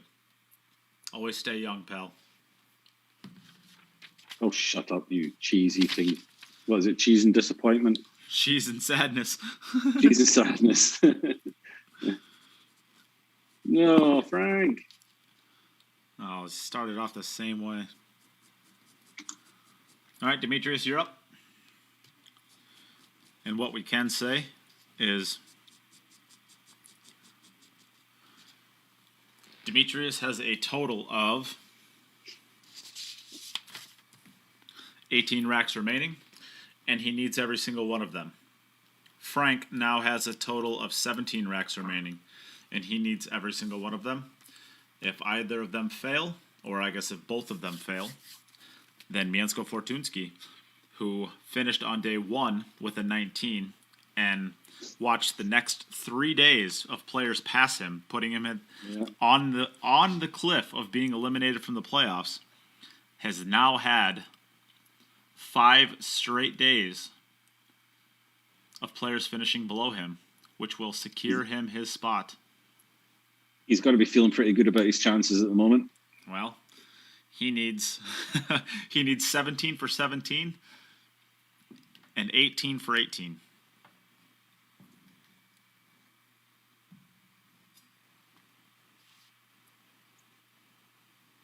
That's going to be tough.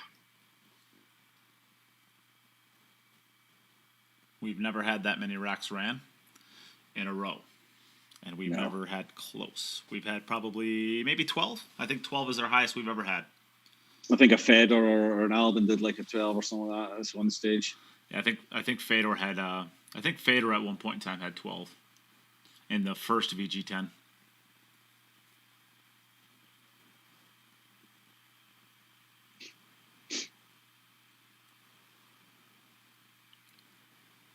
So have we got anything else to give away? You know, Jim, I'm looking around, and that's really all the prizes we have. I mean, I could still give away my apparel. So if anybody wanted some Cue It Up swag, I could put together some packages. But unless I have anybody that actually says that they want it, I'm not going to put any of those together. So I think the rest of the way, it's just donations to the stream to try to get yourself into winning these 3 prizes. The 2 cues up on top and the set of Arcos balls on the bottom. Arcos balls made by Aramith. They're not bad prizes, to be honest, and they will be drawn tomorrow. So get your donations in. Great chance to win some fantastic cues. And those balls, I want a set of those balls. You keep getting those balls, and I don't have them. Why do I not have Arcos 2 balls? Because you do not do the streaming for this, so nobody ever sends you them. If you would do all the work, Jim, you'd get all the prizes. And then you'd watch very, very sadly as all of them just slowly leave you to other people. You get none of them. All you do is receive them, go, oh, nice, and then pack them up and send them off to somebody else. That's exactly what it is. Oh, I'd like to have this prize. Why don't you have it? Exactly. I'll just give it away. I sure would love to have this BK Rush. Why don't you have it instead? Yeah. Frenk Candela, we lost your side view. Oopsie.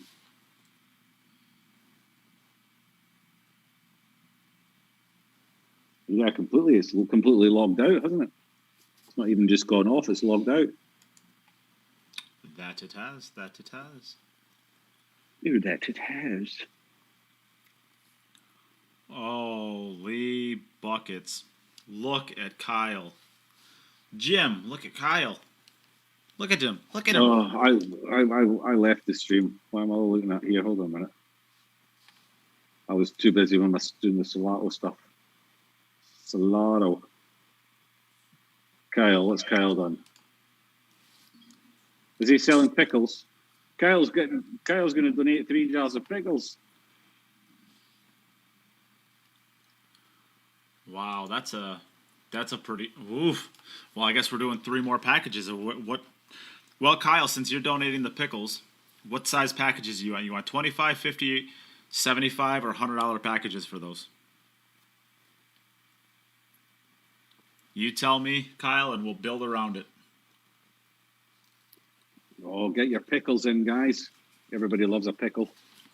And these are the best pickles. These are the best pickles out there. I believe he's got spicy ones as well, spicy pickles. Yes, he does. McConaughey's famous gourmet Irish pickles. Mmm. I could have a pickle in my glass of red wine. That would go down really nicely. You could have a pickle in your glass of red wine, huh? Not in my glass of red wine. I'm not a Neanderthal. Oh, he's saying 1 prize only. 3 jars of pickles and a t-shirt. That's fair enough. $250.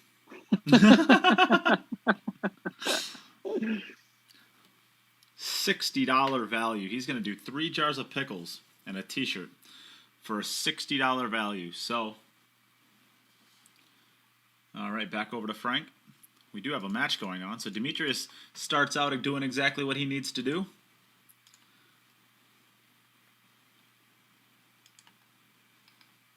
That's going to be dry again. Oh, my goodness. So, we can tell you that, unfortunately, Frank will not be qualifying. And that means Demetrius is our lone survivor to knock off Miensko. It's crazy how it works for Frank in these tournaments. This is his 3rd one. He's had brutal draws in the first 2, you would say. In the first 2, he was in like the 2 monster groups, the group Certainly. of deaths. Yeah, certainly. In this group, you know, I said beforehand, I thought this one was wide open. And I've seen him Frank playing in other online tournaments or online matches. And his 10-ball break is a monster break. He's scoring really well and he's making balls. And for some reason, every time he comes to the VG10, he just can't get a ball, and it just ruins his set every single time. And it's crazy how it works because he's not breaking like this all the time. It just seems to happen whenever he's playing here.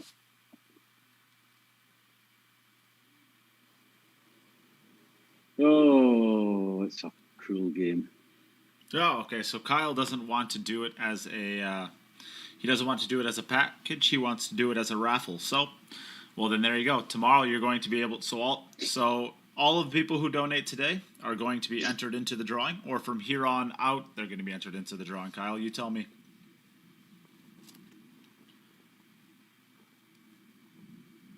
I think from here on out is fair. Eh? Well, we'll let Kyle decide whatever Kyle wants, whether it's everybody who has donated so far, or for only for now on till the rest of the day.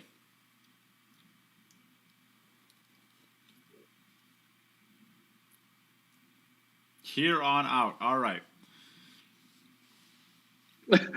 Nota Hoffman is praying to the god of balls for Frank to get his break back. Nota, do you know something I don't? The god of balls. Is there such a creature?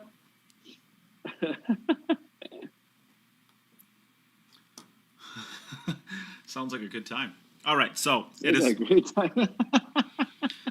So it is nearly 3:00 my time. So we'll say the cutoff is 3:00, and everybody who donates from here on out is going to be entered into the drawing, of course, for the set of balls and the 2 Predator cues. But they're also going to be entered into an individual drawing for 3 jars of pickles and a T-shirt.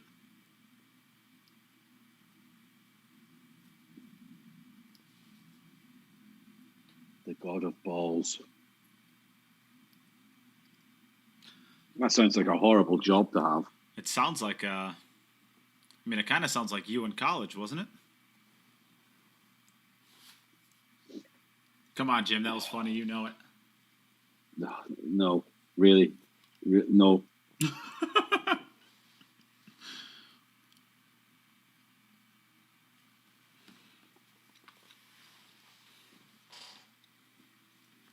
All right, well.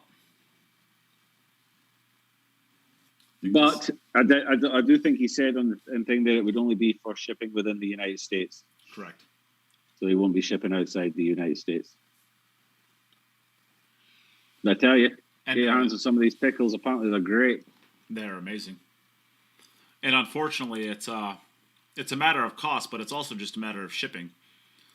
The chances of a jar of pickles making it through an international flight is like so slow. It's just so low. They have no respect for the pickle. They have These airlines. they have no respect for packages. These airlines need to start respecting the pickle.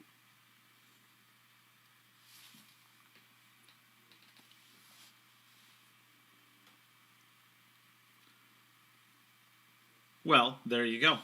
If you make it to the Mosconi Cup, so not a Hoffman, if you were to happen to win them, well, theoretically, if you wanted to get entered, or Carly or anybody like that who's outside of the U.S., if you make it to the Mosconi Cup, he will send it to you. Well, there we go. We have our first entry. Thank you, Kola. So we have our first person entered into the drawing. Ooh.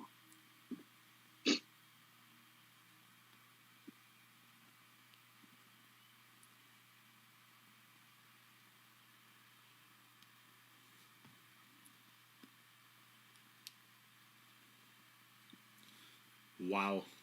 International shipping with customs to Ireland would have been over $200. So that's why they're not getting shipped around the world. For one jar. For one jar. Those are some good pickles. Bloody hell, yeah. $250 pickles.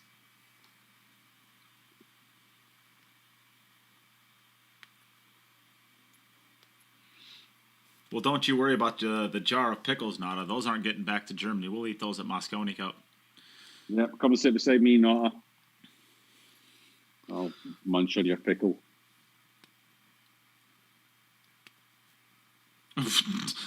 Well, all right then. I can't wait. That's going to be... Can you imagine that? Sitting there watching Mosconi Cup with a beer in one hand and a jar of Cornicky's Irish pickles in the other. I'm going to stink. Like cheese and sadness? Like cheese, yeah. It's gonna be, on one side of the arena is going to smell of cheese and sadness, and the other one's going to smell of beer and pickles. And sadness. I won't be smelling the sadness because my team's going to win again. Well, you got a chance. I'll give you that. So Demetrius, 2 for 2. He continues the streak, so he's still... Miansko's getting more and more nervous. Yeah, do you think he's worried? Well, I would be if I were him. You don't wanna mess with Demetrius when he's finding the gear. You'll see. There you go. Ro Reyes is now entered into the drawing to win the pickles as well. Thank you very much to Ro. And what we're finding out is Kyle's Pickles brings all the donations to the yard. Oh, no. No way. What a shot this was. Oh, he's run a bit far. He's going to see. Not sure if he can hold or if he could maybe come around 3 rails around the back of the. Can he hold? Yeah. And now Laura Berg gets in for a drawing for the pickles. Oh, what a bounce that took as well. That took a massive bounce off that rail. That's nearly scratched. Jesus. Oh my goodness. Yeah, it's not going to go in.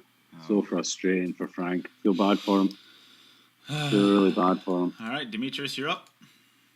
He's way better than what his score suggests. Crazy.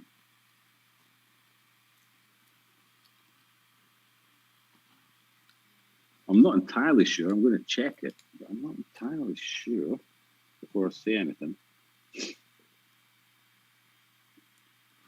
Yes, Laura Berg, I got an entry from you as well for the pickles. So hopefully you can hear me. I know you just sent me a message on Facebook. I have to assume you can hear us. And is that a... No, it's got a ball down. But this is... No, well, it's not... Well, the 4-7. This is going to be brutal.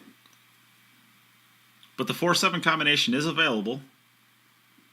4-7 combo!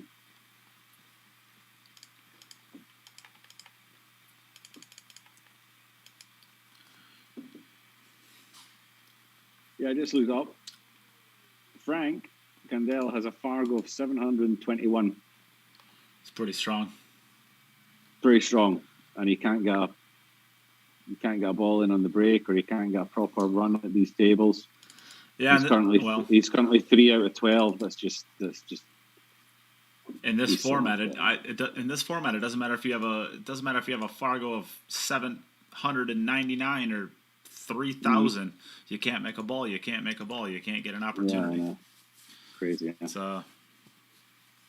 It's brutal.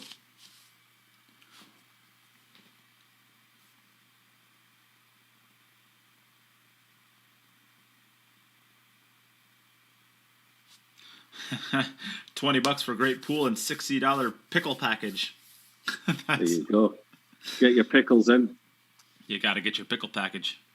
And Kyle, why don't you comment on the page with your pickle page so that everybody can like and follow it. Like and follow this man's pickle page. Give him some pickle love.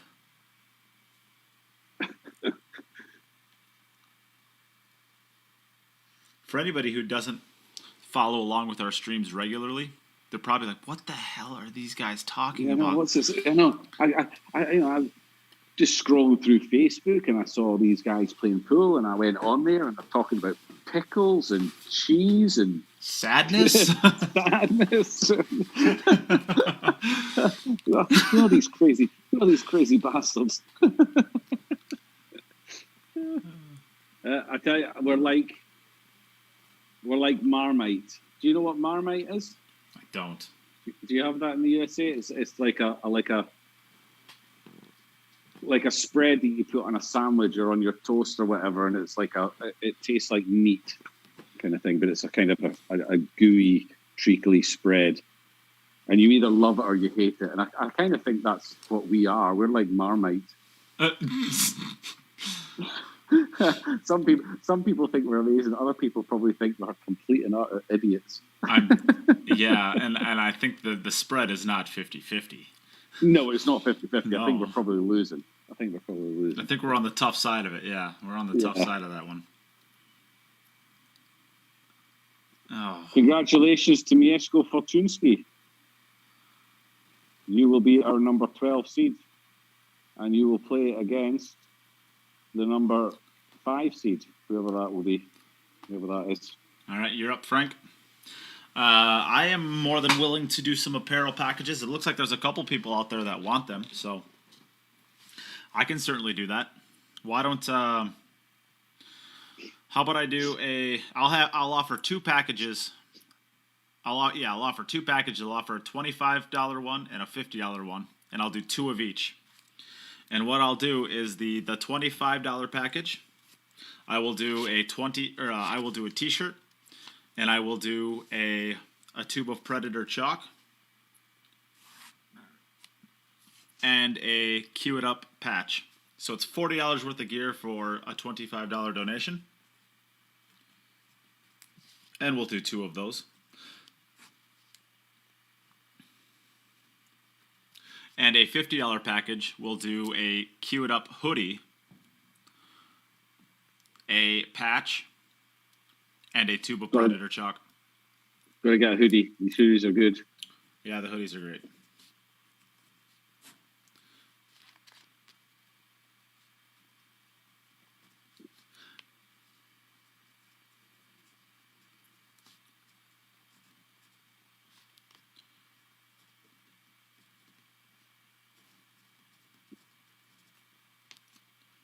Go on, Frankie boy.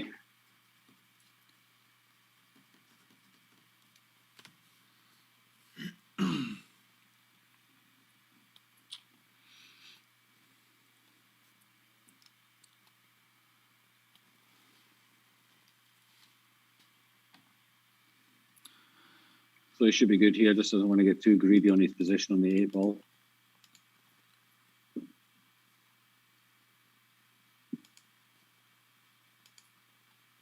Two rails, make sure you've got enough room. It's going to be difficult to get yourself hooked on the 10. You would have to be taking a line with a cue ball from the third diamond. You don't really need to be anywhere near the third diamond with this. Second diamond it out is perfect. That's pretty good. That's another big bounce, though. That seemed to accelerate off that side rail. Should be okay. Be interested to see what kind of bounce he gets off this lower rail, because he got a big bounce last time he played a shot off this lower rail. Technically speaking. Yeah, that one took off a little bit as well. Technically speaking, Jim, Demetrius can get to 19 racks still. What did he score in the first? He scored a 3 in the first then, did he? Yeah. No, he had a 2. But he's at 4 and he has 15 racks left. So Demetrius, you're up. True, yeah. So I mean, okay, but the ball count. I mean, yeah, I don't know. Well, actually, he hasn't had many dry breaks, has he? No. So his ball count may be actually. And Miansko did have a lot. So yeah, you know, who knows? Well, I'll take a look at it here. Oh, we'll see. Could all be irrelevant. Yeah, Miansko only finished with 200 points total. Okay. So if Demetrius gets his next, well, nice scratch. So that's the end of it. That's the end of the research. The conversation. No more research. Yeah. Congratulations, Mieszko. You are now definitely through. All right. So Kenneth Jones claims, I'm assuming, the 25 package. It's my turn. Yep, you're up, Frank. Yep, go on, Frankie. Cheers. So we'll have one more $25 package remaining, and we'll have two $50 packages remaining.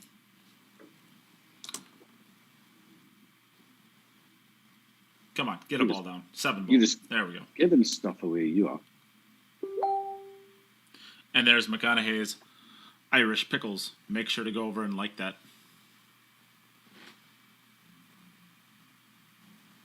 Get yourself into the pickle raffle.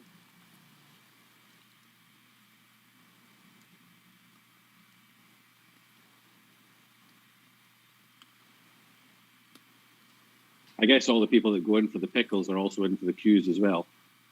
Oh, yeah, certainly. Certainly.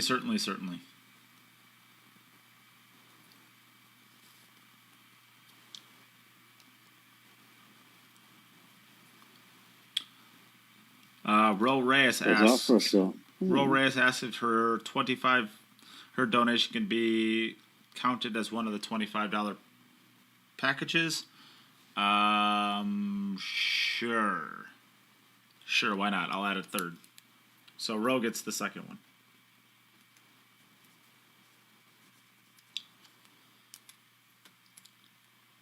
That's pretty good. Pretty good there.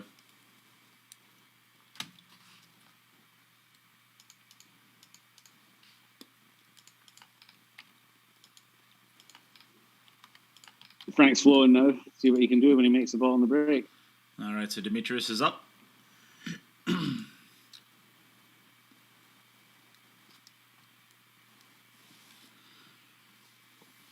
Do you need more queued up swag, Ro? I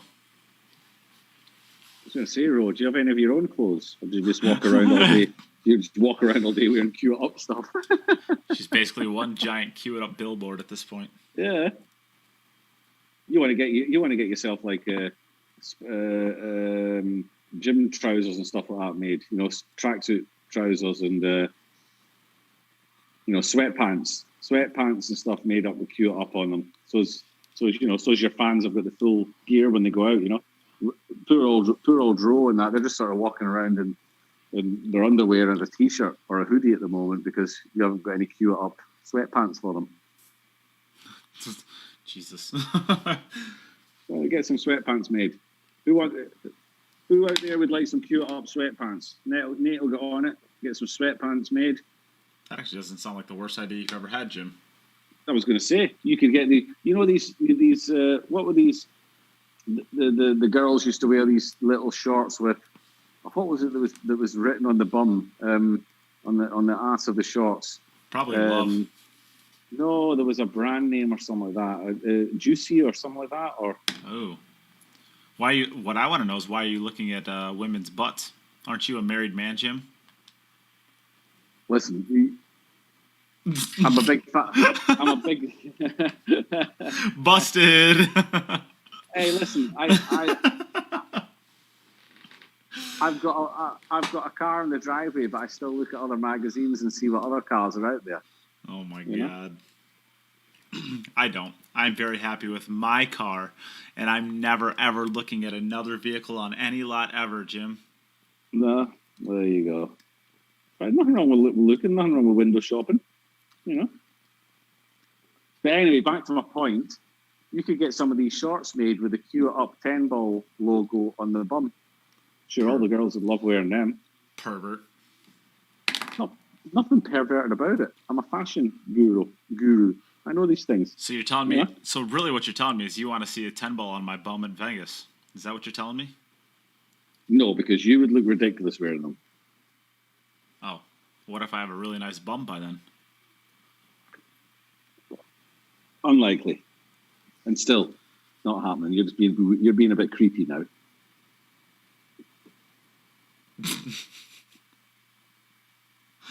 Oops, does it go past it then? But yeah, get some sweatpants. You know, you've got your hoodies. You get some sweatpants, and people can have the full effect. You could have had your proper COVID attire. Exactly. Imagine how stinky. What was his name that never took the hoodie off? Bill Askin. Bill Askin. Imagine if he never took the trousers off either. Imagine how smelly he'd be by now. He's sitting there in his sweatpants with spaghetti and everything all over them, and oh, jeez, it looked like one of these gamers that never leaves his computer screen. Just sits and covers himself in Cheetos and. Or the average pool player. Or the average scummy pool player. Yeah.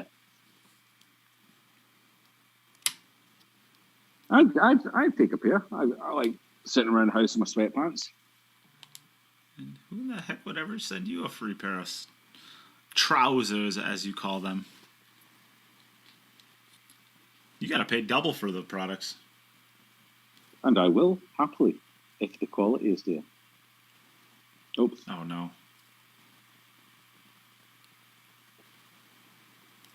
I'm still writing the scores down here, but it doesn't really seem like it's worth it. It's 2-2. Both played 5 racks. You're up, Frank. It's more of a pride thing now for these guys.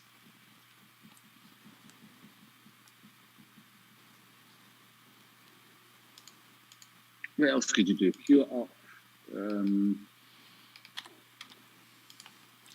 There you go. He's made 2 balls now. Yeah, he's crushed the wing balls in the middle. A little fist bump. Somebody out there said I should get zip-up hoodies. I actually do have zip-up hoodies. They're just on my website. They're very expensive to keep a stock of. So yeah, I'm not a big fan of zip-up hoodies. I find that down the front, when you sit down, the zip ends up like bending and making it look like you've got like a fat bit in your stomach or whatever. Or you know what I mean? You get this pointy bit in your zip thing. I don't like it. I don't like zip-up hoodies.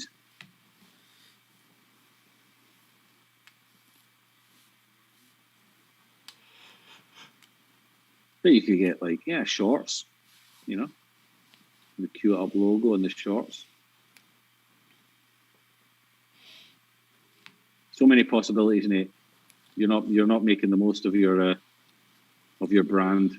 So many possibilities, and none of them are any good. I think he might have to be playing the Karen here. He was. Don't think he's putting too much effort into it anymore, to be honest.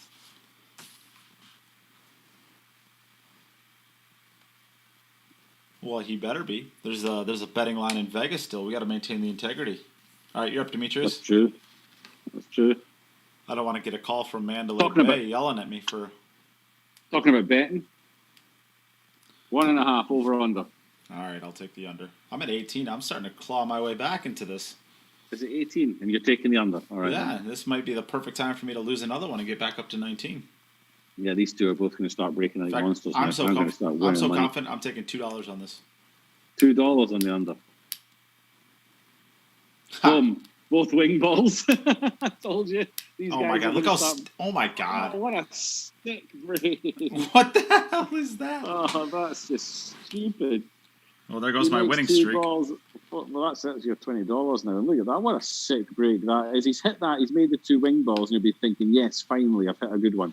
And then he gets punished for it. It'd be you know what I'd do here, Jim? Sick. I'd snooker myself. I'd play. I would literally just snooker myself and then say, "Oh shit."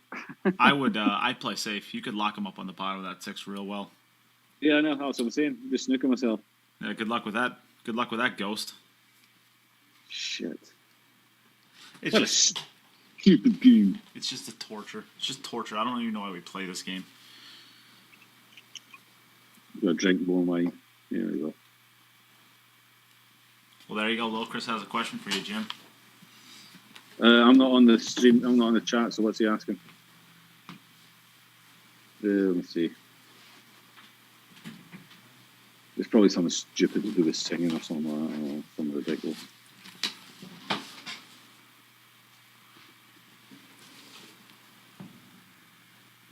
Well, Chris, so if the women's shorts have 2 balls on the back, 1 for each bun, do the men's shorts have 2 on the front, 1 for each eye?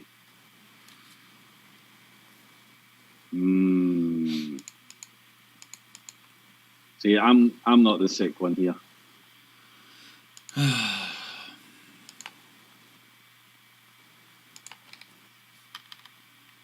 Silly, silly, silly. What's happening is just so silly. $20, is it? Oh. Yeah. All right, I'll take the bottom left for $1. Yeah, see, I was about to say, would you dare to take the bottom left or the left middle? You take the bottom left for $1. I'll take neither. You don't think he's getting out? No, I do not. All right, I'll take that he gets out. All right, for $1. All right, for $1. Yeah. All right, Demetrius, you're up. What? He missed the 4 ball already. Who did? Frank. Why is he still playing? Because you're. He didn't miss a 4 ball. It was a combi. Another. There was a ball hanging. There was a ball hanging over the pocket. Oh, he's missed a 7 now. Oh, fuck's sake! Oops, excuse me. Bought him out. That doesn't count because you thought you were cheating me. No, So I still didn't. No, I didn't. I You knew thought it. I was you were just cheating messing me. with you. No, you thought you were cheating me. No, I'm not having that. Oh, Cheat. 19.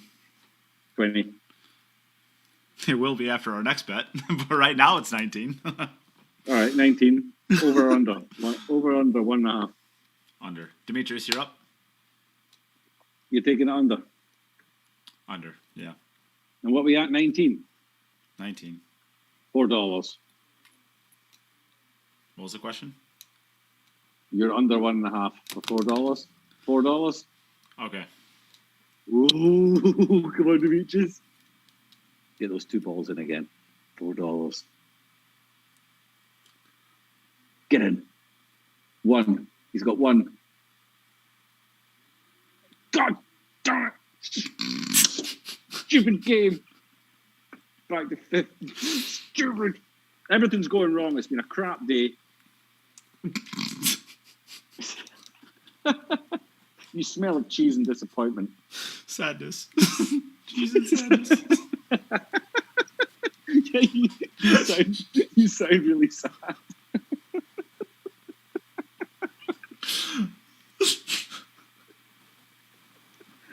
I think I've broken Nate. I apologise, everybody. I think I've broken Nate. It just feels so good to win one. It feels so good. $15. Oh. Yeah. Deep breaths. Was that you, or was that Demetrius? A deep breath there. That was me. You literally are crying. It just feels good to win one.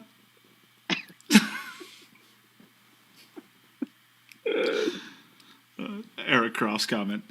Jim, you should have been praying to the god of balls. Yeah, I know. But the god of balls doesn't like me. Oh, big Oh, Demetrius. Oh, no. Talking about the god of balls. Oh.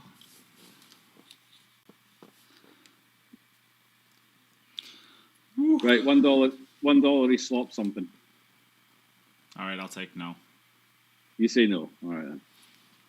There's a lot of great chances for it though. I was just going to say that's why I took it. There's a lot that can go right. I mean, if he hits that 4 ball with a 3, he can make the 5. Well, he can cut the 3 just straight into the 5 too. Yeah.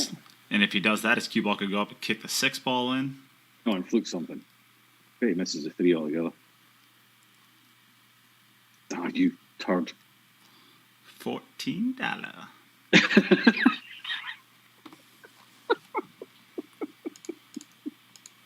Oh, you're having a better day today, aren't you? Well, I couldn't have had much of a worse day the other day. I think I lost like 7. Oh, under. 14? What? Eh? Are we done? Well, I'm not even got it No. on yet. I'm not doing it. You're not having an under with him because he can't break. Oh my God. Have some respect, Jim. Well, today he can't break. Oh my God. I got a massive amount of respect for Frank's game, but his break is... If your break's not working on a specific day, it's very, very tough to get it working. And that's just the way the game is. Well, then how about next time I'll bet on him because I like him. So we'll put the over-under at 1. So basically you're betting a dry and I'm betting over a ball. 2 balls on the break. No, 1.5. If you're that confident, make it 2.5. All right, I'll take the under.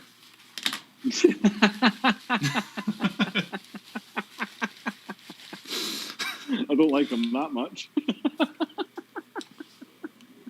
Not 3 balls worth. Oh, no. Oh, dear.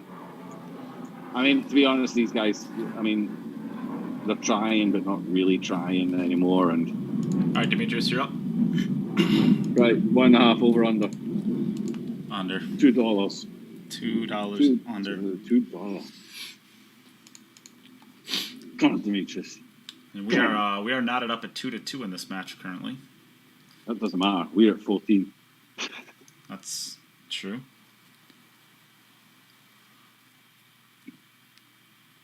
$2 balls, Demetrius. 1, 2, yes, boom. $16. Woo! Happy, happy, happy. Feel good about yourself? Yep, pretty good. No cheese and disappointment for me. Or cheese and sadness. I don't see how this is such a hard concept for you to get, Jim. I'm on wine and happiness. I haven't had any chocolate yet. I might have to make some chocolate. $16. I'm still plus 3 on the day, I think. Might even be higher than that. I might even be plus 4 on the day.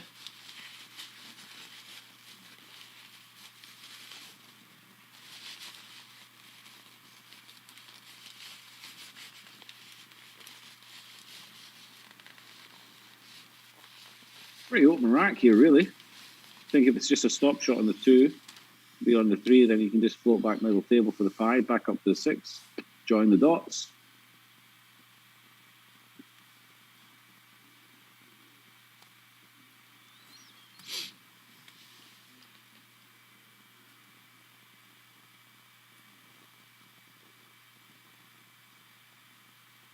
So come this side of it.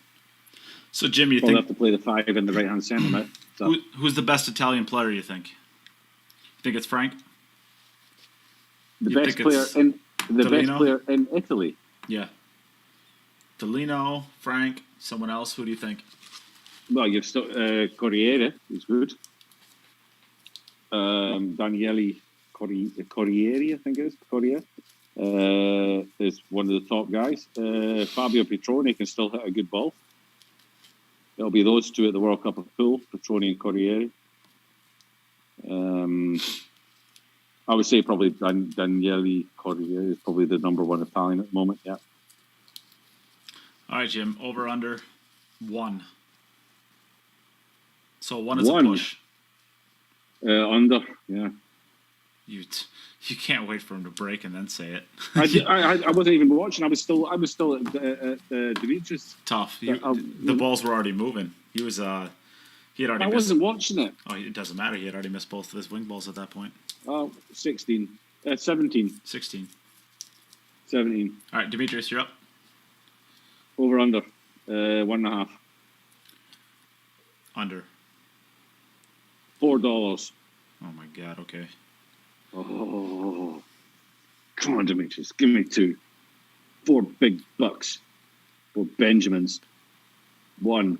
Oh, get the 7 ball. No, I'm getting done on these $4 ones. Just stupid. $12. Crap.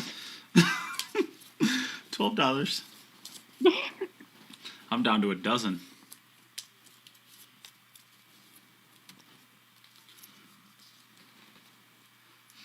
Demetrius is happy to make a ball. Demetrius can play. I think he's a 730, maybe he's a 738 Fargo, something like that. I'll have a look.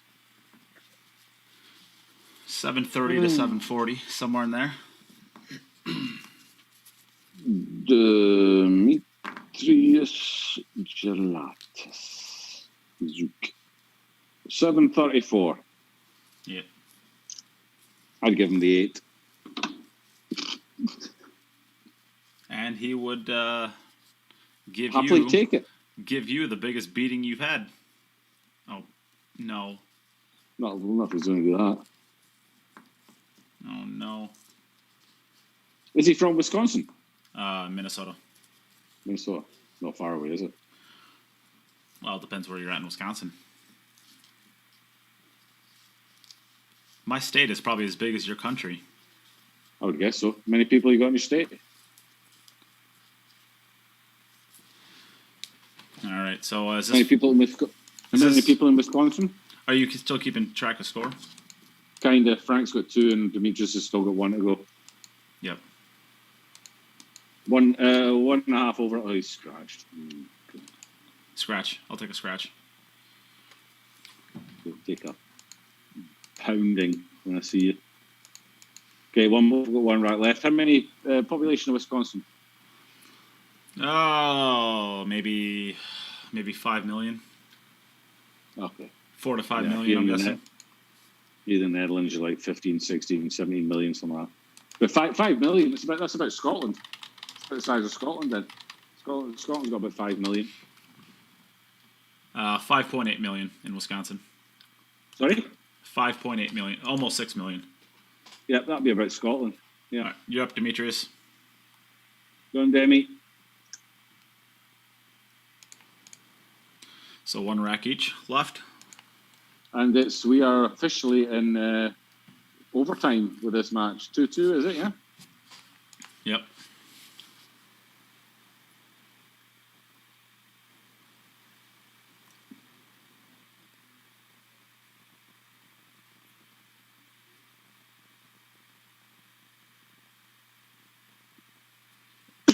All right, I won again. Not too bad. Well, I don't know.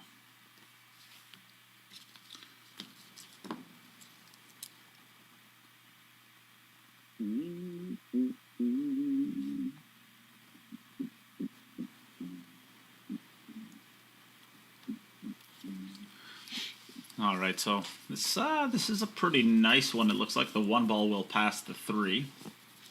The 2 goes to the bottom left, so if he's able to get onto the 2 ball, so he's able to get onto the 3 ball, I think it's pretty good. What do you think? Do you wrap your cue ball? I think I wrap my cue ball around the top and right rail, kind of in line with the 2 ball. What do you think? I think I just draw down or sort of punch down for the 2 into the right centre. That's not a bad. Yeah, that's not a bad shot. Right, I got a bet for you. We're at $12, yeah? Yep. $2 bet, and I'll give you 6 to 1. When he pots the 10, which rail is his chalk? Oh, he's got chalk in his hand. Oh, that does. Ah. Oh, he's got two bottle things of chalk. Okay. Which rail is the that chalk makes going to it be more- on? Yeah, that makes it more difficult because there's 2 chalks on the table. There's actually 3. There's 3 chalks on the table. I only see 2. Keep looking. You'll see it. 1. You don't see it? Keep looking. There's only 2. You're I just know. taking the piss. Yep. Right. So he's going to have to get between the 8 and the 10 ball here, I think. Oh, he banked it. Oh, and he's going to get hooked on top of it. But that was like such a great shot. And if he doesn't catch that jaw, he's going to have a really, really good shot. Yeah.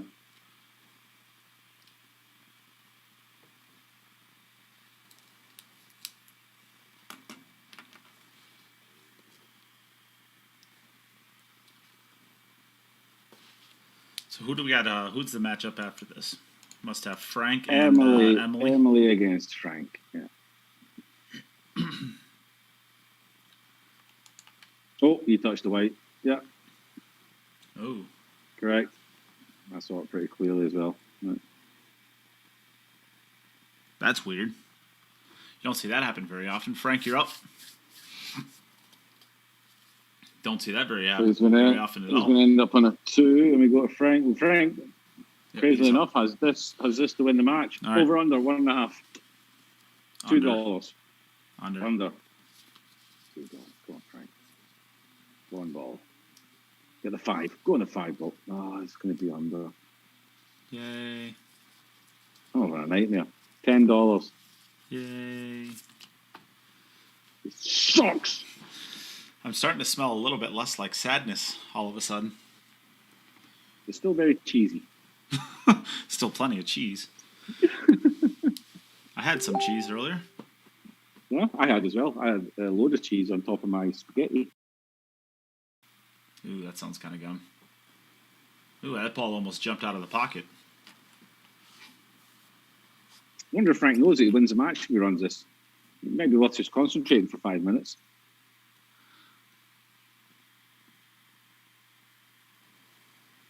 Position 6 is going to be the key. I think he might end up having to just play for the combi because Oh, that's got where to the go. 5 Big ball bounce. is now from the 4. He can't get comfortable with his bridge. I think he'd run her all the way Oh, around. he's whoa! He What? going. What is that for a shot? How did he hit Frankie that? boy. Oh, Frankie boy. Now he can go forward and get onto the right hand Oh, side. that's of got to the go. 6. Big bounce. Right, that's, Oh, English. That the that ball. was crazy. Wow, that's like a Corey dual stroke. Oh, that's He's too hard. overdone this one. Oh no, it's perfect. He slowed down. Oh, I didn't get it. it's too Not hard. perfect. It's okay. Can't wait to see what he's going to play next. We'll probably just make both balls in one. Oh, take us to sudden death. Crap. Well, do we want to offer them the opportunity to not do it, or should we just have? Well, No, we're in the rules that everybody wins. All right. We have a. all right. Go ahead, Demetrius. You're up. They're still playing for second place in the group, you know. Yeah. Both of them. As is Emily. All right, $2 over under 1.5. Under. You're just going under every time. You have no faith in these people. Come on, Demetrius, get 2 balls in. 1. 2 ball. Oh, it's brutal. $8. Jesus. I'm back in single digits, baby. Oh, this sucks so much. I'm back in single digits, baby. Oh. And again, I mean, Demetrius is just not getting good layouts. You should make more balls in the break then.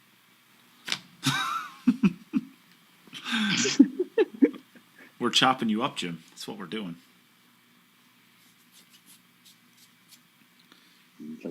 Jörn wasn't nice, but Frank and Demetrius, they like me more than they like you. Yeah, I think it is. They like you.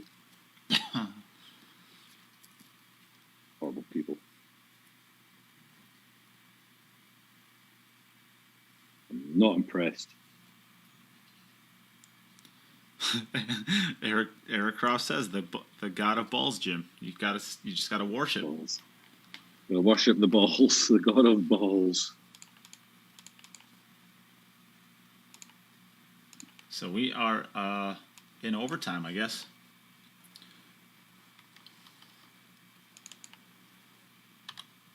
We are in overtime. Yeah. Demetrius has just pulled up short of 6, so he's going to be able to queue quite comfortably towards the 3. You can play. I don't think it doesn't look like the 5 passes the 8, so he's gonna have to probably draw over by the 8 ball. Yep. Be sure not to get hooked on the anything on the 5. Really is okay because where the 6 ball is. Maybe you even don't want to draw it. Maybe you don't even want to draw it all the way to the 8 ball. Maybe you just want to get over to the about 6 inches. That's pretty good. Yeah, that's good. Being jacked up is, I mean, it's an inconvenience, but it's not a big deal because where the 6 ball is, like I said. Oh, Lil Chris, you stop it. That's just silly. You're just being silly now.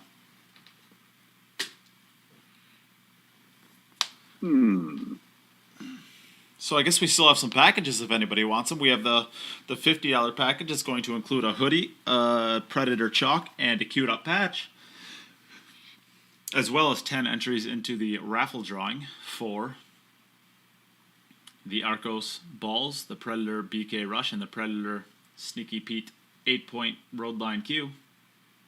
We have 2 of the packages left we have 2 of those packages left at the $50 level. So if anybody wants a hoodie, a really, really nice hoodie,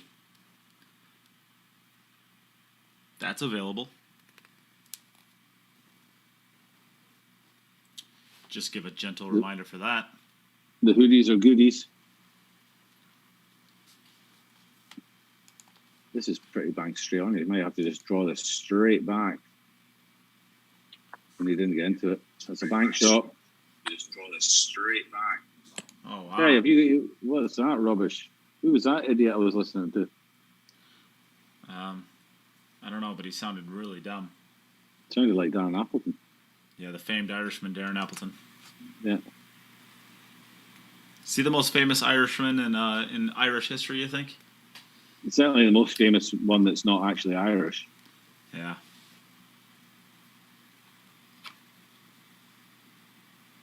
Came up short, but 2 times. 2 times. Slopped it. And he gave a little raise at the kid. Every single bank shot he goes for, he ends up making it a triple and slopping it. Jesus. See that, folks? That's how you get above 730 Fargo. Eve, to be honest with you, I don't know. I have not added them up. I am not sure.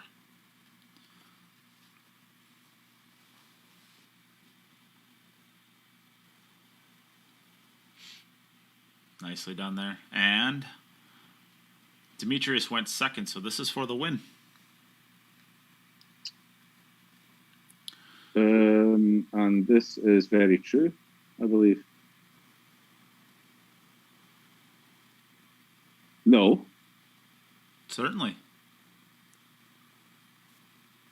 Did Demetrius go second? Yep. He did. All right, so that is that's the match. Are you sure? Are you able to break, Nate? Yeah, I thought Demetrius went first. The last? I thought, Demetrius, did you go first or second? Second, Nate. I went second. Yeah, so that's. Am I wrong? The score now is 3-2. Demetrius, did you go first or did you go second, Demetrius? I went second. Yeah. You went second. Okay, then the match is finished. Then Demetrius wins it. Yeah. Yeah, nice. You're better at Z banking than you are at regular banking, Demetrius. I think I'm better at Z banking than straight in. I'm just going to start playing those. Then you'll do a 4 banker.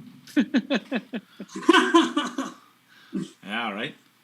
All right. Well, that is this match. We still have 2 more matches left, so we'll just get moving on right away to those. Frenk Candela is going to be playing Emily Duddy in the next match, and then the last match is going to be Emily Duddy and Demetrius Jelatis. So we're going to get this next stream set up right now.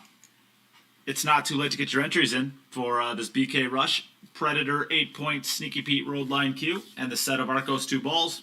All of the donations that you enter in today will be used for that in the drawings tomorrow. We are drawing these tomorrow and giving these all away. Plus, the Pickle Man, Kyle Boutte, is giving away 3 jars of pickles and a t-shirt to anybody who donates today past 3 p.m.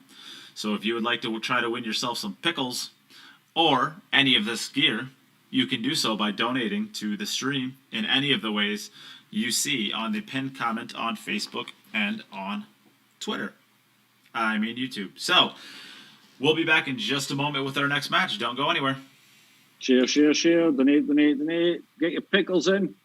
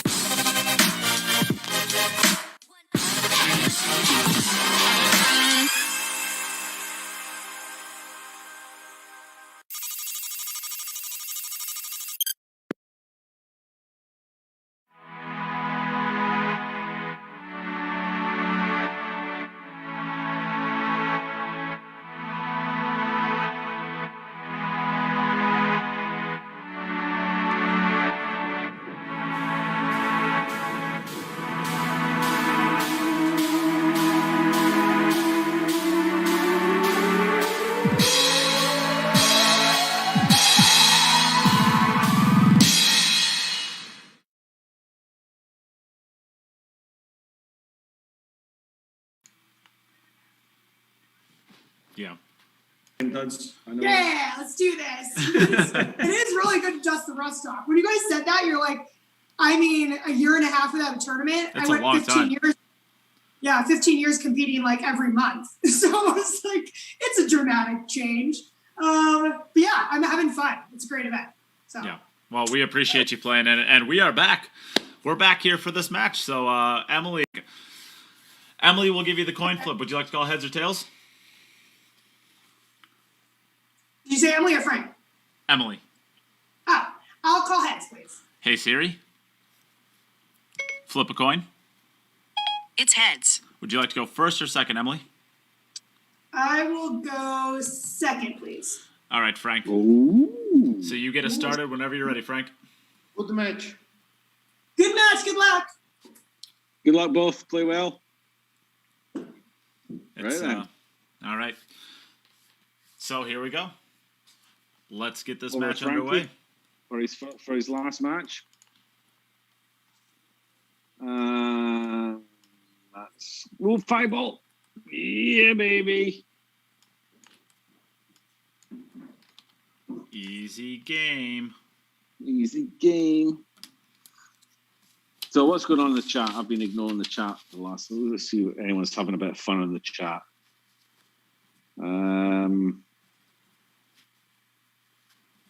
George Herbert Photography. Thank you for your $50 donation. Thank you very much. Brandon Blum wants to know what's in the $50 package with the hoodies. What is in the $50 package with the hoodies? It is a hoodie, a patch, and a Predator chalk. And I assume that George Herbert is going to get one of those. So that is...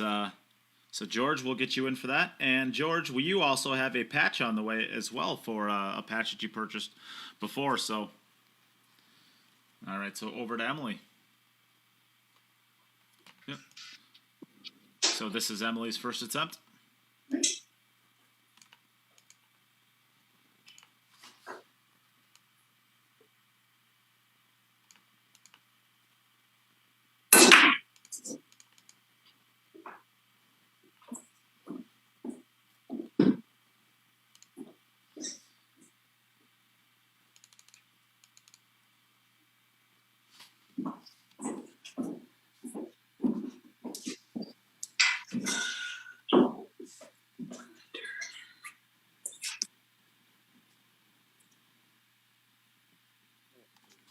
Sorry, doing something really quick.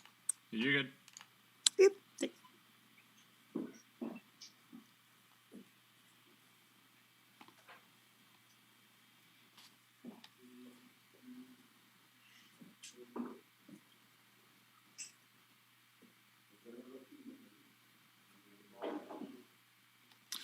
Yes, Brandon Blum, if I'm not sure if I'll say it again. You get a Cue It Up hoodie, a tube of Predator chalk, and you get a Cue It Up patch. And there's one remaining left. George Herbert got the first one.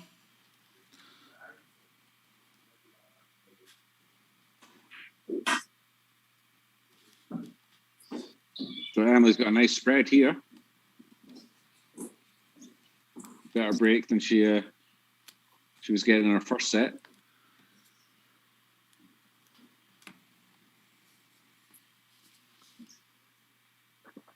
And I just went to my kitchen to get some chocolate, and I've got no chocolate. Oh, no. I know, I'm disappointed. No, I don't care about your chocolate issue. Oh, that's not. She's okay. What are you on about? Yeah. I thought she was... could potentially have gotten hooked on that ball there. Ryan, are donations from day one in on the balls and cues? Yes. Any donation from the qualifiers and you're in.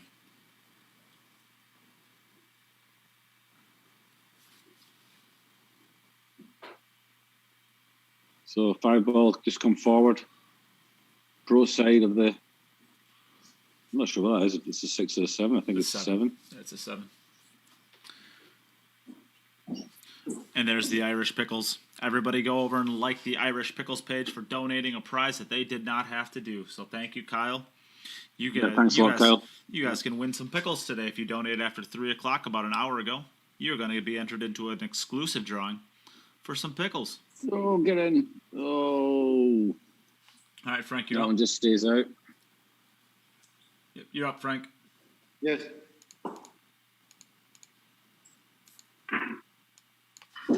All right.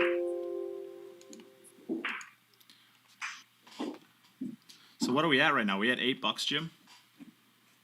Is it only $8? Jesus. I'll take the under. On what? We never even said One, anything. under on anything, really, because he's trying. Yay, $9. No, you can't just say you'll take something. All right. That's it. I'll take the under. You could have given me anything and I would have won it. -1. He's over that. All right, right, Emily, so you're $9. up. No, what are you talking about? All right, I'll take the under on 9. If we're just going to make our own bets up. I wasn't even asking for a bet. I was just seeing what the total was at. All right, we're at 8. Okay, right, make a bet on this one then. Give me an option. Emily, you're on. Okay.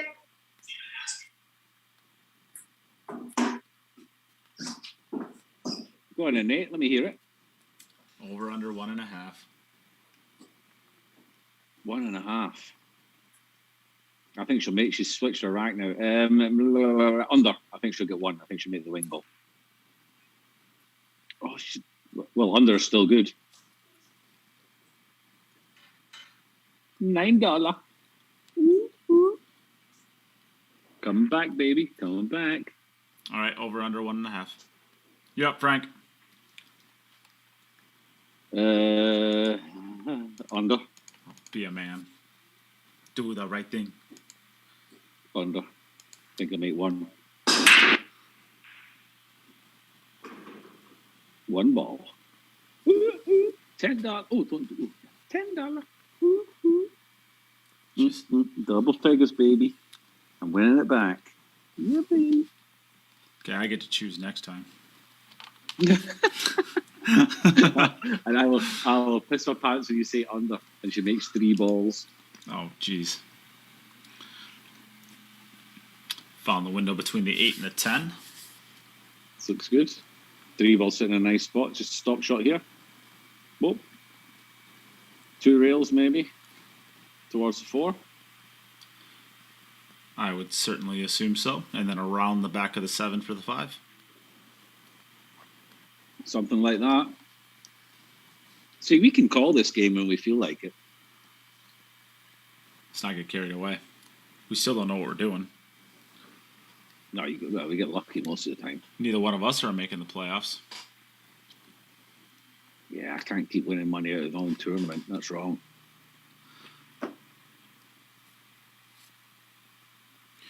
That's a bit straight. Well, we're going to get to see another draw stroke. I think he's going to go forward. Yeah, he's got enough angle. And he's looking to play some exhibition pools, so. Yeah. 7 ball in the middle. You think he draw this into 2 rails? Just 1. Oh, 1, 2. There you go. Oh, and he's going to play the combination now. Frankie's pulling out all the shots. Now he'll bank it. Oh. All right, you're up, Emily. So I've got to give you it now, do I? All right, 1.5. All right, under, fine. Under. Yep, you can go. Give me 2 balls. Rock star. $1. Come on. 2 balls. 1. 2. Get in. 2. Bomb. Cha-ching. $11. That's so gross. Ooh, thank you, buddy. Hey, she's taking my advice. She switched her rack around. I sent her photos to try this. Brandon Blum. Yeah, we haven't had any issues here, so I think that was locally for you, Brandon. I'm sorry about that, but stream's been going strong. So back up to 11. I was doing so well there for a while, Jim. You did. You got me down. You got me down to 8. Now back to 11.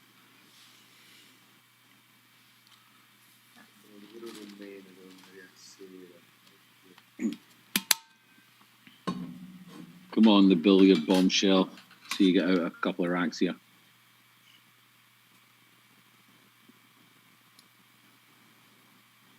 Oh.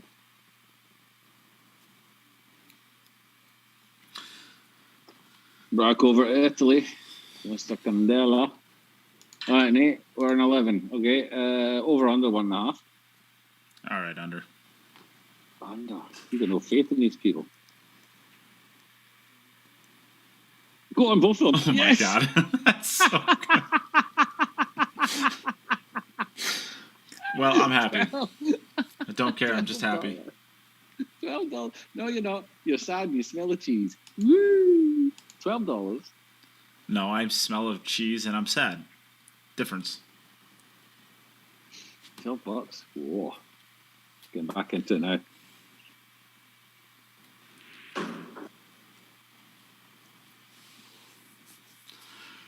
This is looking good for a point. Ooh, it was.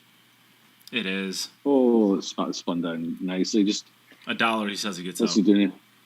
He's going to spin this in a couple of rails. Come on, Jim. Sorry? You said $1 said he gets out, right? When you said it was. No, I'm not betting against him getting out. Brandon Blum. Yes, the $50 package is still available if you would like it.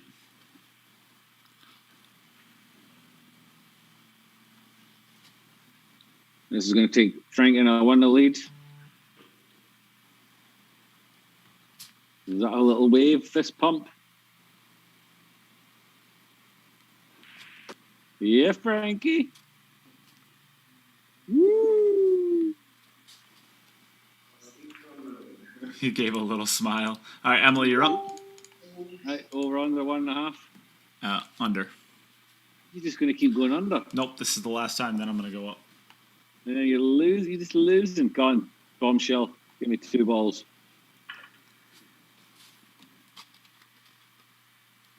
Six is in.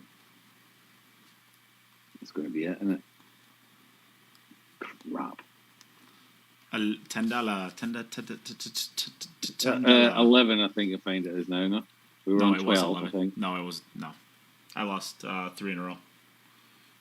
Right? I think I lost 3 in a row, and I was at 8. It was 12. Was it? Okay. Mm-hmm. No, it's 11. God, you try every little trick in the book, don't you? Huh? Got to. I'm a pool player after all. Yeah. Who ever told you that? Who told you were a pool player? My parents. Your parents told you were a pool player? They said they believe in me. Oh. They have to. They have no choice.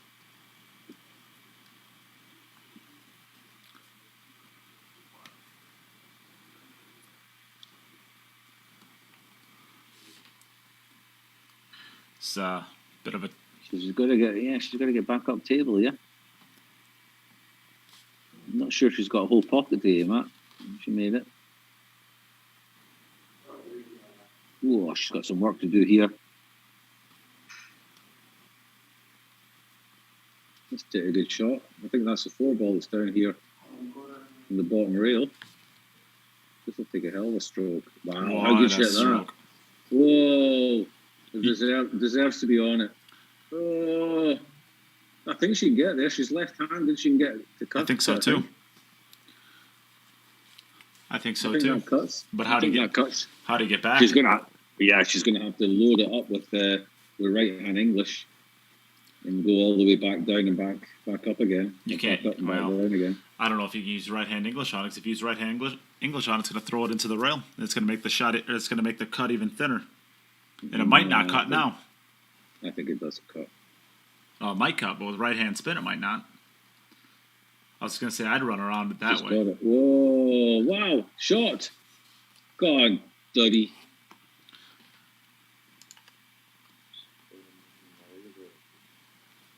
Now, which one's a 6 and which one's 8? Is the 6 one? It's a 7 and 8. The 7 and the 8, yeah. I think the 7 is just above the 9, so that's actually not too bad. Actually, no, I think that's the 8 is up table. Yeah, because the 6 ball is going to be your wing ball. Yeah. So the 7 is just above the 9, 8 ball's up table, so it's not too bad. Brandon, yes, the $50 package is still available. If you didn't hear me, I did answer that question earlier, and I'm not sure if you heard it. Ooh, that's not going to do us. That's not going to do it. And can she make it without scratching in the middle? Oh, I think so, but I think she's going to really struggle to hold her cue ball. Her cue ball is going to be running. I don't think she can hold it for the 8 ball and still cut that thin enough.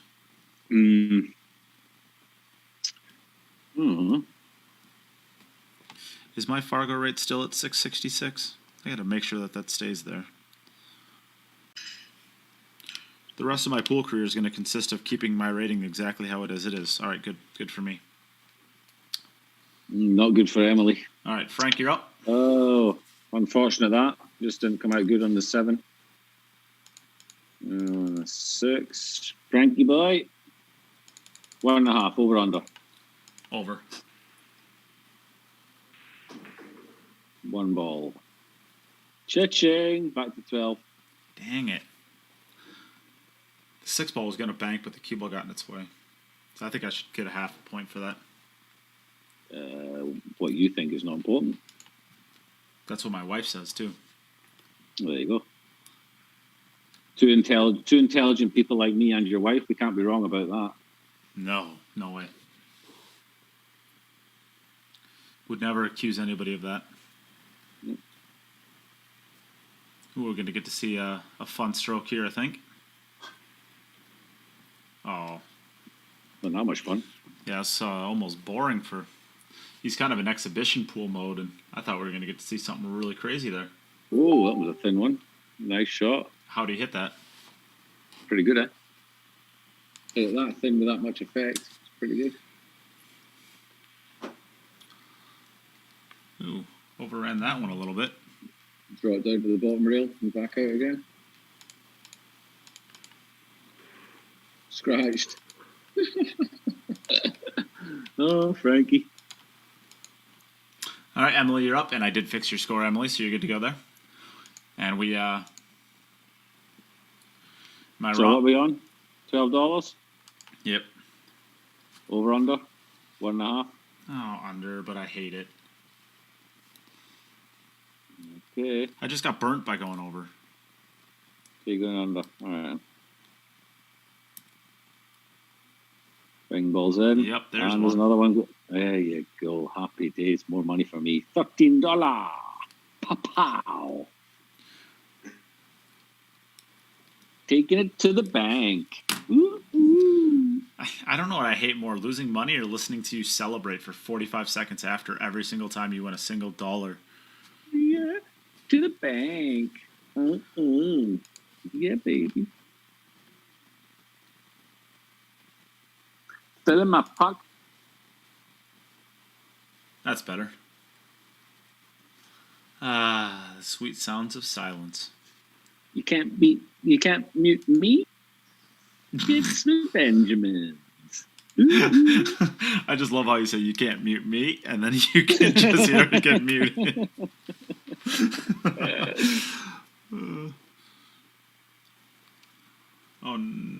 Okay, she's fine. Well, this is looking pretty good. Is there still are there still packages left? Yeah, there's asking. There's still one of the $50 package left and one of the $25 packages left. And once these are gone, they are gone. I am done doing packages for today. It's packaged out. And I'm done doing packages for the rest of the event. So these are the last two for the rest of the event, Jim. We don't have anything else to give away. Nothing else to give away. Until the playoffs. No, there's nothing left. That's it, is it? Yeah. Yeah, yesterday and today they were popular enough days that we didn't have anything to get rid of. All right, Frank, you're up. All right, so Jim, am I right in saying there's 4 racks left for each player? Oh yeah, you could be right. I've missed one from Frank then. But it doesn't really matter. So yeah, Frank went first, didn't he? Emily chose to go second. Frank went first. There's another dry one. Yeah, Brandon, I'm not sure. With your comments, it makes it seem like you can't hear what we're saying. Brandon Blum, if you can hear us, you're up, Emily, whenever you're ready. We do have a $50 package left that you were asking about. What are we on now? $14, is it? No, it's 12 still. Nah, it's more than 12. Then it's 13. 13 then. Over under 1.5. All right, under. I want to lose again. I want to lose again. You will. I know. 2 balls. Oh, that's not going to get. She cut that rack hard. It's not going to get in. That's dry, yeah. Didn't catch that one well. All right, $12. All right, they played 6 racks each. It is 1-0 to Frank.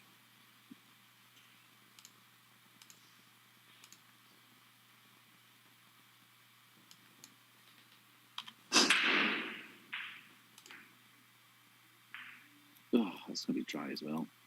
Oh, jeez. Oh, guys. This is brutal. All right, Emily, you're up. $12. Right. $2 bet. You can choose whatever you want. All right, I'll take under 9. No, under the 1.5. $2. All right, under. Come on. Well, that's not looking good. $10. $10.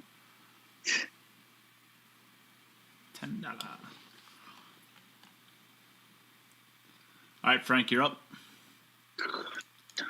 $10. I'm getting brutalized today. Under over $1.5. Under.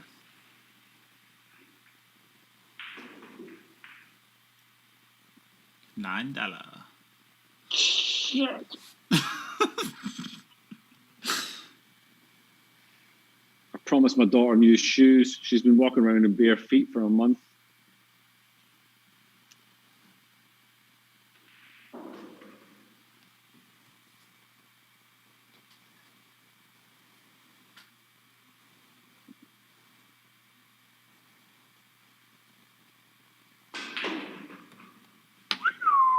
Fizz.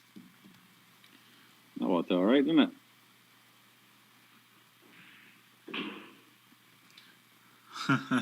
The donation that Cola sent earlier, she said, I want the pickles. Who wants the pickles? Fingers crossed, Cola. Fingers crossed for the pickles. Yes. Pickles. And cross bank here, or does he go straight in the middle? Just cut it. Yeah, it's just the way he's been playing. I thought maybe he'd just go for an exhibition shot.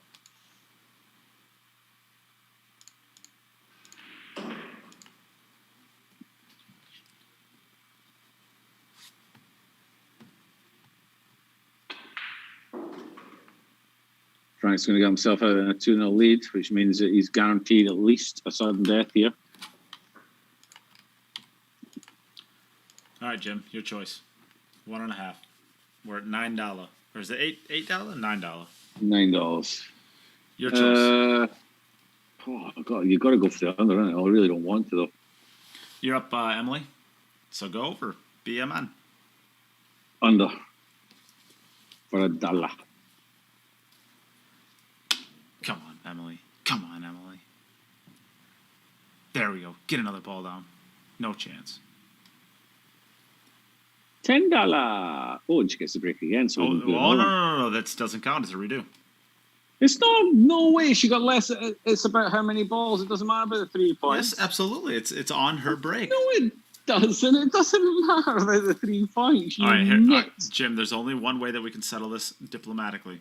Double $2. I was gonna say $2. I was gonna say flip a coin. $2. I take the under. Okay. And we're on 9 at the moment, yeah? Yeah. So it's 11 or 7. Get in the corner. $11. Ooh, yeah. Yuck. Ooh. Daddy's getting new shoes.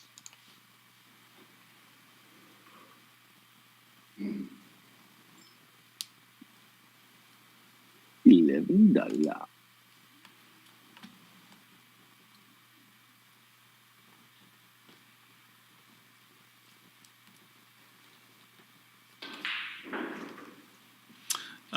Mo asked the question: 3 points, 3 balls above the side pocket and or pocketed. Yes, but instead of the side pocket, it's the head string. So the kitchen line.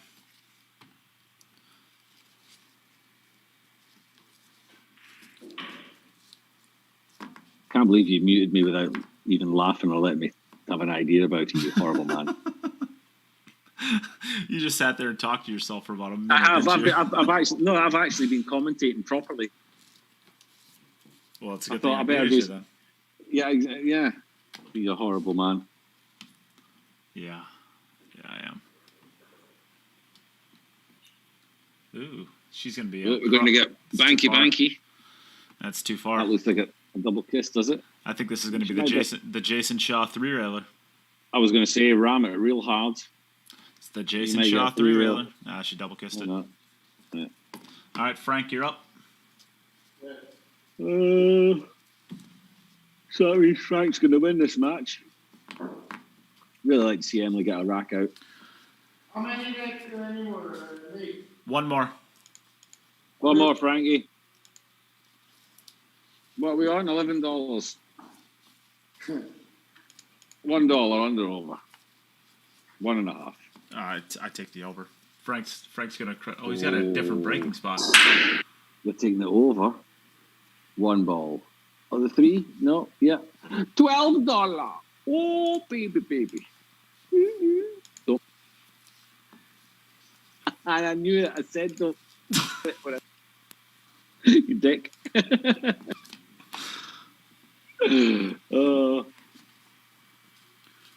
You think you're some sort of streaming god? Yes, I do. Brandon Blum, you asked, what is the training tool? It is not a ball. It's like a little insert that kind of goes on your table, and it helps you visualize the ghost ball. It's a pretty neat thing. It's pretty helpful. You'll like it.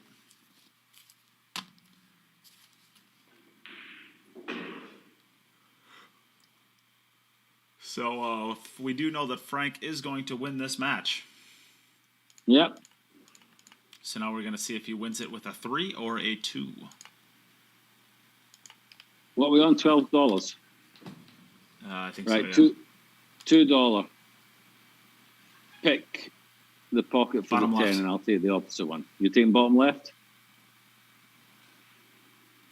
Oh, Frank. No, it wasn't bottom left. All right. Still at 12. All right, Emily, you're up.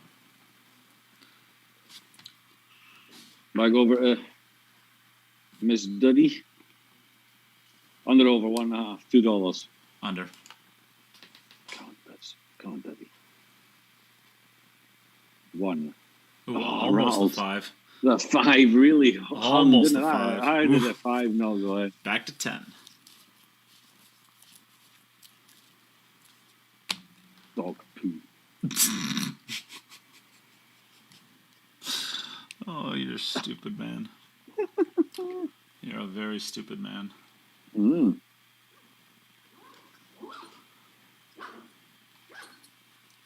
What are you doing? I can hear a zip going. Are you in the toilet? I think that's Frank. Is that Frank? I think he's packing up his bag or something. It's like, wash your hands when you're finished. Mika didn't, and Nate called him out on live stream. Oh, that was hilarious. God, I can't believe that. How long ago was that? It only seems like yesterday. Oh man, that was that was an entire event ago. Yeah. Oh no, cue ball. Oh yes, okay. What? When did I do that? Was that in January? Yeah, that was in January. Yeah. You've had 2 events since then. This one and the VG9. The VG9. Yeah. Busy. Yeah, it's been a blast. I've had so much fun. Come I'm on. gonna stop doing it for forever. I can't handle this much fun anymore. Yeah. It's not. Yeah. You don't want to have too much fun when your whole life is about cheese and Sadness. disappointments, sadness. Why can't you remember? I don't know. Why can't I get the sadness part? I don't know. I just think disappointment fits with you better. Come on, she could get out here, surely.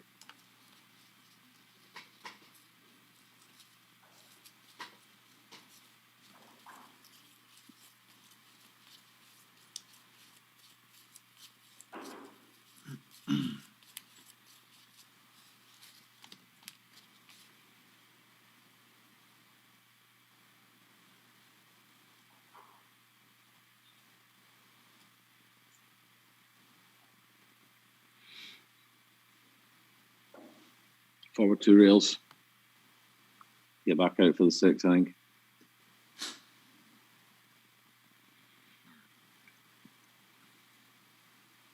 She's able to screw into it.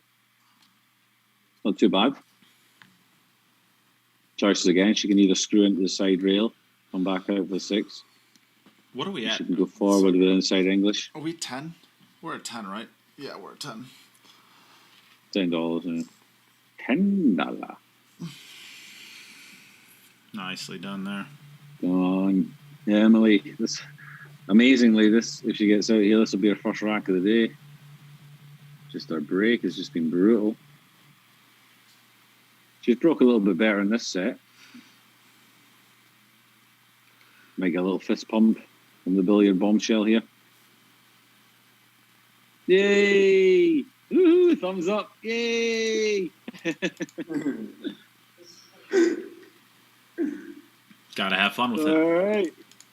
Frank's laughing away at himself. Did you enjoy that, Frank? Yes, a lot. Not your day today with a break. Oh, crazy game, crazy game. Good shooting, Frank. Huh? I said good shooting. Thank you. Not good. I finally got a rhythm going. It was like, It's much better than the first match, so I'm happy about that. It's a brutal game. Yeah, your break went a lot better in this one, but it's a brutal game. It's just so difficult when it starts to go like that, and you get no rhythm. Super hard format. I mean, again, when I've been practicing for hardcore last week and shooting from the right side, I felt like I had the pattern down, the 8-ball's going, everything's great. And then life throws you curveballs and, things go crazy. I learned some lessons and I'm feeling good, having fun. So, yeah. All right, one more match to go for you, Emily. We'll get Demetrius back in here and then the two of you can battle it out. Sounds good. In the last match. Yeah. And Frank, thanks very much for playing again. You're always welcome in our tournaments. You're an ever present. Sorry for the poor show. Listen, if the break lets you down, it's a very difficult system. I had the same thing in my matches. If the break disappears, it becomes very, very difficult. We all know you're a very, very good player, and it just wasn't your day today. But thanks very much for playing again. And we'll speak to you soon. Yeah. Thanks, Jim. All right, man. Thanks, Nate. Yep. Thank you, Frank, so much. Bye, Emily. Good luck. Bye. Thank you. All right, Demetrius, you can turn on your cameras. We are going to be taking just a small break here. We're going to be as fast as we can. We're going to pump through this one and get ready for our last match of the day. It's going to be between Emily Duddy and Demetrius Jelatis. It is not too late to get your entries in for the product that you can win tomorrow. We're going to be giving away a 8-point Predator Sneaky Pete Roadline Q, a Predator BK Rush, and a set of Arcos 2 pool balls with nearly $2,000 worth of prizes. We're giving those away tomorrow, so today is your last day to get entered into the drawing to win these. And I guess on top of that, I think we still have one $50 package left. I know Brandon was interested in getting it. Brandon, if you would like it, let us know if you would like it, Brandon Blum. And if not, then anybody else is able to get that. It's going to include a hoodie, a queued up patch, and a tube of Predator chalk. So we have one of those left, and we also have one more $25 package, which is going to include a queued up t-shirt, a queued up patch, and a tube of Predator chalk as well. 2 packages left for the entire event. If you want them, get them. Other than that, that's it. So we'll be back in just a second with our last match of the day. Share. Donate. When I was a child, it only took one shot to change my life. I wanted to be the best. Looking back, my journey started from that moment.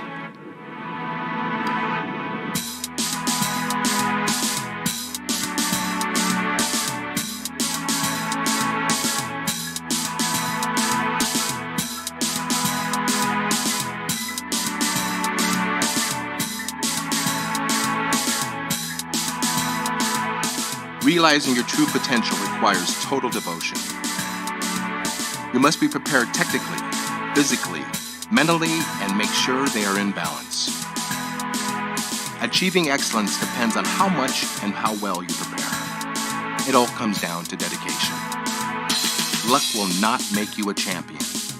Steady training contributes to accuracy and consistency. Trust yourself and work hard until you can convince yourself to reach your best. Though the journey for victory is long and difficult, it tells you who you are and what you can do. Victory elevates you. to the next level. A will to win influences younger generations, delivering passion to the world.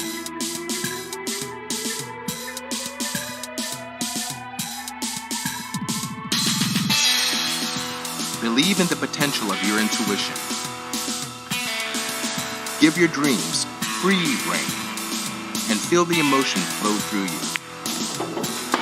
Stay true to yourself to find stillness within. Sharpen your senses. Put all of your intention into the moment of impact. Do not hold back.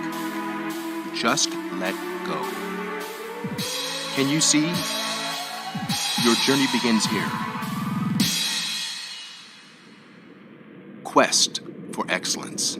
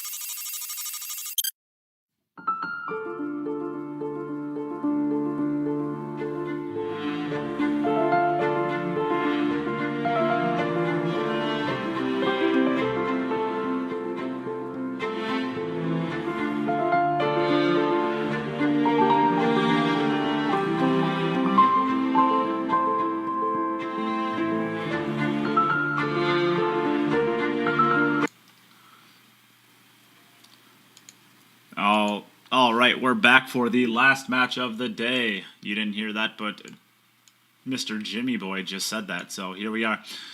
We have our last match of the day. We have Demetrius on the left. We have Emily Duddy on the right. Emily, we'll give you the coin flip because you are just so happy, and I just love it. So you get the coin flip. Thank you. Please. Sorry, what would you say? Heads. Okay. Hey, Siri. Flip a coin. It's tails this time. All right, it's tails. Demetrius, you want to go first or second? I'll let Emily kick it off. All right. So whenever you're ready, Emily, you can get us All right, started. good luck. Yep, have fun. Good luck, guys. Demetrius, the gentleman he is, letting the lady go first. What a guy. Yeah, Emily gets on with a break here. All right. So I think she's going over to mute us so she doesn't have to listen to our nonsense. most of it is, yes. But I do have a serious topic to talk about. All right, go for it. Let's see Emily's break first. What are we on at the moment, by the way? Is it like 12? $8. What? Yes. Go back and listen, Jim. Damn, $8. Right, I have a serious... Good break, that one. Yeah. I have a serious topic for you. The World Cup of Pool. Okay, go for it. Oh, Skylar, wait. This is what I'm supposed to say. Go on, then. Skylar and Billy, thoughts? I guess the way I look at it is, in so many words, the World Cup of Pool has never been about the two best players representing a country. It is about you don't market the two best players, you market the country. So because we are marketing the country and not the players individually, whatever. It doesn't really matter if it's me and Demetrius playing for Team USA because they don't really care all that much about the players. It's about the country itself. And because of that, you can let whoever you want playing in it. And if it's Guy and Billy, it's clearly not the two best players in the country, but it doesn't matter. It's that's the team that represents USA. So, if the World Cup of Pool was marketed as the two best players from every single country squaring off, I'd have a problem with it. But that's not the way it is. So, I guess there's my thoughts on it. So my next question to you is, do you think the country themselves should have more say in the two players that represent them? No, because it's a TV show.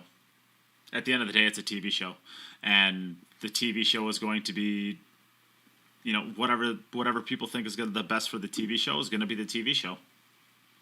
because we have obviously the European Championships over here, and each individual federation, each country's federation, will send. They'll be said, okay, you have, we have 6 slots for you. Tell us who the 6 players are that you'll be sending, and then you have a qualification or whatever, and 6 players are sent from that country to go and represent their country at the European Championships. Do you not see a situation where I think the Netherlands would be told by Matchroom, okay, Netherlands, you have a spot. Who are your 2 players? Well, I think Jim, you guys are a little bit spoiled with organization in Europe. In the U.S., we don't have that level of organization.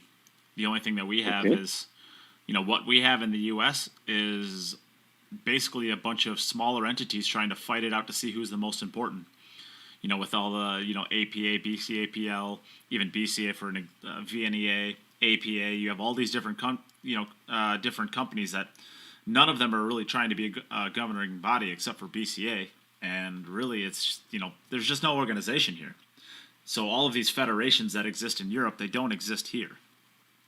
So, and that's the U.S. I mean, how are you going to get a federation in Malta or in the UAE or in Kazakhstan or whatever country? Europe, Emily, by the way, Europe. At the end of the day, I mean, it just doesn't work. I'm just looking at the stream and it says Demetrius has 2. That's probably from his last match. Oh yeah, I never got rid of that. Sorry. Oh, he gets. Thank you. Just freaked me out for a second. He gets a 2-game spot. I know. It's like that's not fair. You're giving him the 8 basically. Okay, another scenario. Yeah, you're picking your World Cup pool. You have your world top 16 players. Let's just say that all 16 players are from a different country, which theoretically could be the case. I haven't seen the top 16. I'm guessing there's probably 2 players that are in there that are from one of the Asian countries or whatever. But you turn around and say, okay, number 1 in the world ranking is Joshua Filler. So Germany automatically have a spot. Joshua Filler, you will represent Germany, and you can pick your partner. Well, I think that's what's happening now. To be honest with you, I think that's what's happening. Well, that's what I've heard. I think that's what happened for a while with Jason Shaw. We have in Scotland because it was Scotland at the time. It was basically, okay, Jason, you're in. Who do you want? Who's going to be your partner? I don't think that happened for all the countries. Yeah, there are certain countries where I think that isn't the case, and I don't know. I have no idea if this is true or not, but I heard that that's what happened this year in the U.S. Oh, that Skylar was told, who do you want to play with, and he chose Billy. With one speculation. And I think if you thought for 4 seconds, you'd know what that speculation is. Yeah, but by speculation, you mean something that had happened that meant he could not pick another person? I think if you thought for 3 seconds, Jim, you'd know. Yeah, but surely the person who should be getting, in the scenario I had, it would be a different player who was given the option of saying, who do you want your partner to be? Correct. I would agree with that. Yep. Because on top of that, then you're at least giving us our best effort with our best team. The way I look at it, I would assume for Russia that Federer would get to choose who his partner would be. Potentially, yeah. I don't know exactly how that one works, but potentially. All I know is that the only thing that I'll say is it's not the 2 best players from every single country being represented. And to be honest, the team events aren't always like that, right? I mean, we're not taking our 5 best players from the U.S. every year. In fact, you can make a serious argument. We're not taking 5 of our top 20 players in the U.S. any given year. You can make a very serious argument the U.S. isn't taking 5 of their top 20 players. Yeah. That's not the case on the Europe side. Europe, Demetrius. I think Europe is absolutely taking 5 of their top 20s every single year. In fact, they're probably taking 5 of their top 10, with a couple of exceptions, but very, very, very, very few and far between. Does that not frustrate you? I know I think you're a little bit like me. Yes, you're a fan of USA. You would like that. You're more of a fan of Pool and Mosconi Cup rather than needing to win it every single year. Obviously, it's. I mean, I was a little bit after, when USA won it in 2000. I'm going to say 18 when they stopped the rot. 2018 when they stopped the rot. I was kind of a little bit relieved because the competitiveness had gone out of it a little bit, and it was nice to see there was being a match again. Correct. Which is the most important. It needs to be competitive. Does it frustrate you, or maybe people out in the chat? Does it frustrate you, people in the chat, that that the consensus of opinion is that it's not the 5 best American players that represent America every single time? Yeah. So, there's politics involved, obviously. Before I jump into that, let me thank you, Brandon Blum, for getting the second $50 package. We very much appreciate your support, and that's actually the third package you've purchased today, so we really do appreciate your support. Thank you very much, Brandon. And on top of that, we still have one more $25 package, so if anybody wants that, it's a t-shirt, a patch, and a tube of Predator chalk. We have one more left.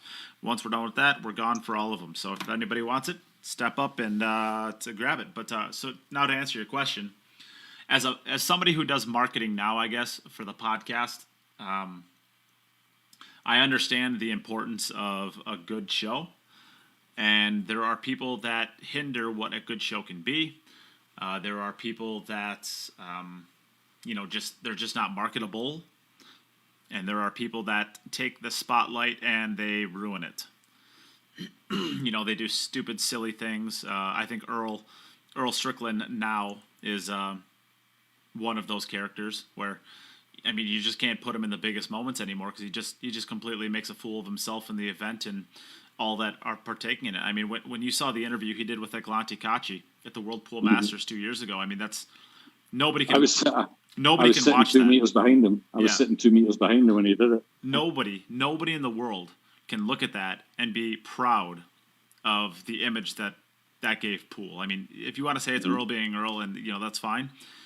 You're talking about one of the greatest players in the history of Pool, basically just taking a poo on the next generation and saying you'll never be what I was, and it's not charming. It's just it just seems like, for me, watching that, it was cringeworthy. It was absolutely cringeworthy. And when you put Earl in the biggest spotlights now, it's just it's just more or less of that every single time, and it's just I hate it. I just can't stand it. So I mean, that's kind of what I'm talking about when there's some people that just aren't marketable anymore. When you're the number 1 player in the world, or the top 5 player in the world, that stuff can be a little charming, and it's nice to have that little edge maybe, and it's that part of it's marketable. But if you're getting beat to the person that you're completely taking a poo on, 7-2, which is I think what he lost that match by, and it's not charming if you can't compete. It just looks like sour grapes, and it looks like it's just a terrible look.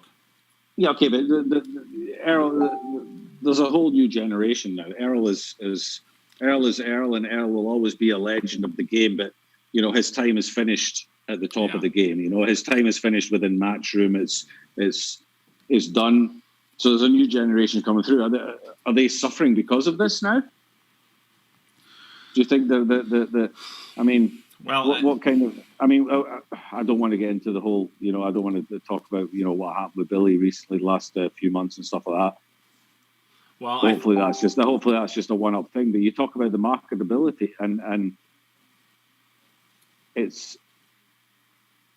I don't see many of the top USA players that have a problem with their marketability. There's some controversy with, you can talk about Mike Duchesne and but also you want to talk about marketability and professionalism. I think there's a responsibility of professionalism from the organizing bodies as well, and it's not nice to me. I don't agree with everything Mike Duchesne's done. I don't agree with some of the stuff that he's done at Mosconi Cups. While I've been there, I've seen it myself. But, I don't think it's right for a promoter either to openly turn around and say this person will never play in one of my events again ever. That's kind of taking away the the sporting side of it. Of if you're good enough, you'll get in. Well, at the end of the day, it's about personal opinions now rather than your ability, which I don't particularly agree with.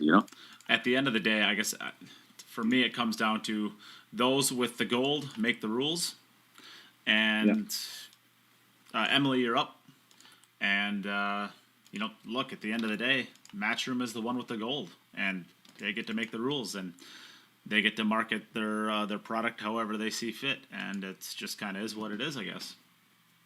I mean, you can, and I guess that's the conversation that we're having, right? Is whether or not that's okay. And I mean, the way I kind of look at it is, what's the alternative?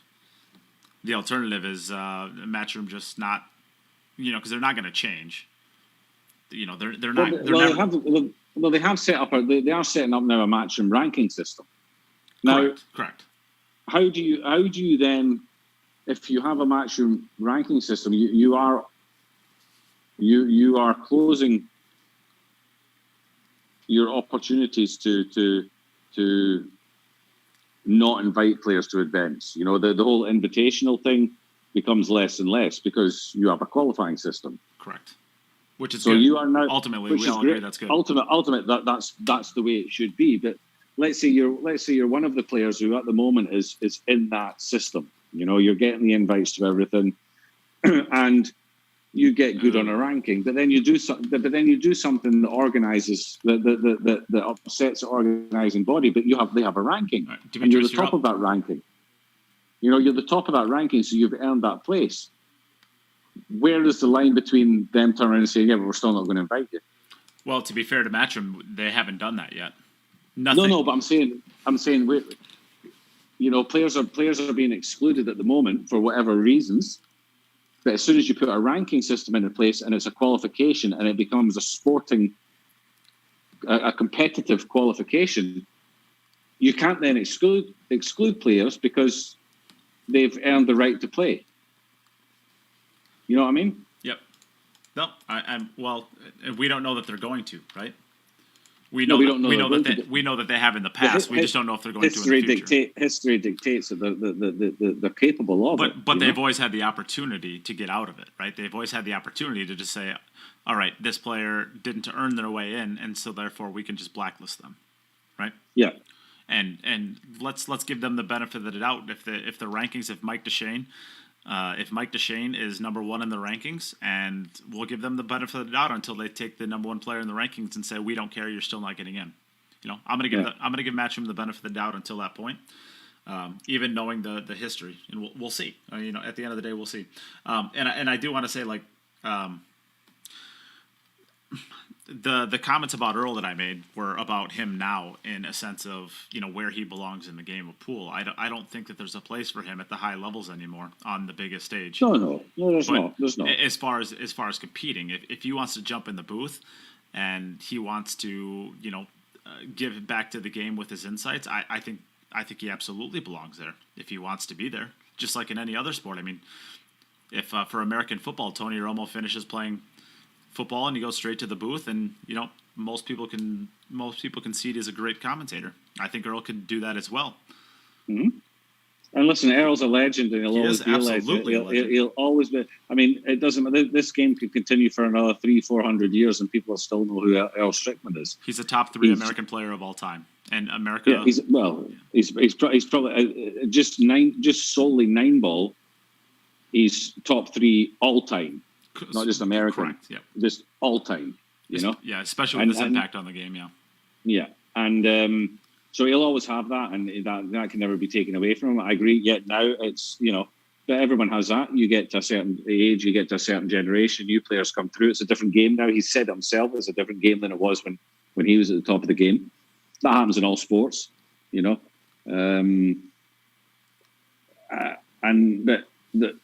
the new generation is creating new greats of the game. Yeah. And a lot of them as well, And it's going to continue happening, whether you want to hold on to the glory days or not. No, that's it. Yeah. So it's time for the new ones to get through.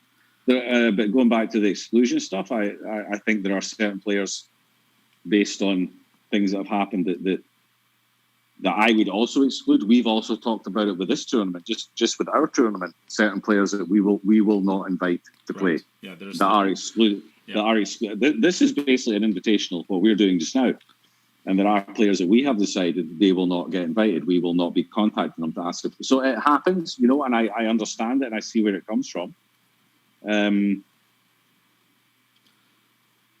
Is it, my last question to you, with the Mosconi Cup, how much of it do you think is down to Matchroom and how much of it is down to other players? If you understand what I'm trying to say. I don't. All right, I'll just say it. I'll just name names.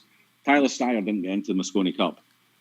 Okay, so do you think that's solely a Matchroom thing, or do you think that's other players within Team USA saying we don't want Tyler Steyer in the Mosconi Cup? Well, let me take a step back. Tyler Steyer never gets on the Mosconi Cup team, ever. I shouldn't say ever. What I mean by that is Tyler would have never made the team 3 years ago now, had the other situations not arisen, right? So Tyler gets his opportunity. He shows more than competence. I think in 2 years he goes 4-2 1 year, and I think he goes 3-3 in the other year. So total he is 7 and 5, whatever. He's +2. He's a positive player over the course of 2 years and 2 winning efforts. He never gets there had this stuff never came out, because at the end of the day, the top 5 if you just took the top 5 pool players in the U.S., Tyler's not making that list. I mean, Tyler, even to this day, is, correct. There's a very, very serious argument now that he's a top 5 player in the country. But, but back then, if you were to pick the best 5 players just purely on merit, he wouldn't have got in. Yeah. Now, maybe you could say he'd be in the running for it, but back then, correct, no, he wouldn't have been.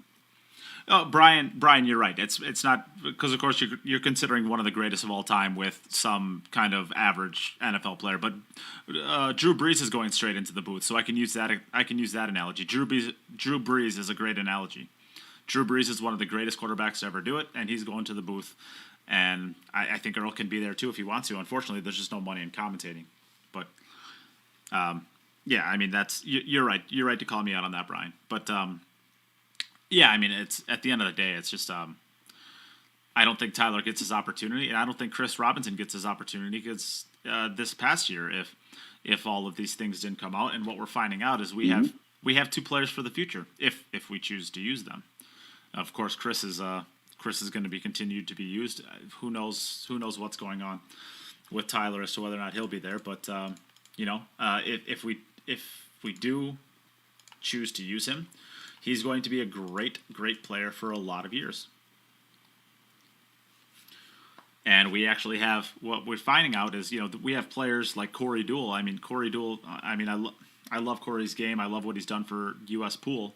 There's a dry break, it looks like. I love what Corey Deuel's done for U.S. Pool, but at the end of the day, I mean, the last few Mosconi Cups, he just hasn't performed. He just has not performed. And you can't continue putting the same guy out there over and over and over again and expecting him to. I have to say, I felt sorry for him the last Mosconi Cup. Yeah, it seemed like it was a terrible deal. It was thrown in at the last minute. He probably put his cues away. His season was finished, and there was no other tournaments going on. And then all of a sudden, he gets a call a week before and say, "Get your cues out of the cupboard and get on a flight. You're coming over." He was in a no-win situation there, Yeah. By the way, hop on this plane. Yeah, but we can get. I'm much more apt to give him the benefit of the doubt if he had good performances the last few. But I mean, you got at some point in time you got to call a spade, and he just hasn't been performing well in them. Yeah. So, I mean, there's players like that who are really, really top players when you throw them in an average Derby City Classic. I mean, the guy he's a favorite to get to the final 20 in the Derby City Classic, but you put him under that condition. I mean, some people can play in the Mosconi Cup conditions, and some people can. I mean, I don't think you were ever going to create a list where Carl Boyce was one of the top, maybe even 10 players in the world. I mean, maybe you could do that at his prime, but I don't think you'd ever make a list where he was a top 5 player in the world, and yet he might be the greatest Mosconi Cup player of all time. Some people just have that in them, and some people don't. His percentage record is very high. I think Albin's it's the highest of all time. Maybe short of now. Maybe Albin passed him, but going into this Mosconi Cup. Yeah. But yeah. But so where do you see Team USA?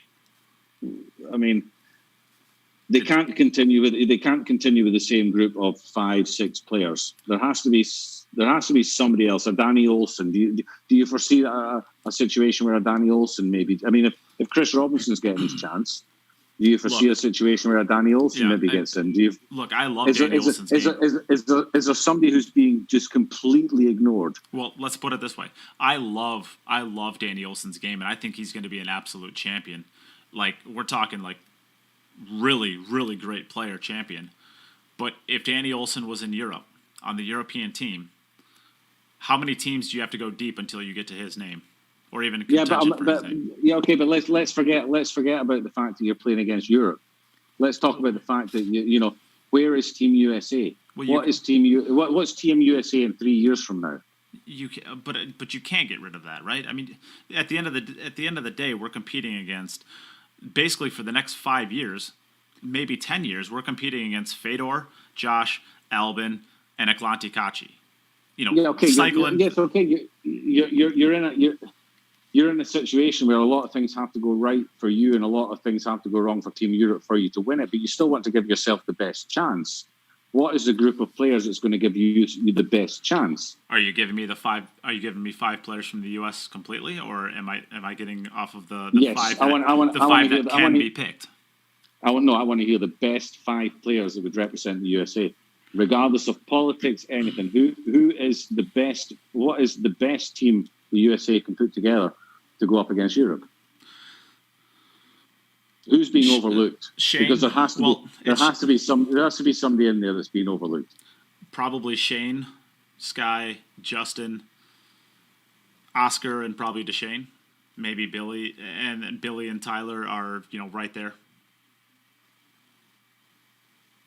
I mean, Oscar Dominguez is still. I mean, he doesn't play much anymore. I mean, as far on the big screen, but I'm telling you what, Oscar Dominguez, he's still a freaking monster. He really is a monster. And Mike DeShane is back playing pool again, and the dude's an 800 level Fargo. He's the second highest rated player in the country. Yeah. Yes, Emily, you can go. I think we forget how good Mike DeShane was in his prime. Mm-hmm. And do you think he can? Do you think he can? Do you think he can perform in a team atmosphere? Well, you're asking me who the 5 best players in the U.S. basically are, and he's okay. And to be honest, when he was competing, I mean, I don't think that any year that he competed, he had as strong as a team as what U.S. does have available now. He was playing with. I'm not trying to say anything bad. Well, I'm just not going to say anything. All right, you're up, Demetrius. But if you want to compete with Europe, I mean, that's the team I think that has. So Oscar's still in there, yeah. Okay. Oscar or Tyler, I would say. And Billy, of course, is right there too. I mean, you're picking between those 7 players is what I'm getting down to. The 5, okay. You can pick whatever 5 you want, but those are the 7. Yeah. Chris had a great performance, and I think he's going to be there if he's not already there yet. But I can't take Chris over Oscar Dominguez. And I can't take him over Justin Bergman. And I mean, can we even take him over Danny Olsen? I mean, 10 ball's a different game than 9 ball, but I think there's only 2 players in the country that you could take over Bergman, really. And well, there's only one definite and one maybe that you could take over Bergman. In 9 ball, in 10 ball you could. In 10 ball you could for a Mosconi Cup, purely for a Mosconi Cup. Yeah. Yeah, I mean the 3 easy ones are always going to be every year: Shane, Justin, and Sky. Should be. From there, I can say basically, give me 2 of any of the next 4, which is Oscar, Mike DeShane, if he's playing, and I know he's back to playing again now. So, Shane, Oscar, Tyler, and Billy. Give me any of them. Yeah. Okay, interesting. There was a question on here I just saw, just as I was flicking through, somebody asking about, saying there was some talk about eliminating jump cue shots at the top pro level. Yeah, I saw something about the fillers put that out on a post. I think it's a ridiculous idea. Absolutely this is. Yeah. I can guarantee you, this is coming from people that just can't jump. Either they're not very good at jumping, or they can't play lock-up safeties that stop other people from jumping on them. It's the same kind of thing as in golf. They started trying to lengthen holes at golf courses years ago because they felt Tiger Woods was setting the ball too far, and then they realised that wasn't helping, so they wanted to restrict the material that golf clubs were made of and the length of the shafts because Tiger Woods was hitting the ball too long. And now you see DeChambeau is there, and he's cutting corners on golf courses. Now they're trying to create. Bryson is flying 360. Exactly, but now they want to do all different restrictions, and it's all coming from other players who don't like the fact that they can't do what this person's doing. In my opinion, the game is the game. If you can do it better than somebody else, why should that talent be taken away from you just because you've mastered the talent? So jumping is part of the game. It should stay. I think it will stay. I don't think it'll ever be taken away. It's just another one of these discussions that just changing rules in the game in order to suit some people who, feel it's a disadvantage if it's not changed, and it's silly. The game is the game, and it should just stay the game. And if you don't want to be disadvantaged by the fact that you can't jump very well, practice your jumps. Simple. Well, at the end of the day, the most exciting thing about 9-ball pool is a golden break, and it's a jump shot. Those are the two most exciting things. Yeah. And we're not talking about for the traditionalists. We're talking about for the average consumer. And if you want to grow the game of pool, you can't take the most exciting thing about the game and say bye-bye to it. Yeah. If you if somebody just turns on the television and pool just happens to be on TV, let's say there's people here, you've all shared the stream. Somebody sees it who hasn't watched pool before, and they think, oh, my mate Brian Lowell, I see him on the chat now. My mate Brian Lowell, he's just shared the stream, and I know he's a pool player. I'm going to check out what he's just shared, and they see this here, and they start watching it, and they see somebody bank a ball, and they go, whoa, hey. To us, it looks like a standard bank. We've probably called it saying, oh, well, that's just a straight-in bank in the middle pocket. But for them, they've never seen this before, and they think, whoa, and then there's a jump shot, and then there's and they think, well, that looks all very exciting. You can't get rid of that. If you want to attract new people and new television viewers, you can't get rid of all the exciting stuff. You can't make it more boring. Yep. Why would you make something more boring in order to promote it? In order to promote something, you need to make it more exciting, if anything else. So, I get young kids that come into the pool hall. Well, not now, obviously, with the pandemic. They come into the pool hall, and I practice my jump shots. When the pool halls were open, I would practice my jump shots in the pool hall because I didn't want to ruin my own cloth and leave white spots all over it. So if I go to the pool hall, I'd practice my breaks and my jump shots. And there'd be young kids in there, and they'd be gathered around the table. Well, I'm not a particularly good jumper, but just getting over the top of the ball, this would be amazing for them. Like, whoa, and what's this little stick? And they'd be loving it. This is what this is how you attract people into the game. Don't get rid of it. Don't get rid of it just because some other pros think I'm not very good at it.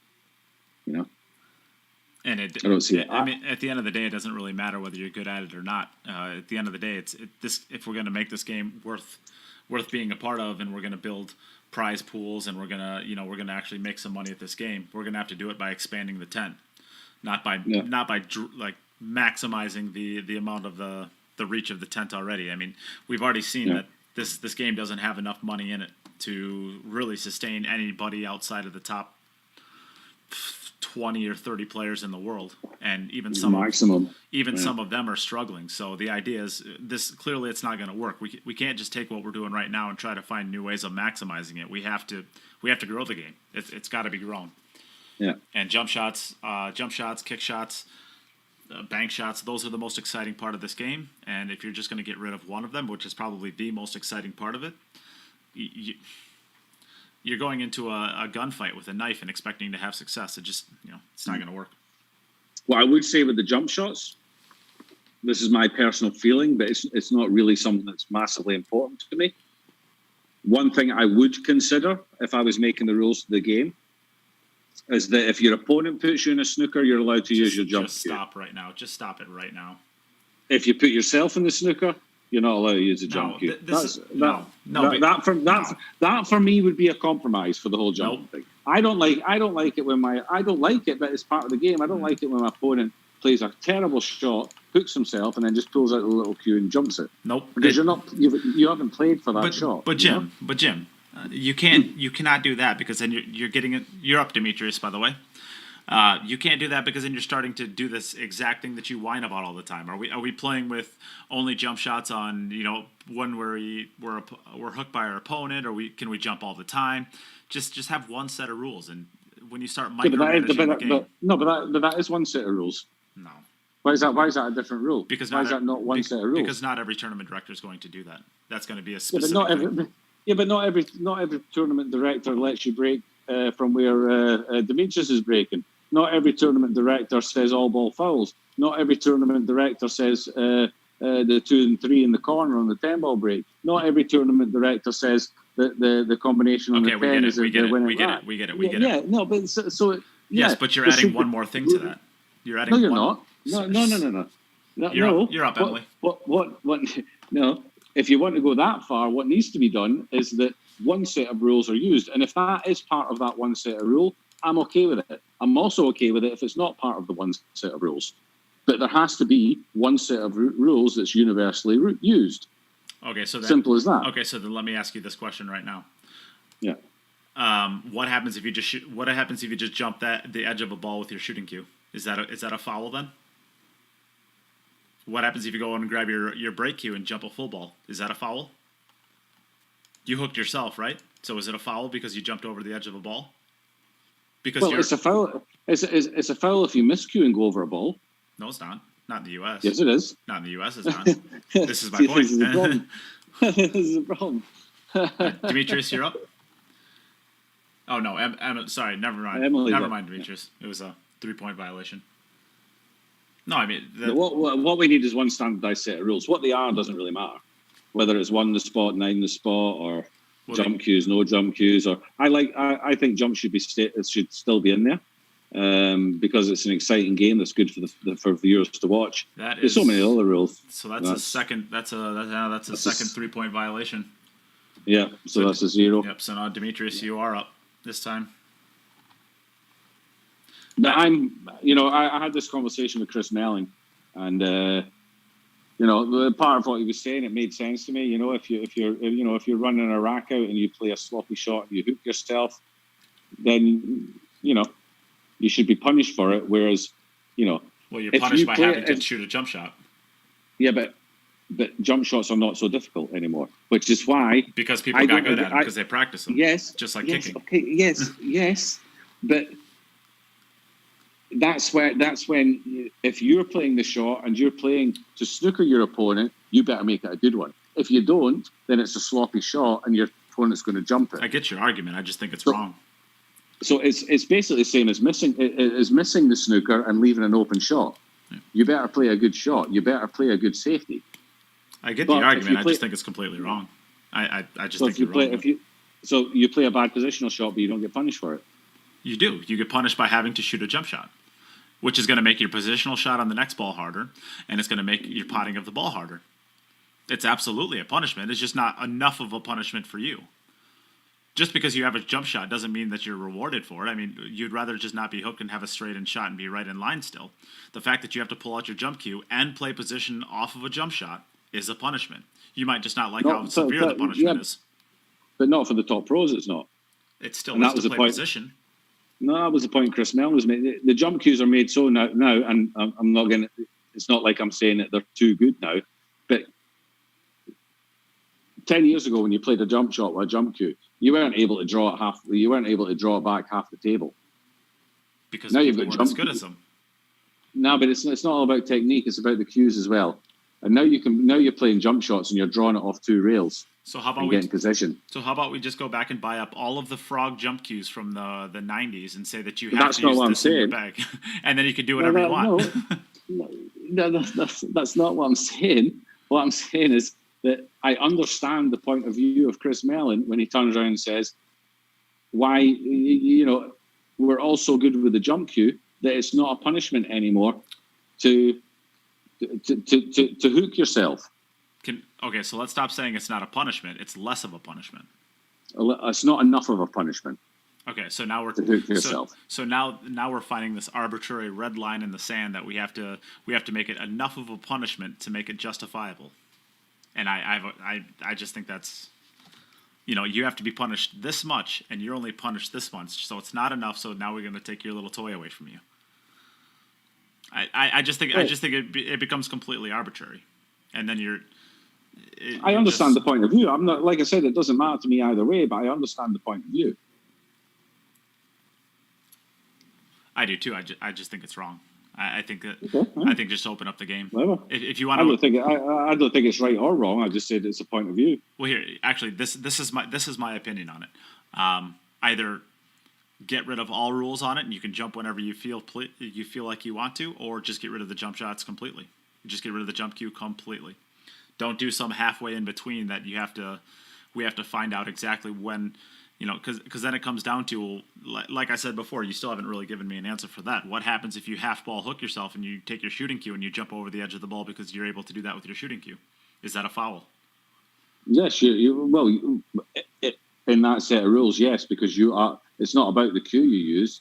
Okay, it's about what you make the white ball do. Okay, so then what happens if you're jumping literally like 1/16 of a ball, barely anything at all, and you don't know if the cue ball actually left the table? Do you have to get a slow motion camera and set it down on the table to see if it left the bed of the table? Right? Yeah. Okay. Yeah. No. Yeah. I get your point. Yeah. And on most mass A shots, the cue ball leaves the table too, very very slightly if you're elevated high. Okay. You could turn around. You could technically turn around and say you're only allowed to use. The only time you're allowed to use a jump cue is if your opponent has put you in that position. The rest of the time you can do anything you want if you're using your playing cue. Anytime you want if it's your playing cue you're using. Okay, so then can you grab your break cue? No, your break cue's for breaking. I use my break cue to jump with, not often, but every now and then. I know some players use full length. Yeah. I just think you're finding all these gray areas. Well, what happens if you have 2 shooting cues and no break cue?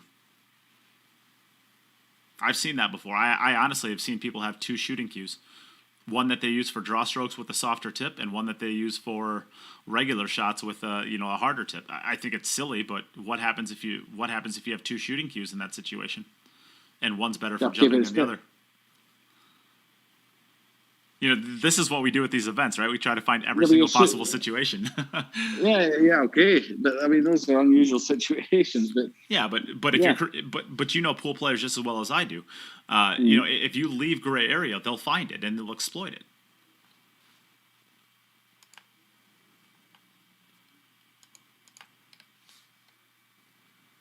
Yeah. They absolutely will. You know that. Yeah, well, I know they will. Yeah. and if you leave them, they'll say, "Well, then what exactly is a break cue?" Right? My break cue is this cue that I don't have a break cue. I just have 2 shooting cues, and they'll wait for every straight in shot that they see on the table that they can just stop the cue ball with, and they'll go over and grab their actual break cue, but they'll say it's a shooting cue, and you just every now and then you shoot shots with it, and then when you need it for a jump shot, you have it. Right, we've had a bit of a discussion. Let's see what people have come up with in the chat. Everybody's been agreeing with me. Everyone, you're up, Emily. I'm just completely. Was everyone? No, I'm just completely making that up. I haven't been. I've just started with Kyle at the top level. I have to agree with Jim Tell. There you go. Wait, who said that? Kyle. Oh yeah, he's old school. It is mostly a foul if you scoop the cue ball in the US. So you got that one wrong as well. No, it's not. It's a foul in the U.S. if you do it on purpose. It's not a foul if you do it on accident. That's what I mean. You can't play a jump shot like that. Yeah. Yes. But if you do it on accident, it's actually okay. it's another gray area in the rules. All right, you're up, Demetrius. I mean, of course, I'm kind of being an idiot with these arguments that I'm making, but you know good and damn well that there's going to be some pool player at the Derby City Classic that yeah, you know, they're going to make these arguments and they're going to jump. Yeah, but I mean, that's been like like you said, one of the problems of pool through generations. Yeah. Players will find a way to find these loopholes and that's why you exploit them. And that's why you got to just say from start to finish, either have them completely 100% no restrictions, or get rid of them completely 100% no exceptions. I wouldn't like to get rid of them. I think that's wrong. I do too, and I think it's even wrong to eliminate when you can use them because of all the situations I came up with. It's also one of the ones. You're up, Emily. That separates pool from other cue sports as well. The ability that the players have to do that. The ability that the players have refined in order to be able to do that. You know. Lil Chris wants to jump in and talk with us about this too, so he's going to jump in. Oh, well, I'm leaving then. Don't want to talk to that little mob. That little table.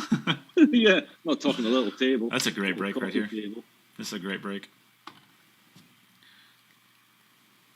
I mean, there are conversations that certainly can be had. I just think that, I just think that it's the most exciting thing in pool. Let's not get rid of it. Well, there's things that you know, the things that excite, things that even players who watch pool all the time, you know, at the Moscone Cup, it gets the biggest cheers and stuff like that. The bank shots, the big breaks, the jump shots, you know. Even though we know they're easy shots, the guys that know how to play a little bit, we see the shot and we know it's easy. You still get out of your chair and give it the. You need those shots. Well, you know, you need these things. And let me give you this situation, Jim. How many times you've been to the Moscone Cup? 643 times. How many times have you heard this? You're playing in Scotch doubles, and your partner, you know, let's say Joshua Filler and Fedor are playing together, and Fedor is struggling, or Josh is struggling, and whoever is struggling hooks their opponent, hooks their partner, and everybody in the U.S. is like, yeah, whoa, whoa, whoa, whoa, and next thing you know, Josh or Fedor comes up and drills a bank shot, and the European side is, you know, just, you know, on fire. You know, that's gone. Yeah. That would be gone. You know, that's probably the. Yeah, no, you're right. Yeah, mm-hmm.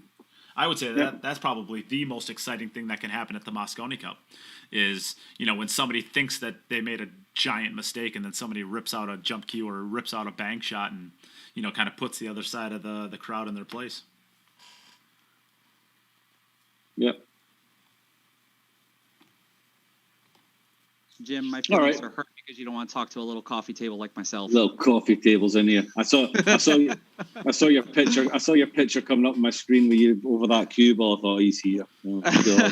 Well, I couldn't help it. I was listening to the topic at hand, and I wanted to try to weigh in on this subject here, because this is a conversation I've had with plenty of people about the jump cue and whether or not it should be banned. Just tell me I'm right, and then you can leave. Well, I do agree that they should not be banned at all, because the only argument that I've ever heard for most parts is how it makes the game easier. I mean, if that's the only argument that they want to stand by, all I can say is it's not a bad argument. It's just certainly an argument that I don't agree with, because the analogy that I always want to use is golf. How many golf clubs does a golfer need? Because every golf club serves a particular purpose. Like a sand wedge, you're going to want to use that when you're in the sand hazard. And then there's the pitching wedge, and then there's the putter, and then there's the driver, and then there's all the different irons. So the jump cue serves a very specific purpose in the game that has been deemed legal. So therefore, when you have an idea of whether or not you want to perform a jump shot, because you, like Jim said, you've practiced it, you've mastered it, and you're able to jump the cue ball when an object ball is only like 2 inches in front of you, versus if it's 1 inch in front of you and you can't do that, then you opt for a kick shot, because those are all the options. So simply put, if you want to take away a jump cue from a pool player, then I would say you probably should take away about 75% of the golf clubs from a golfer, because all those clubs make the game easier for a golfer. It allows you to get out of tight situations. You're not going to take a fairway wood and hit out of the straw at the Masters. Yeah, exactly. So, I mean, should you allow a should you allow a rescue club or something like that because it's only used basically when you got yourself in trouble? I don't know. It's something. It's a discussion that can be had. I just think it's I'm literally, my argument comes down to is if you're going to police it in some sort of way, where do you draw the line and how do you enforce the line and how do you make it's very difficult. So how do you make it so people can't stretch the rule in their favor? And they'll always find a way. They'll always find a way. Unless it's completely black or white, right? Either you can't use them or you can use them. And you can use them in every situation or you cannot use them in any situation. Well, Nate, you actually brought up a really interesting scenario that made me think about you said the pool player that has 2 playing cues, one cue with a soft tip because they use it for draw strokes, and another cue for like with a medium or hard tip just for I've literally play. seen that before. I've seen that before. So in the APA, you're not allowed to use jump cues. So therefore, that's just clearly stipulated in the rules. So if that's what it is and a player decides to play in the APA, then they just have to play by the rules, simply put. They do allow jump shots in the APA if you're using your playing cue, but you are allowed to use a breaking cue. So when you said that specific scenario, it made me wonder, well, then what classifies a breaking cue? Because if I went to the APA league with that exact scenario, would I be able to jump with the harder tipped cue because I deem both of them to be my playing cue? Well, here, let me jump in there. Or could you choose to break with your jump cue? Yeah, well, Jim, that's exactly what I was. So you can break with your jump cue, and then you can jump anytime you want with a jump cue. Hold on, Jim, because you know the Mad Apple streaming, right? You love, yeah. I mean, the guy who runs that, or the guy who owns the place, Kendall Cook, he actually has it's like a 60-inch break cue. And he uses it on every single one of his breaks, and it doubles as his break cue or his jump cue. He literally breaks the balls every single time with a cue that's the same length as the jump cue. And his son Mason, who's played in a lot of these events, used to as well. He's using a standard length cue now to break with, but he was using a jump cue length cue for probably 3 years to break the balls with every single time, and it would double as their jump cue as well. So then you can go into Lil Chris's argument with that. And there's a real situation with people that you actually know where that actually happened. And there's a gray area. I've been to the Texas State Open where I've seen people use the Predator Air 2 as a breaking cue. That's fun. And they also end up using it as their jump cue. Ooh. Yeah. Well, you could, but you could also turn around and say, okay, this is my break cue, and it's quite literally it's a jump cue. You know it's a jump cue. They say, no, I'm going to use this to break. You break one time, and you turn around and say, well, you know what, I'm going to play a softer break, so I'm going to use my playing cue to break. But you've still got your jump cue there that's officially your break cue, because there's no rule to say you can't break with your playing cue. There's no rule to say you can't break with your playing cue. Well, I think so. You can break with your playing cue and call your jump cue your break cue. Bingo. Well, there's that, but I think at least in the APA rules, I think it specifically says no specialty cues, and so what Nate was talking about is exactly. But what classifies a break cue? The phenolic tip, because if you take like a super hard tip or like a Samsara tip and put it on a playing cue, because you can play with something like that, just because you break with it doesn't mean that's your breaking cue. Because then change the tip to a soft tip and break with that. Does that make it your breaking cue? And now we're to the point where this is why I can't stand the idea of eliminating the jump cue only for self-inflicted things. I mean, it just doesn't work. There's too many gray areas, and they will be exploited because pool players exploit anything that they can for their advantage. And we've seen it all the time, especially in the U.S. So it's just not an option. In my opinion, it's just not an option. If they want to eliminate jump cues, they just need to come up with a flat reason. Whether or not pool players agree with it or not is another thing. But like I said, the major argument that I've only seen for this specific scenario is that it makes the game too easy. And I'm like, that's a terrible argument. No, that's the wrong argument, making it too easy. The argument that I've heard from some top pros is they feel that people are so good with the jump cue, and it's not that I'm not good with it and you're too good with it. They know themselves that they can also do it.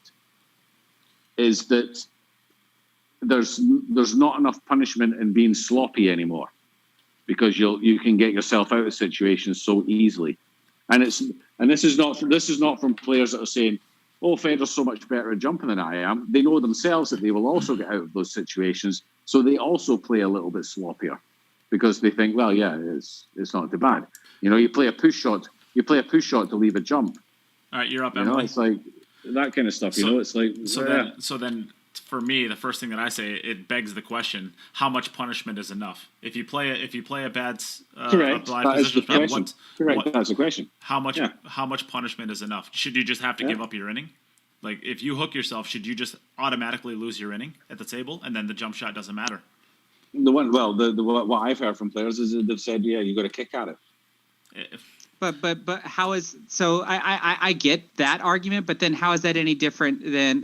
I think it becomes too subjective at that point, because if the argument is because of punishment, and so therefore jumping over a ball is less punishable than kicking at a ball, because what kind of percentage are you trying to argue?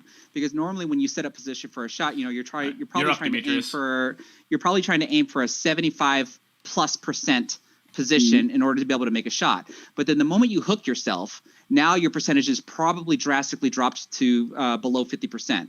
And so then you have a question of, well, if I jump the ball, I'm still roughly around 50%. But if I kick the ball in, I'm probably sitting somewhere between 30 to 45%.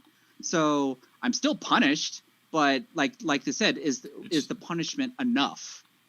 Yeah, and if your argument comes down to how much punishment should you deserve, it's I don't know, just seems like an argument that's it's for the birds at that point, because you're never going to get a consensus from anybody. No, correct. Of course not. No. Yeah. So I'm not saying one way is right, one way is wrong. I thought it would be a better discussion than cheese and sadness. Well, all I know is I still owe $8, and I need a chance to win that back at some point. Right. Well, I don't know how many racks we've got left in this match. Well, this is it. I think this is the last one. And this is the last rack. Yeah, unfortunately, I mean, it's just it's like Greek tragedy how fitting it seems to be for Emily to break try on her last rack. It just seems fitting with how much you've struggled. It just seems fitting with how much you've struggled with it today that you just have to finish with a dry. Unbelievable. I'll tell you what, the stock in Magic Racks is going to go up 800% after this. Right? Really good. I didn't realize there was a difference in Magic Racks, or that how old they were matter. Or maybe what I really should say is I think the turtle rack and the that's how it hung up. The turtle rack and the outsfield just went up 800%, I should say.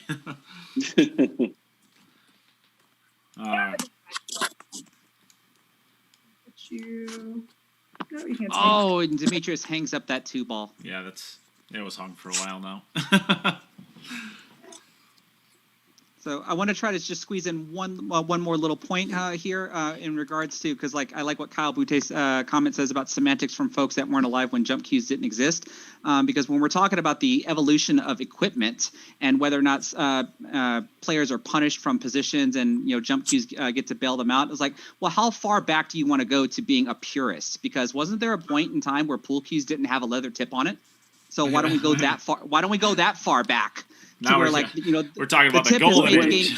When the balls weren't even round anyway. Yeah, exactly. So how far back do you want to go to being a purist, to saying this is the way the sport is supposed to go? Because now the equipment has made the game so much easier. We go back to 1994 exactly. That's how. Well, there you go. There you go. There's the answer. That's what all the answers. That's why I started playing. Everything up until then was evolution. Everything after that has been degeneration. But that's the final point that I want to make on the topic. It's a really fun topic to debate on, so long as it stays a debate and not actually turns into an argument. But I at least wanted to jump in on it. Well, who cares? Emily never argued. We don't care about. We don't care about us clowns. What do you think about jump cues, Emily? We care about your opinion. I used to kind of be a purist. I grew up, to age myself, but I've been playing for a long, long time. And I trained really hard to get really good at kicking and and be able to kick safe and control all these things. And the jump cues came along and it felt like cheating at first. But I think that they're great for the game. I think they're great for spectators. I think it's a very it's a skill set that's, really like one of the top skill sets. So I think that they should be a part of the game now. I just think that they bring more good than bad. So yeah, they're my favorite shot. They're your favorite shot. They're the only thing I'm good at. Because you can't play position and you can't kick. They're the only thing I'm good at. Now, I will say, I played in the World Pool Series, Darren Appleton's events in New York. And I did like that if you hooked yourself, you couldn't jump. But if somebody else hooked you, then you could. And I think you only got a limited number of jumps per match. Ew. That felt pretty cool. Well, there you go, Jim. That wasn't that one of your arguments? There you go. That's exactly what I said. If you hook yourself, kick out of it. All right. Okay. Well, it doesn't have to be like that. Jim, I think we just spent about an hour debating it, and you had conceded by the end of it. It was a bad idea. Because it was 2 against 1. Now it's 2 against 2. Oh, it was just you versus me. This was before. It was Chris 2 against 2, and she's more badass than both of you, so I'm taking her side. Well, at the end of the day, my argument is if it's because you said tournaments do different things. So if the tournament speculates a rule, you just follow the rule. I'm just suggesting that eliminating a piece of equipment altogether is a bad idea. Okay, absolutely. I'm gonna pull executive rules here, and I'm just gonna nip this one. So I'm gonna pull executive rule here, Demetrius. Yeah, it's a bit of a tough one there. You broke a perfect 24 for 24 in the VG10 2.0, and then today it kind of just you didn't break as bad as the first time, but you didn't really get an opportunity with the way your breaks were going to really be able to give yourself some scoring opportunities. Yeah, I think I broke about the way I normally break, which has gotten better. I think I gave myself, what was my final score this last set? Was it 5 racks? 5, yeah, 5 and 50. Yeah, 5 and 50. So I was trying to get to 5. I just wanted to beat the Ghost 5-4. But anyway, I feel like I got myself either 7 out of 9 or 6 out of 9. I've been practicing and keeping track, and I've been averaging about 7 out of 9 legal breaks that are wet. And I feel like that's pretty good. There's not a lot more room for improvement, and I don't strike them quite as well as like the elite players that are just hitting them perfect every time and going 8 for 9, 9 out of 9.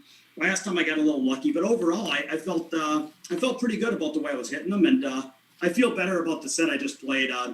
Playing the last one, I just had to come off that loss and basically being eliminated, and it wasn't a good spot. But I regrouped, and I just wanted to play a good set this set, and I feel like what I just did. I'll tell you what, beating the Ghost 5-4, playing 10 ball where you have to rate the balls when you dry break, it's tough, and I'm an underdog to get to 5. So I feel good I got to 5, and I put on a good shooting, Dimitri. Thank you very much. And you know what? For you, I wanted to just say, Emily, my first tournament, I basically broke dry 24 or 27 racks in a row and raked the balls and watched people run out on me. It was the most painful day of my life, but you know what? I've gotten better at the break, and now I'm able to break 7 out of 9 instead of 2 out of 9 or whatever it was before.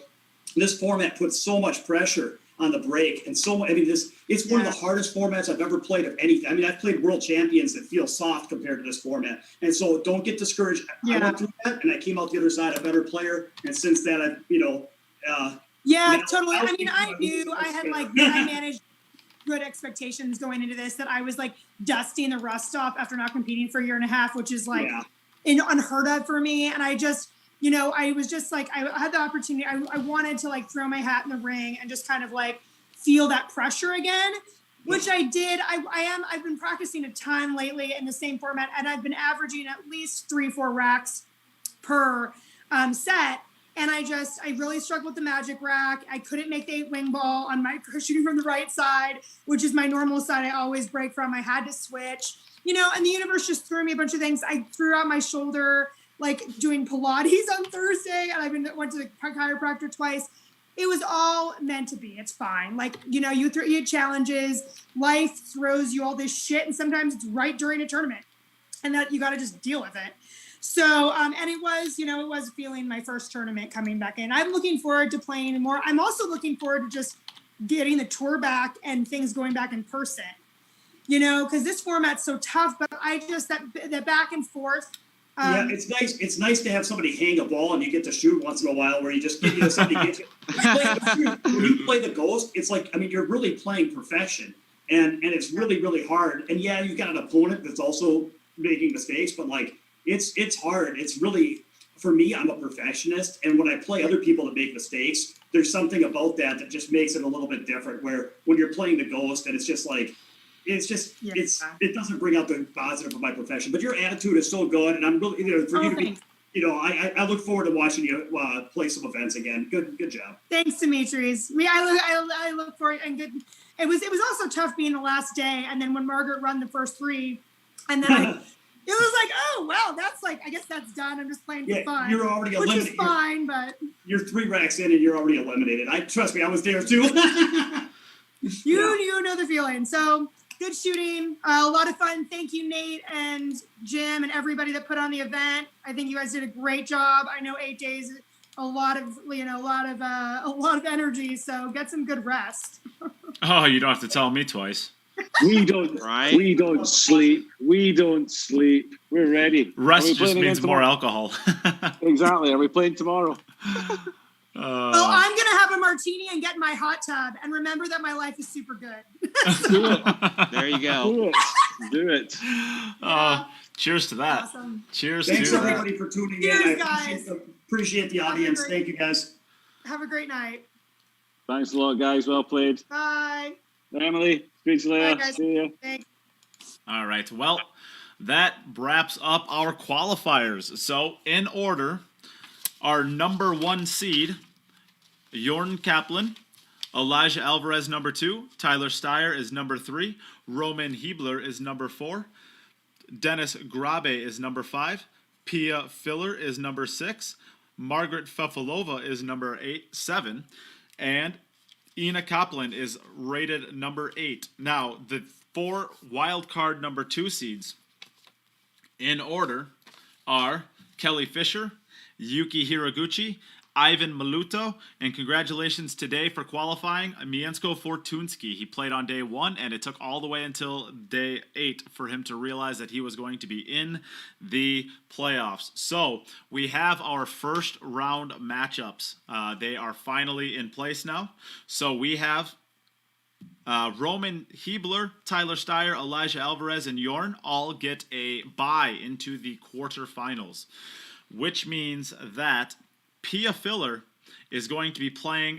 Dennis Grabe will be playing against Ivan Maluto.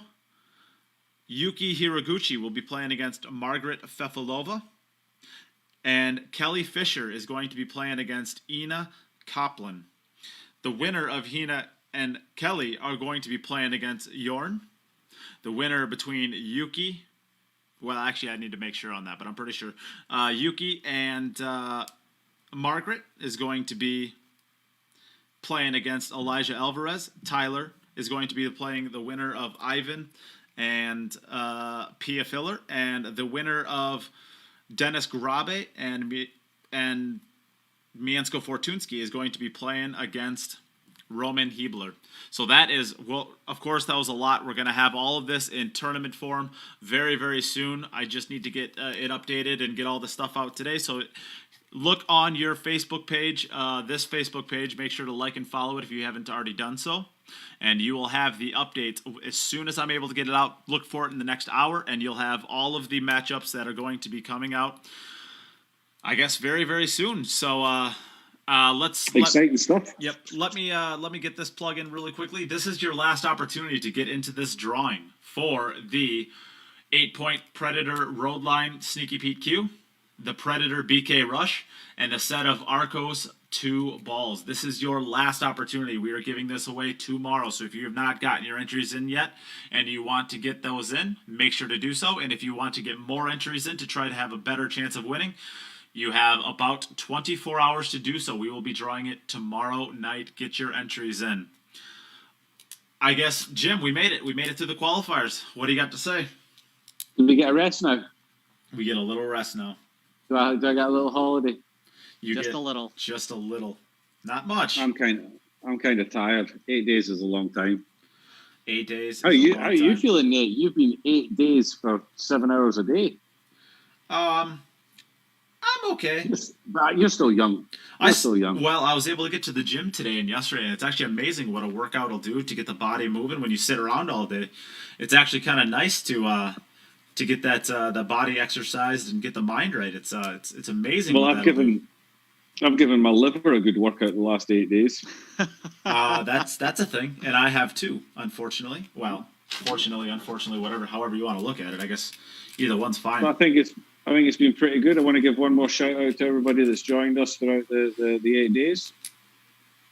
Keep checking on the Queue Up Facebook page for the dates for the next matches. We have a small break now of maybe a week or whatever. We'll get in touch with the players and make sure that everybody is. Yeah, that was what was planned, but maybe we get in touch with the players and just make sure that everybody's okay for the dates. We don't want any conflicts. We don't want anybody in any, with the whole COVID thing going on, things are changing quite rapidly in different countries throughout the world as to what's available for them to do and tournaments and stuff like that. So we don't want to make sure that we want to make sure that that nothing's happening within the next couple of days where one country, like for instance Netherlands, have just changed the rules again. It could be that tournaments open up, so let's make sure that we can get this tournament finished without blocking players from going and playing in tournaments that they'd rather be playing in. Yep. But we'll get that. We'll get that all put out to you. We'll make sure that you know whenever this is happening, and we look forward to receiving you once again on our live streams. And we'll see who goes home with the money. It's all about the money now, all about the Benjamins. How many Benjamins do you owe me now? Only 8. I'm doing better. 8. Got to get them Benjamins. Good. Thanks a lot, guys. Thanks, Lil Chris, for joining in. Pleasure to be here. Yep. All right, guys. Thank you very much. And get your entries in for the donations if you would like to try to win those cues. Other than that, here we go. Almost playoff time. Thank you, everybody, for tuning in. See you later. Take care, everybody.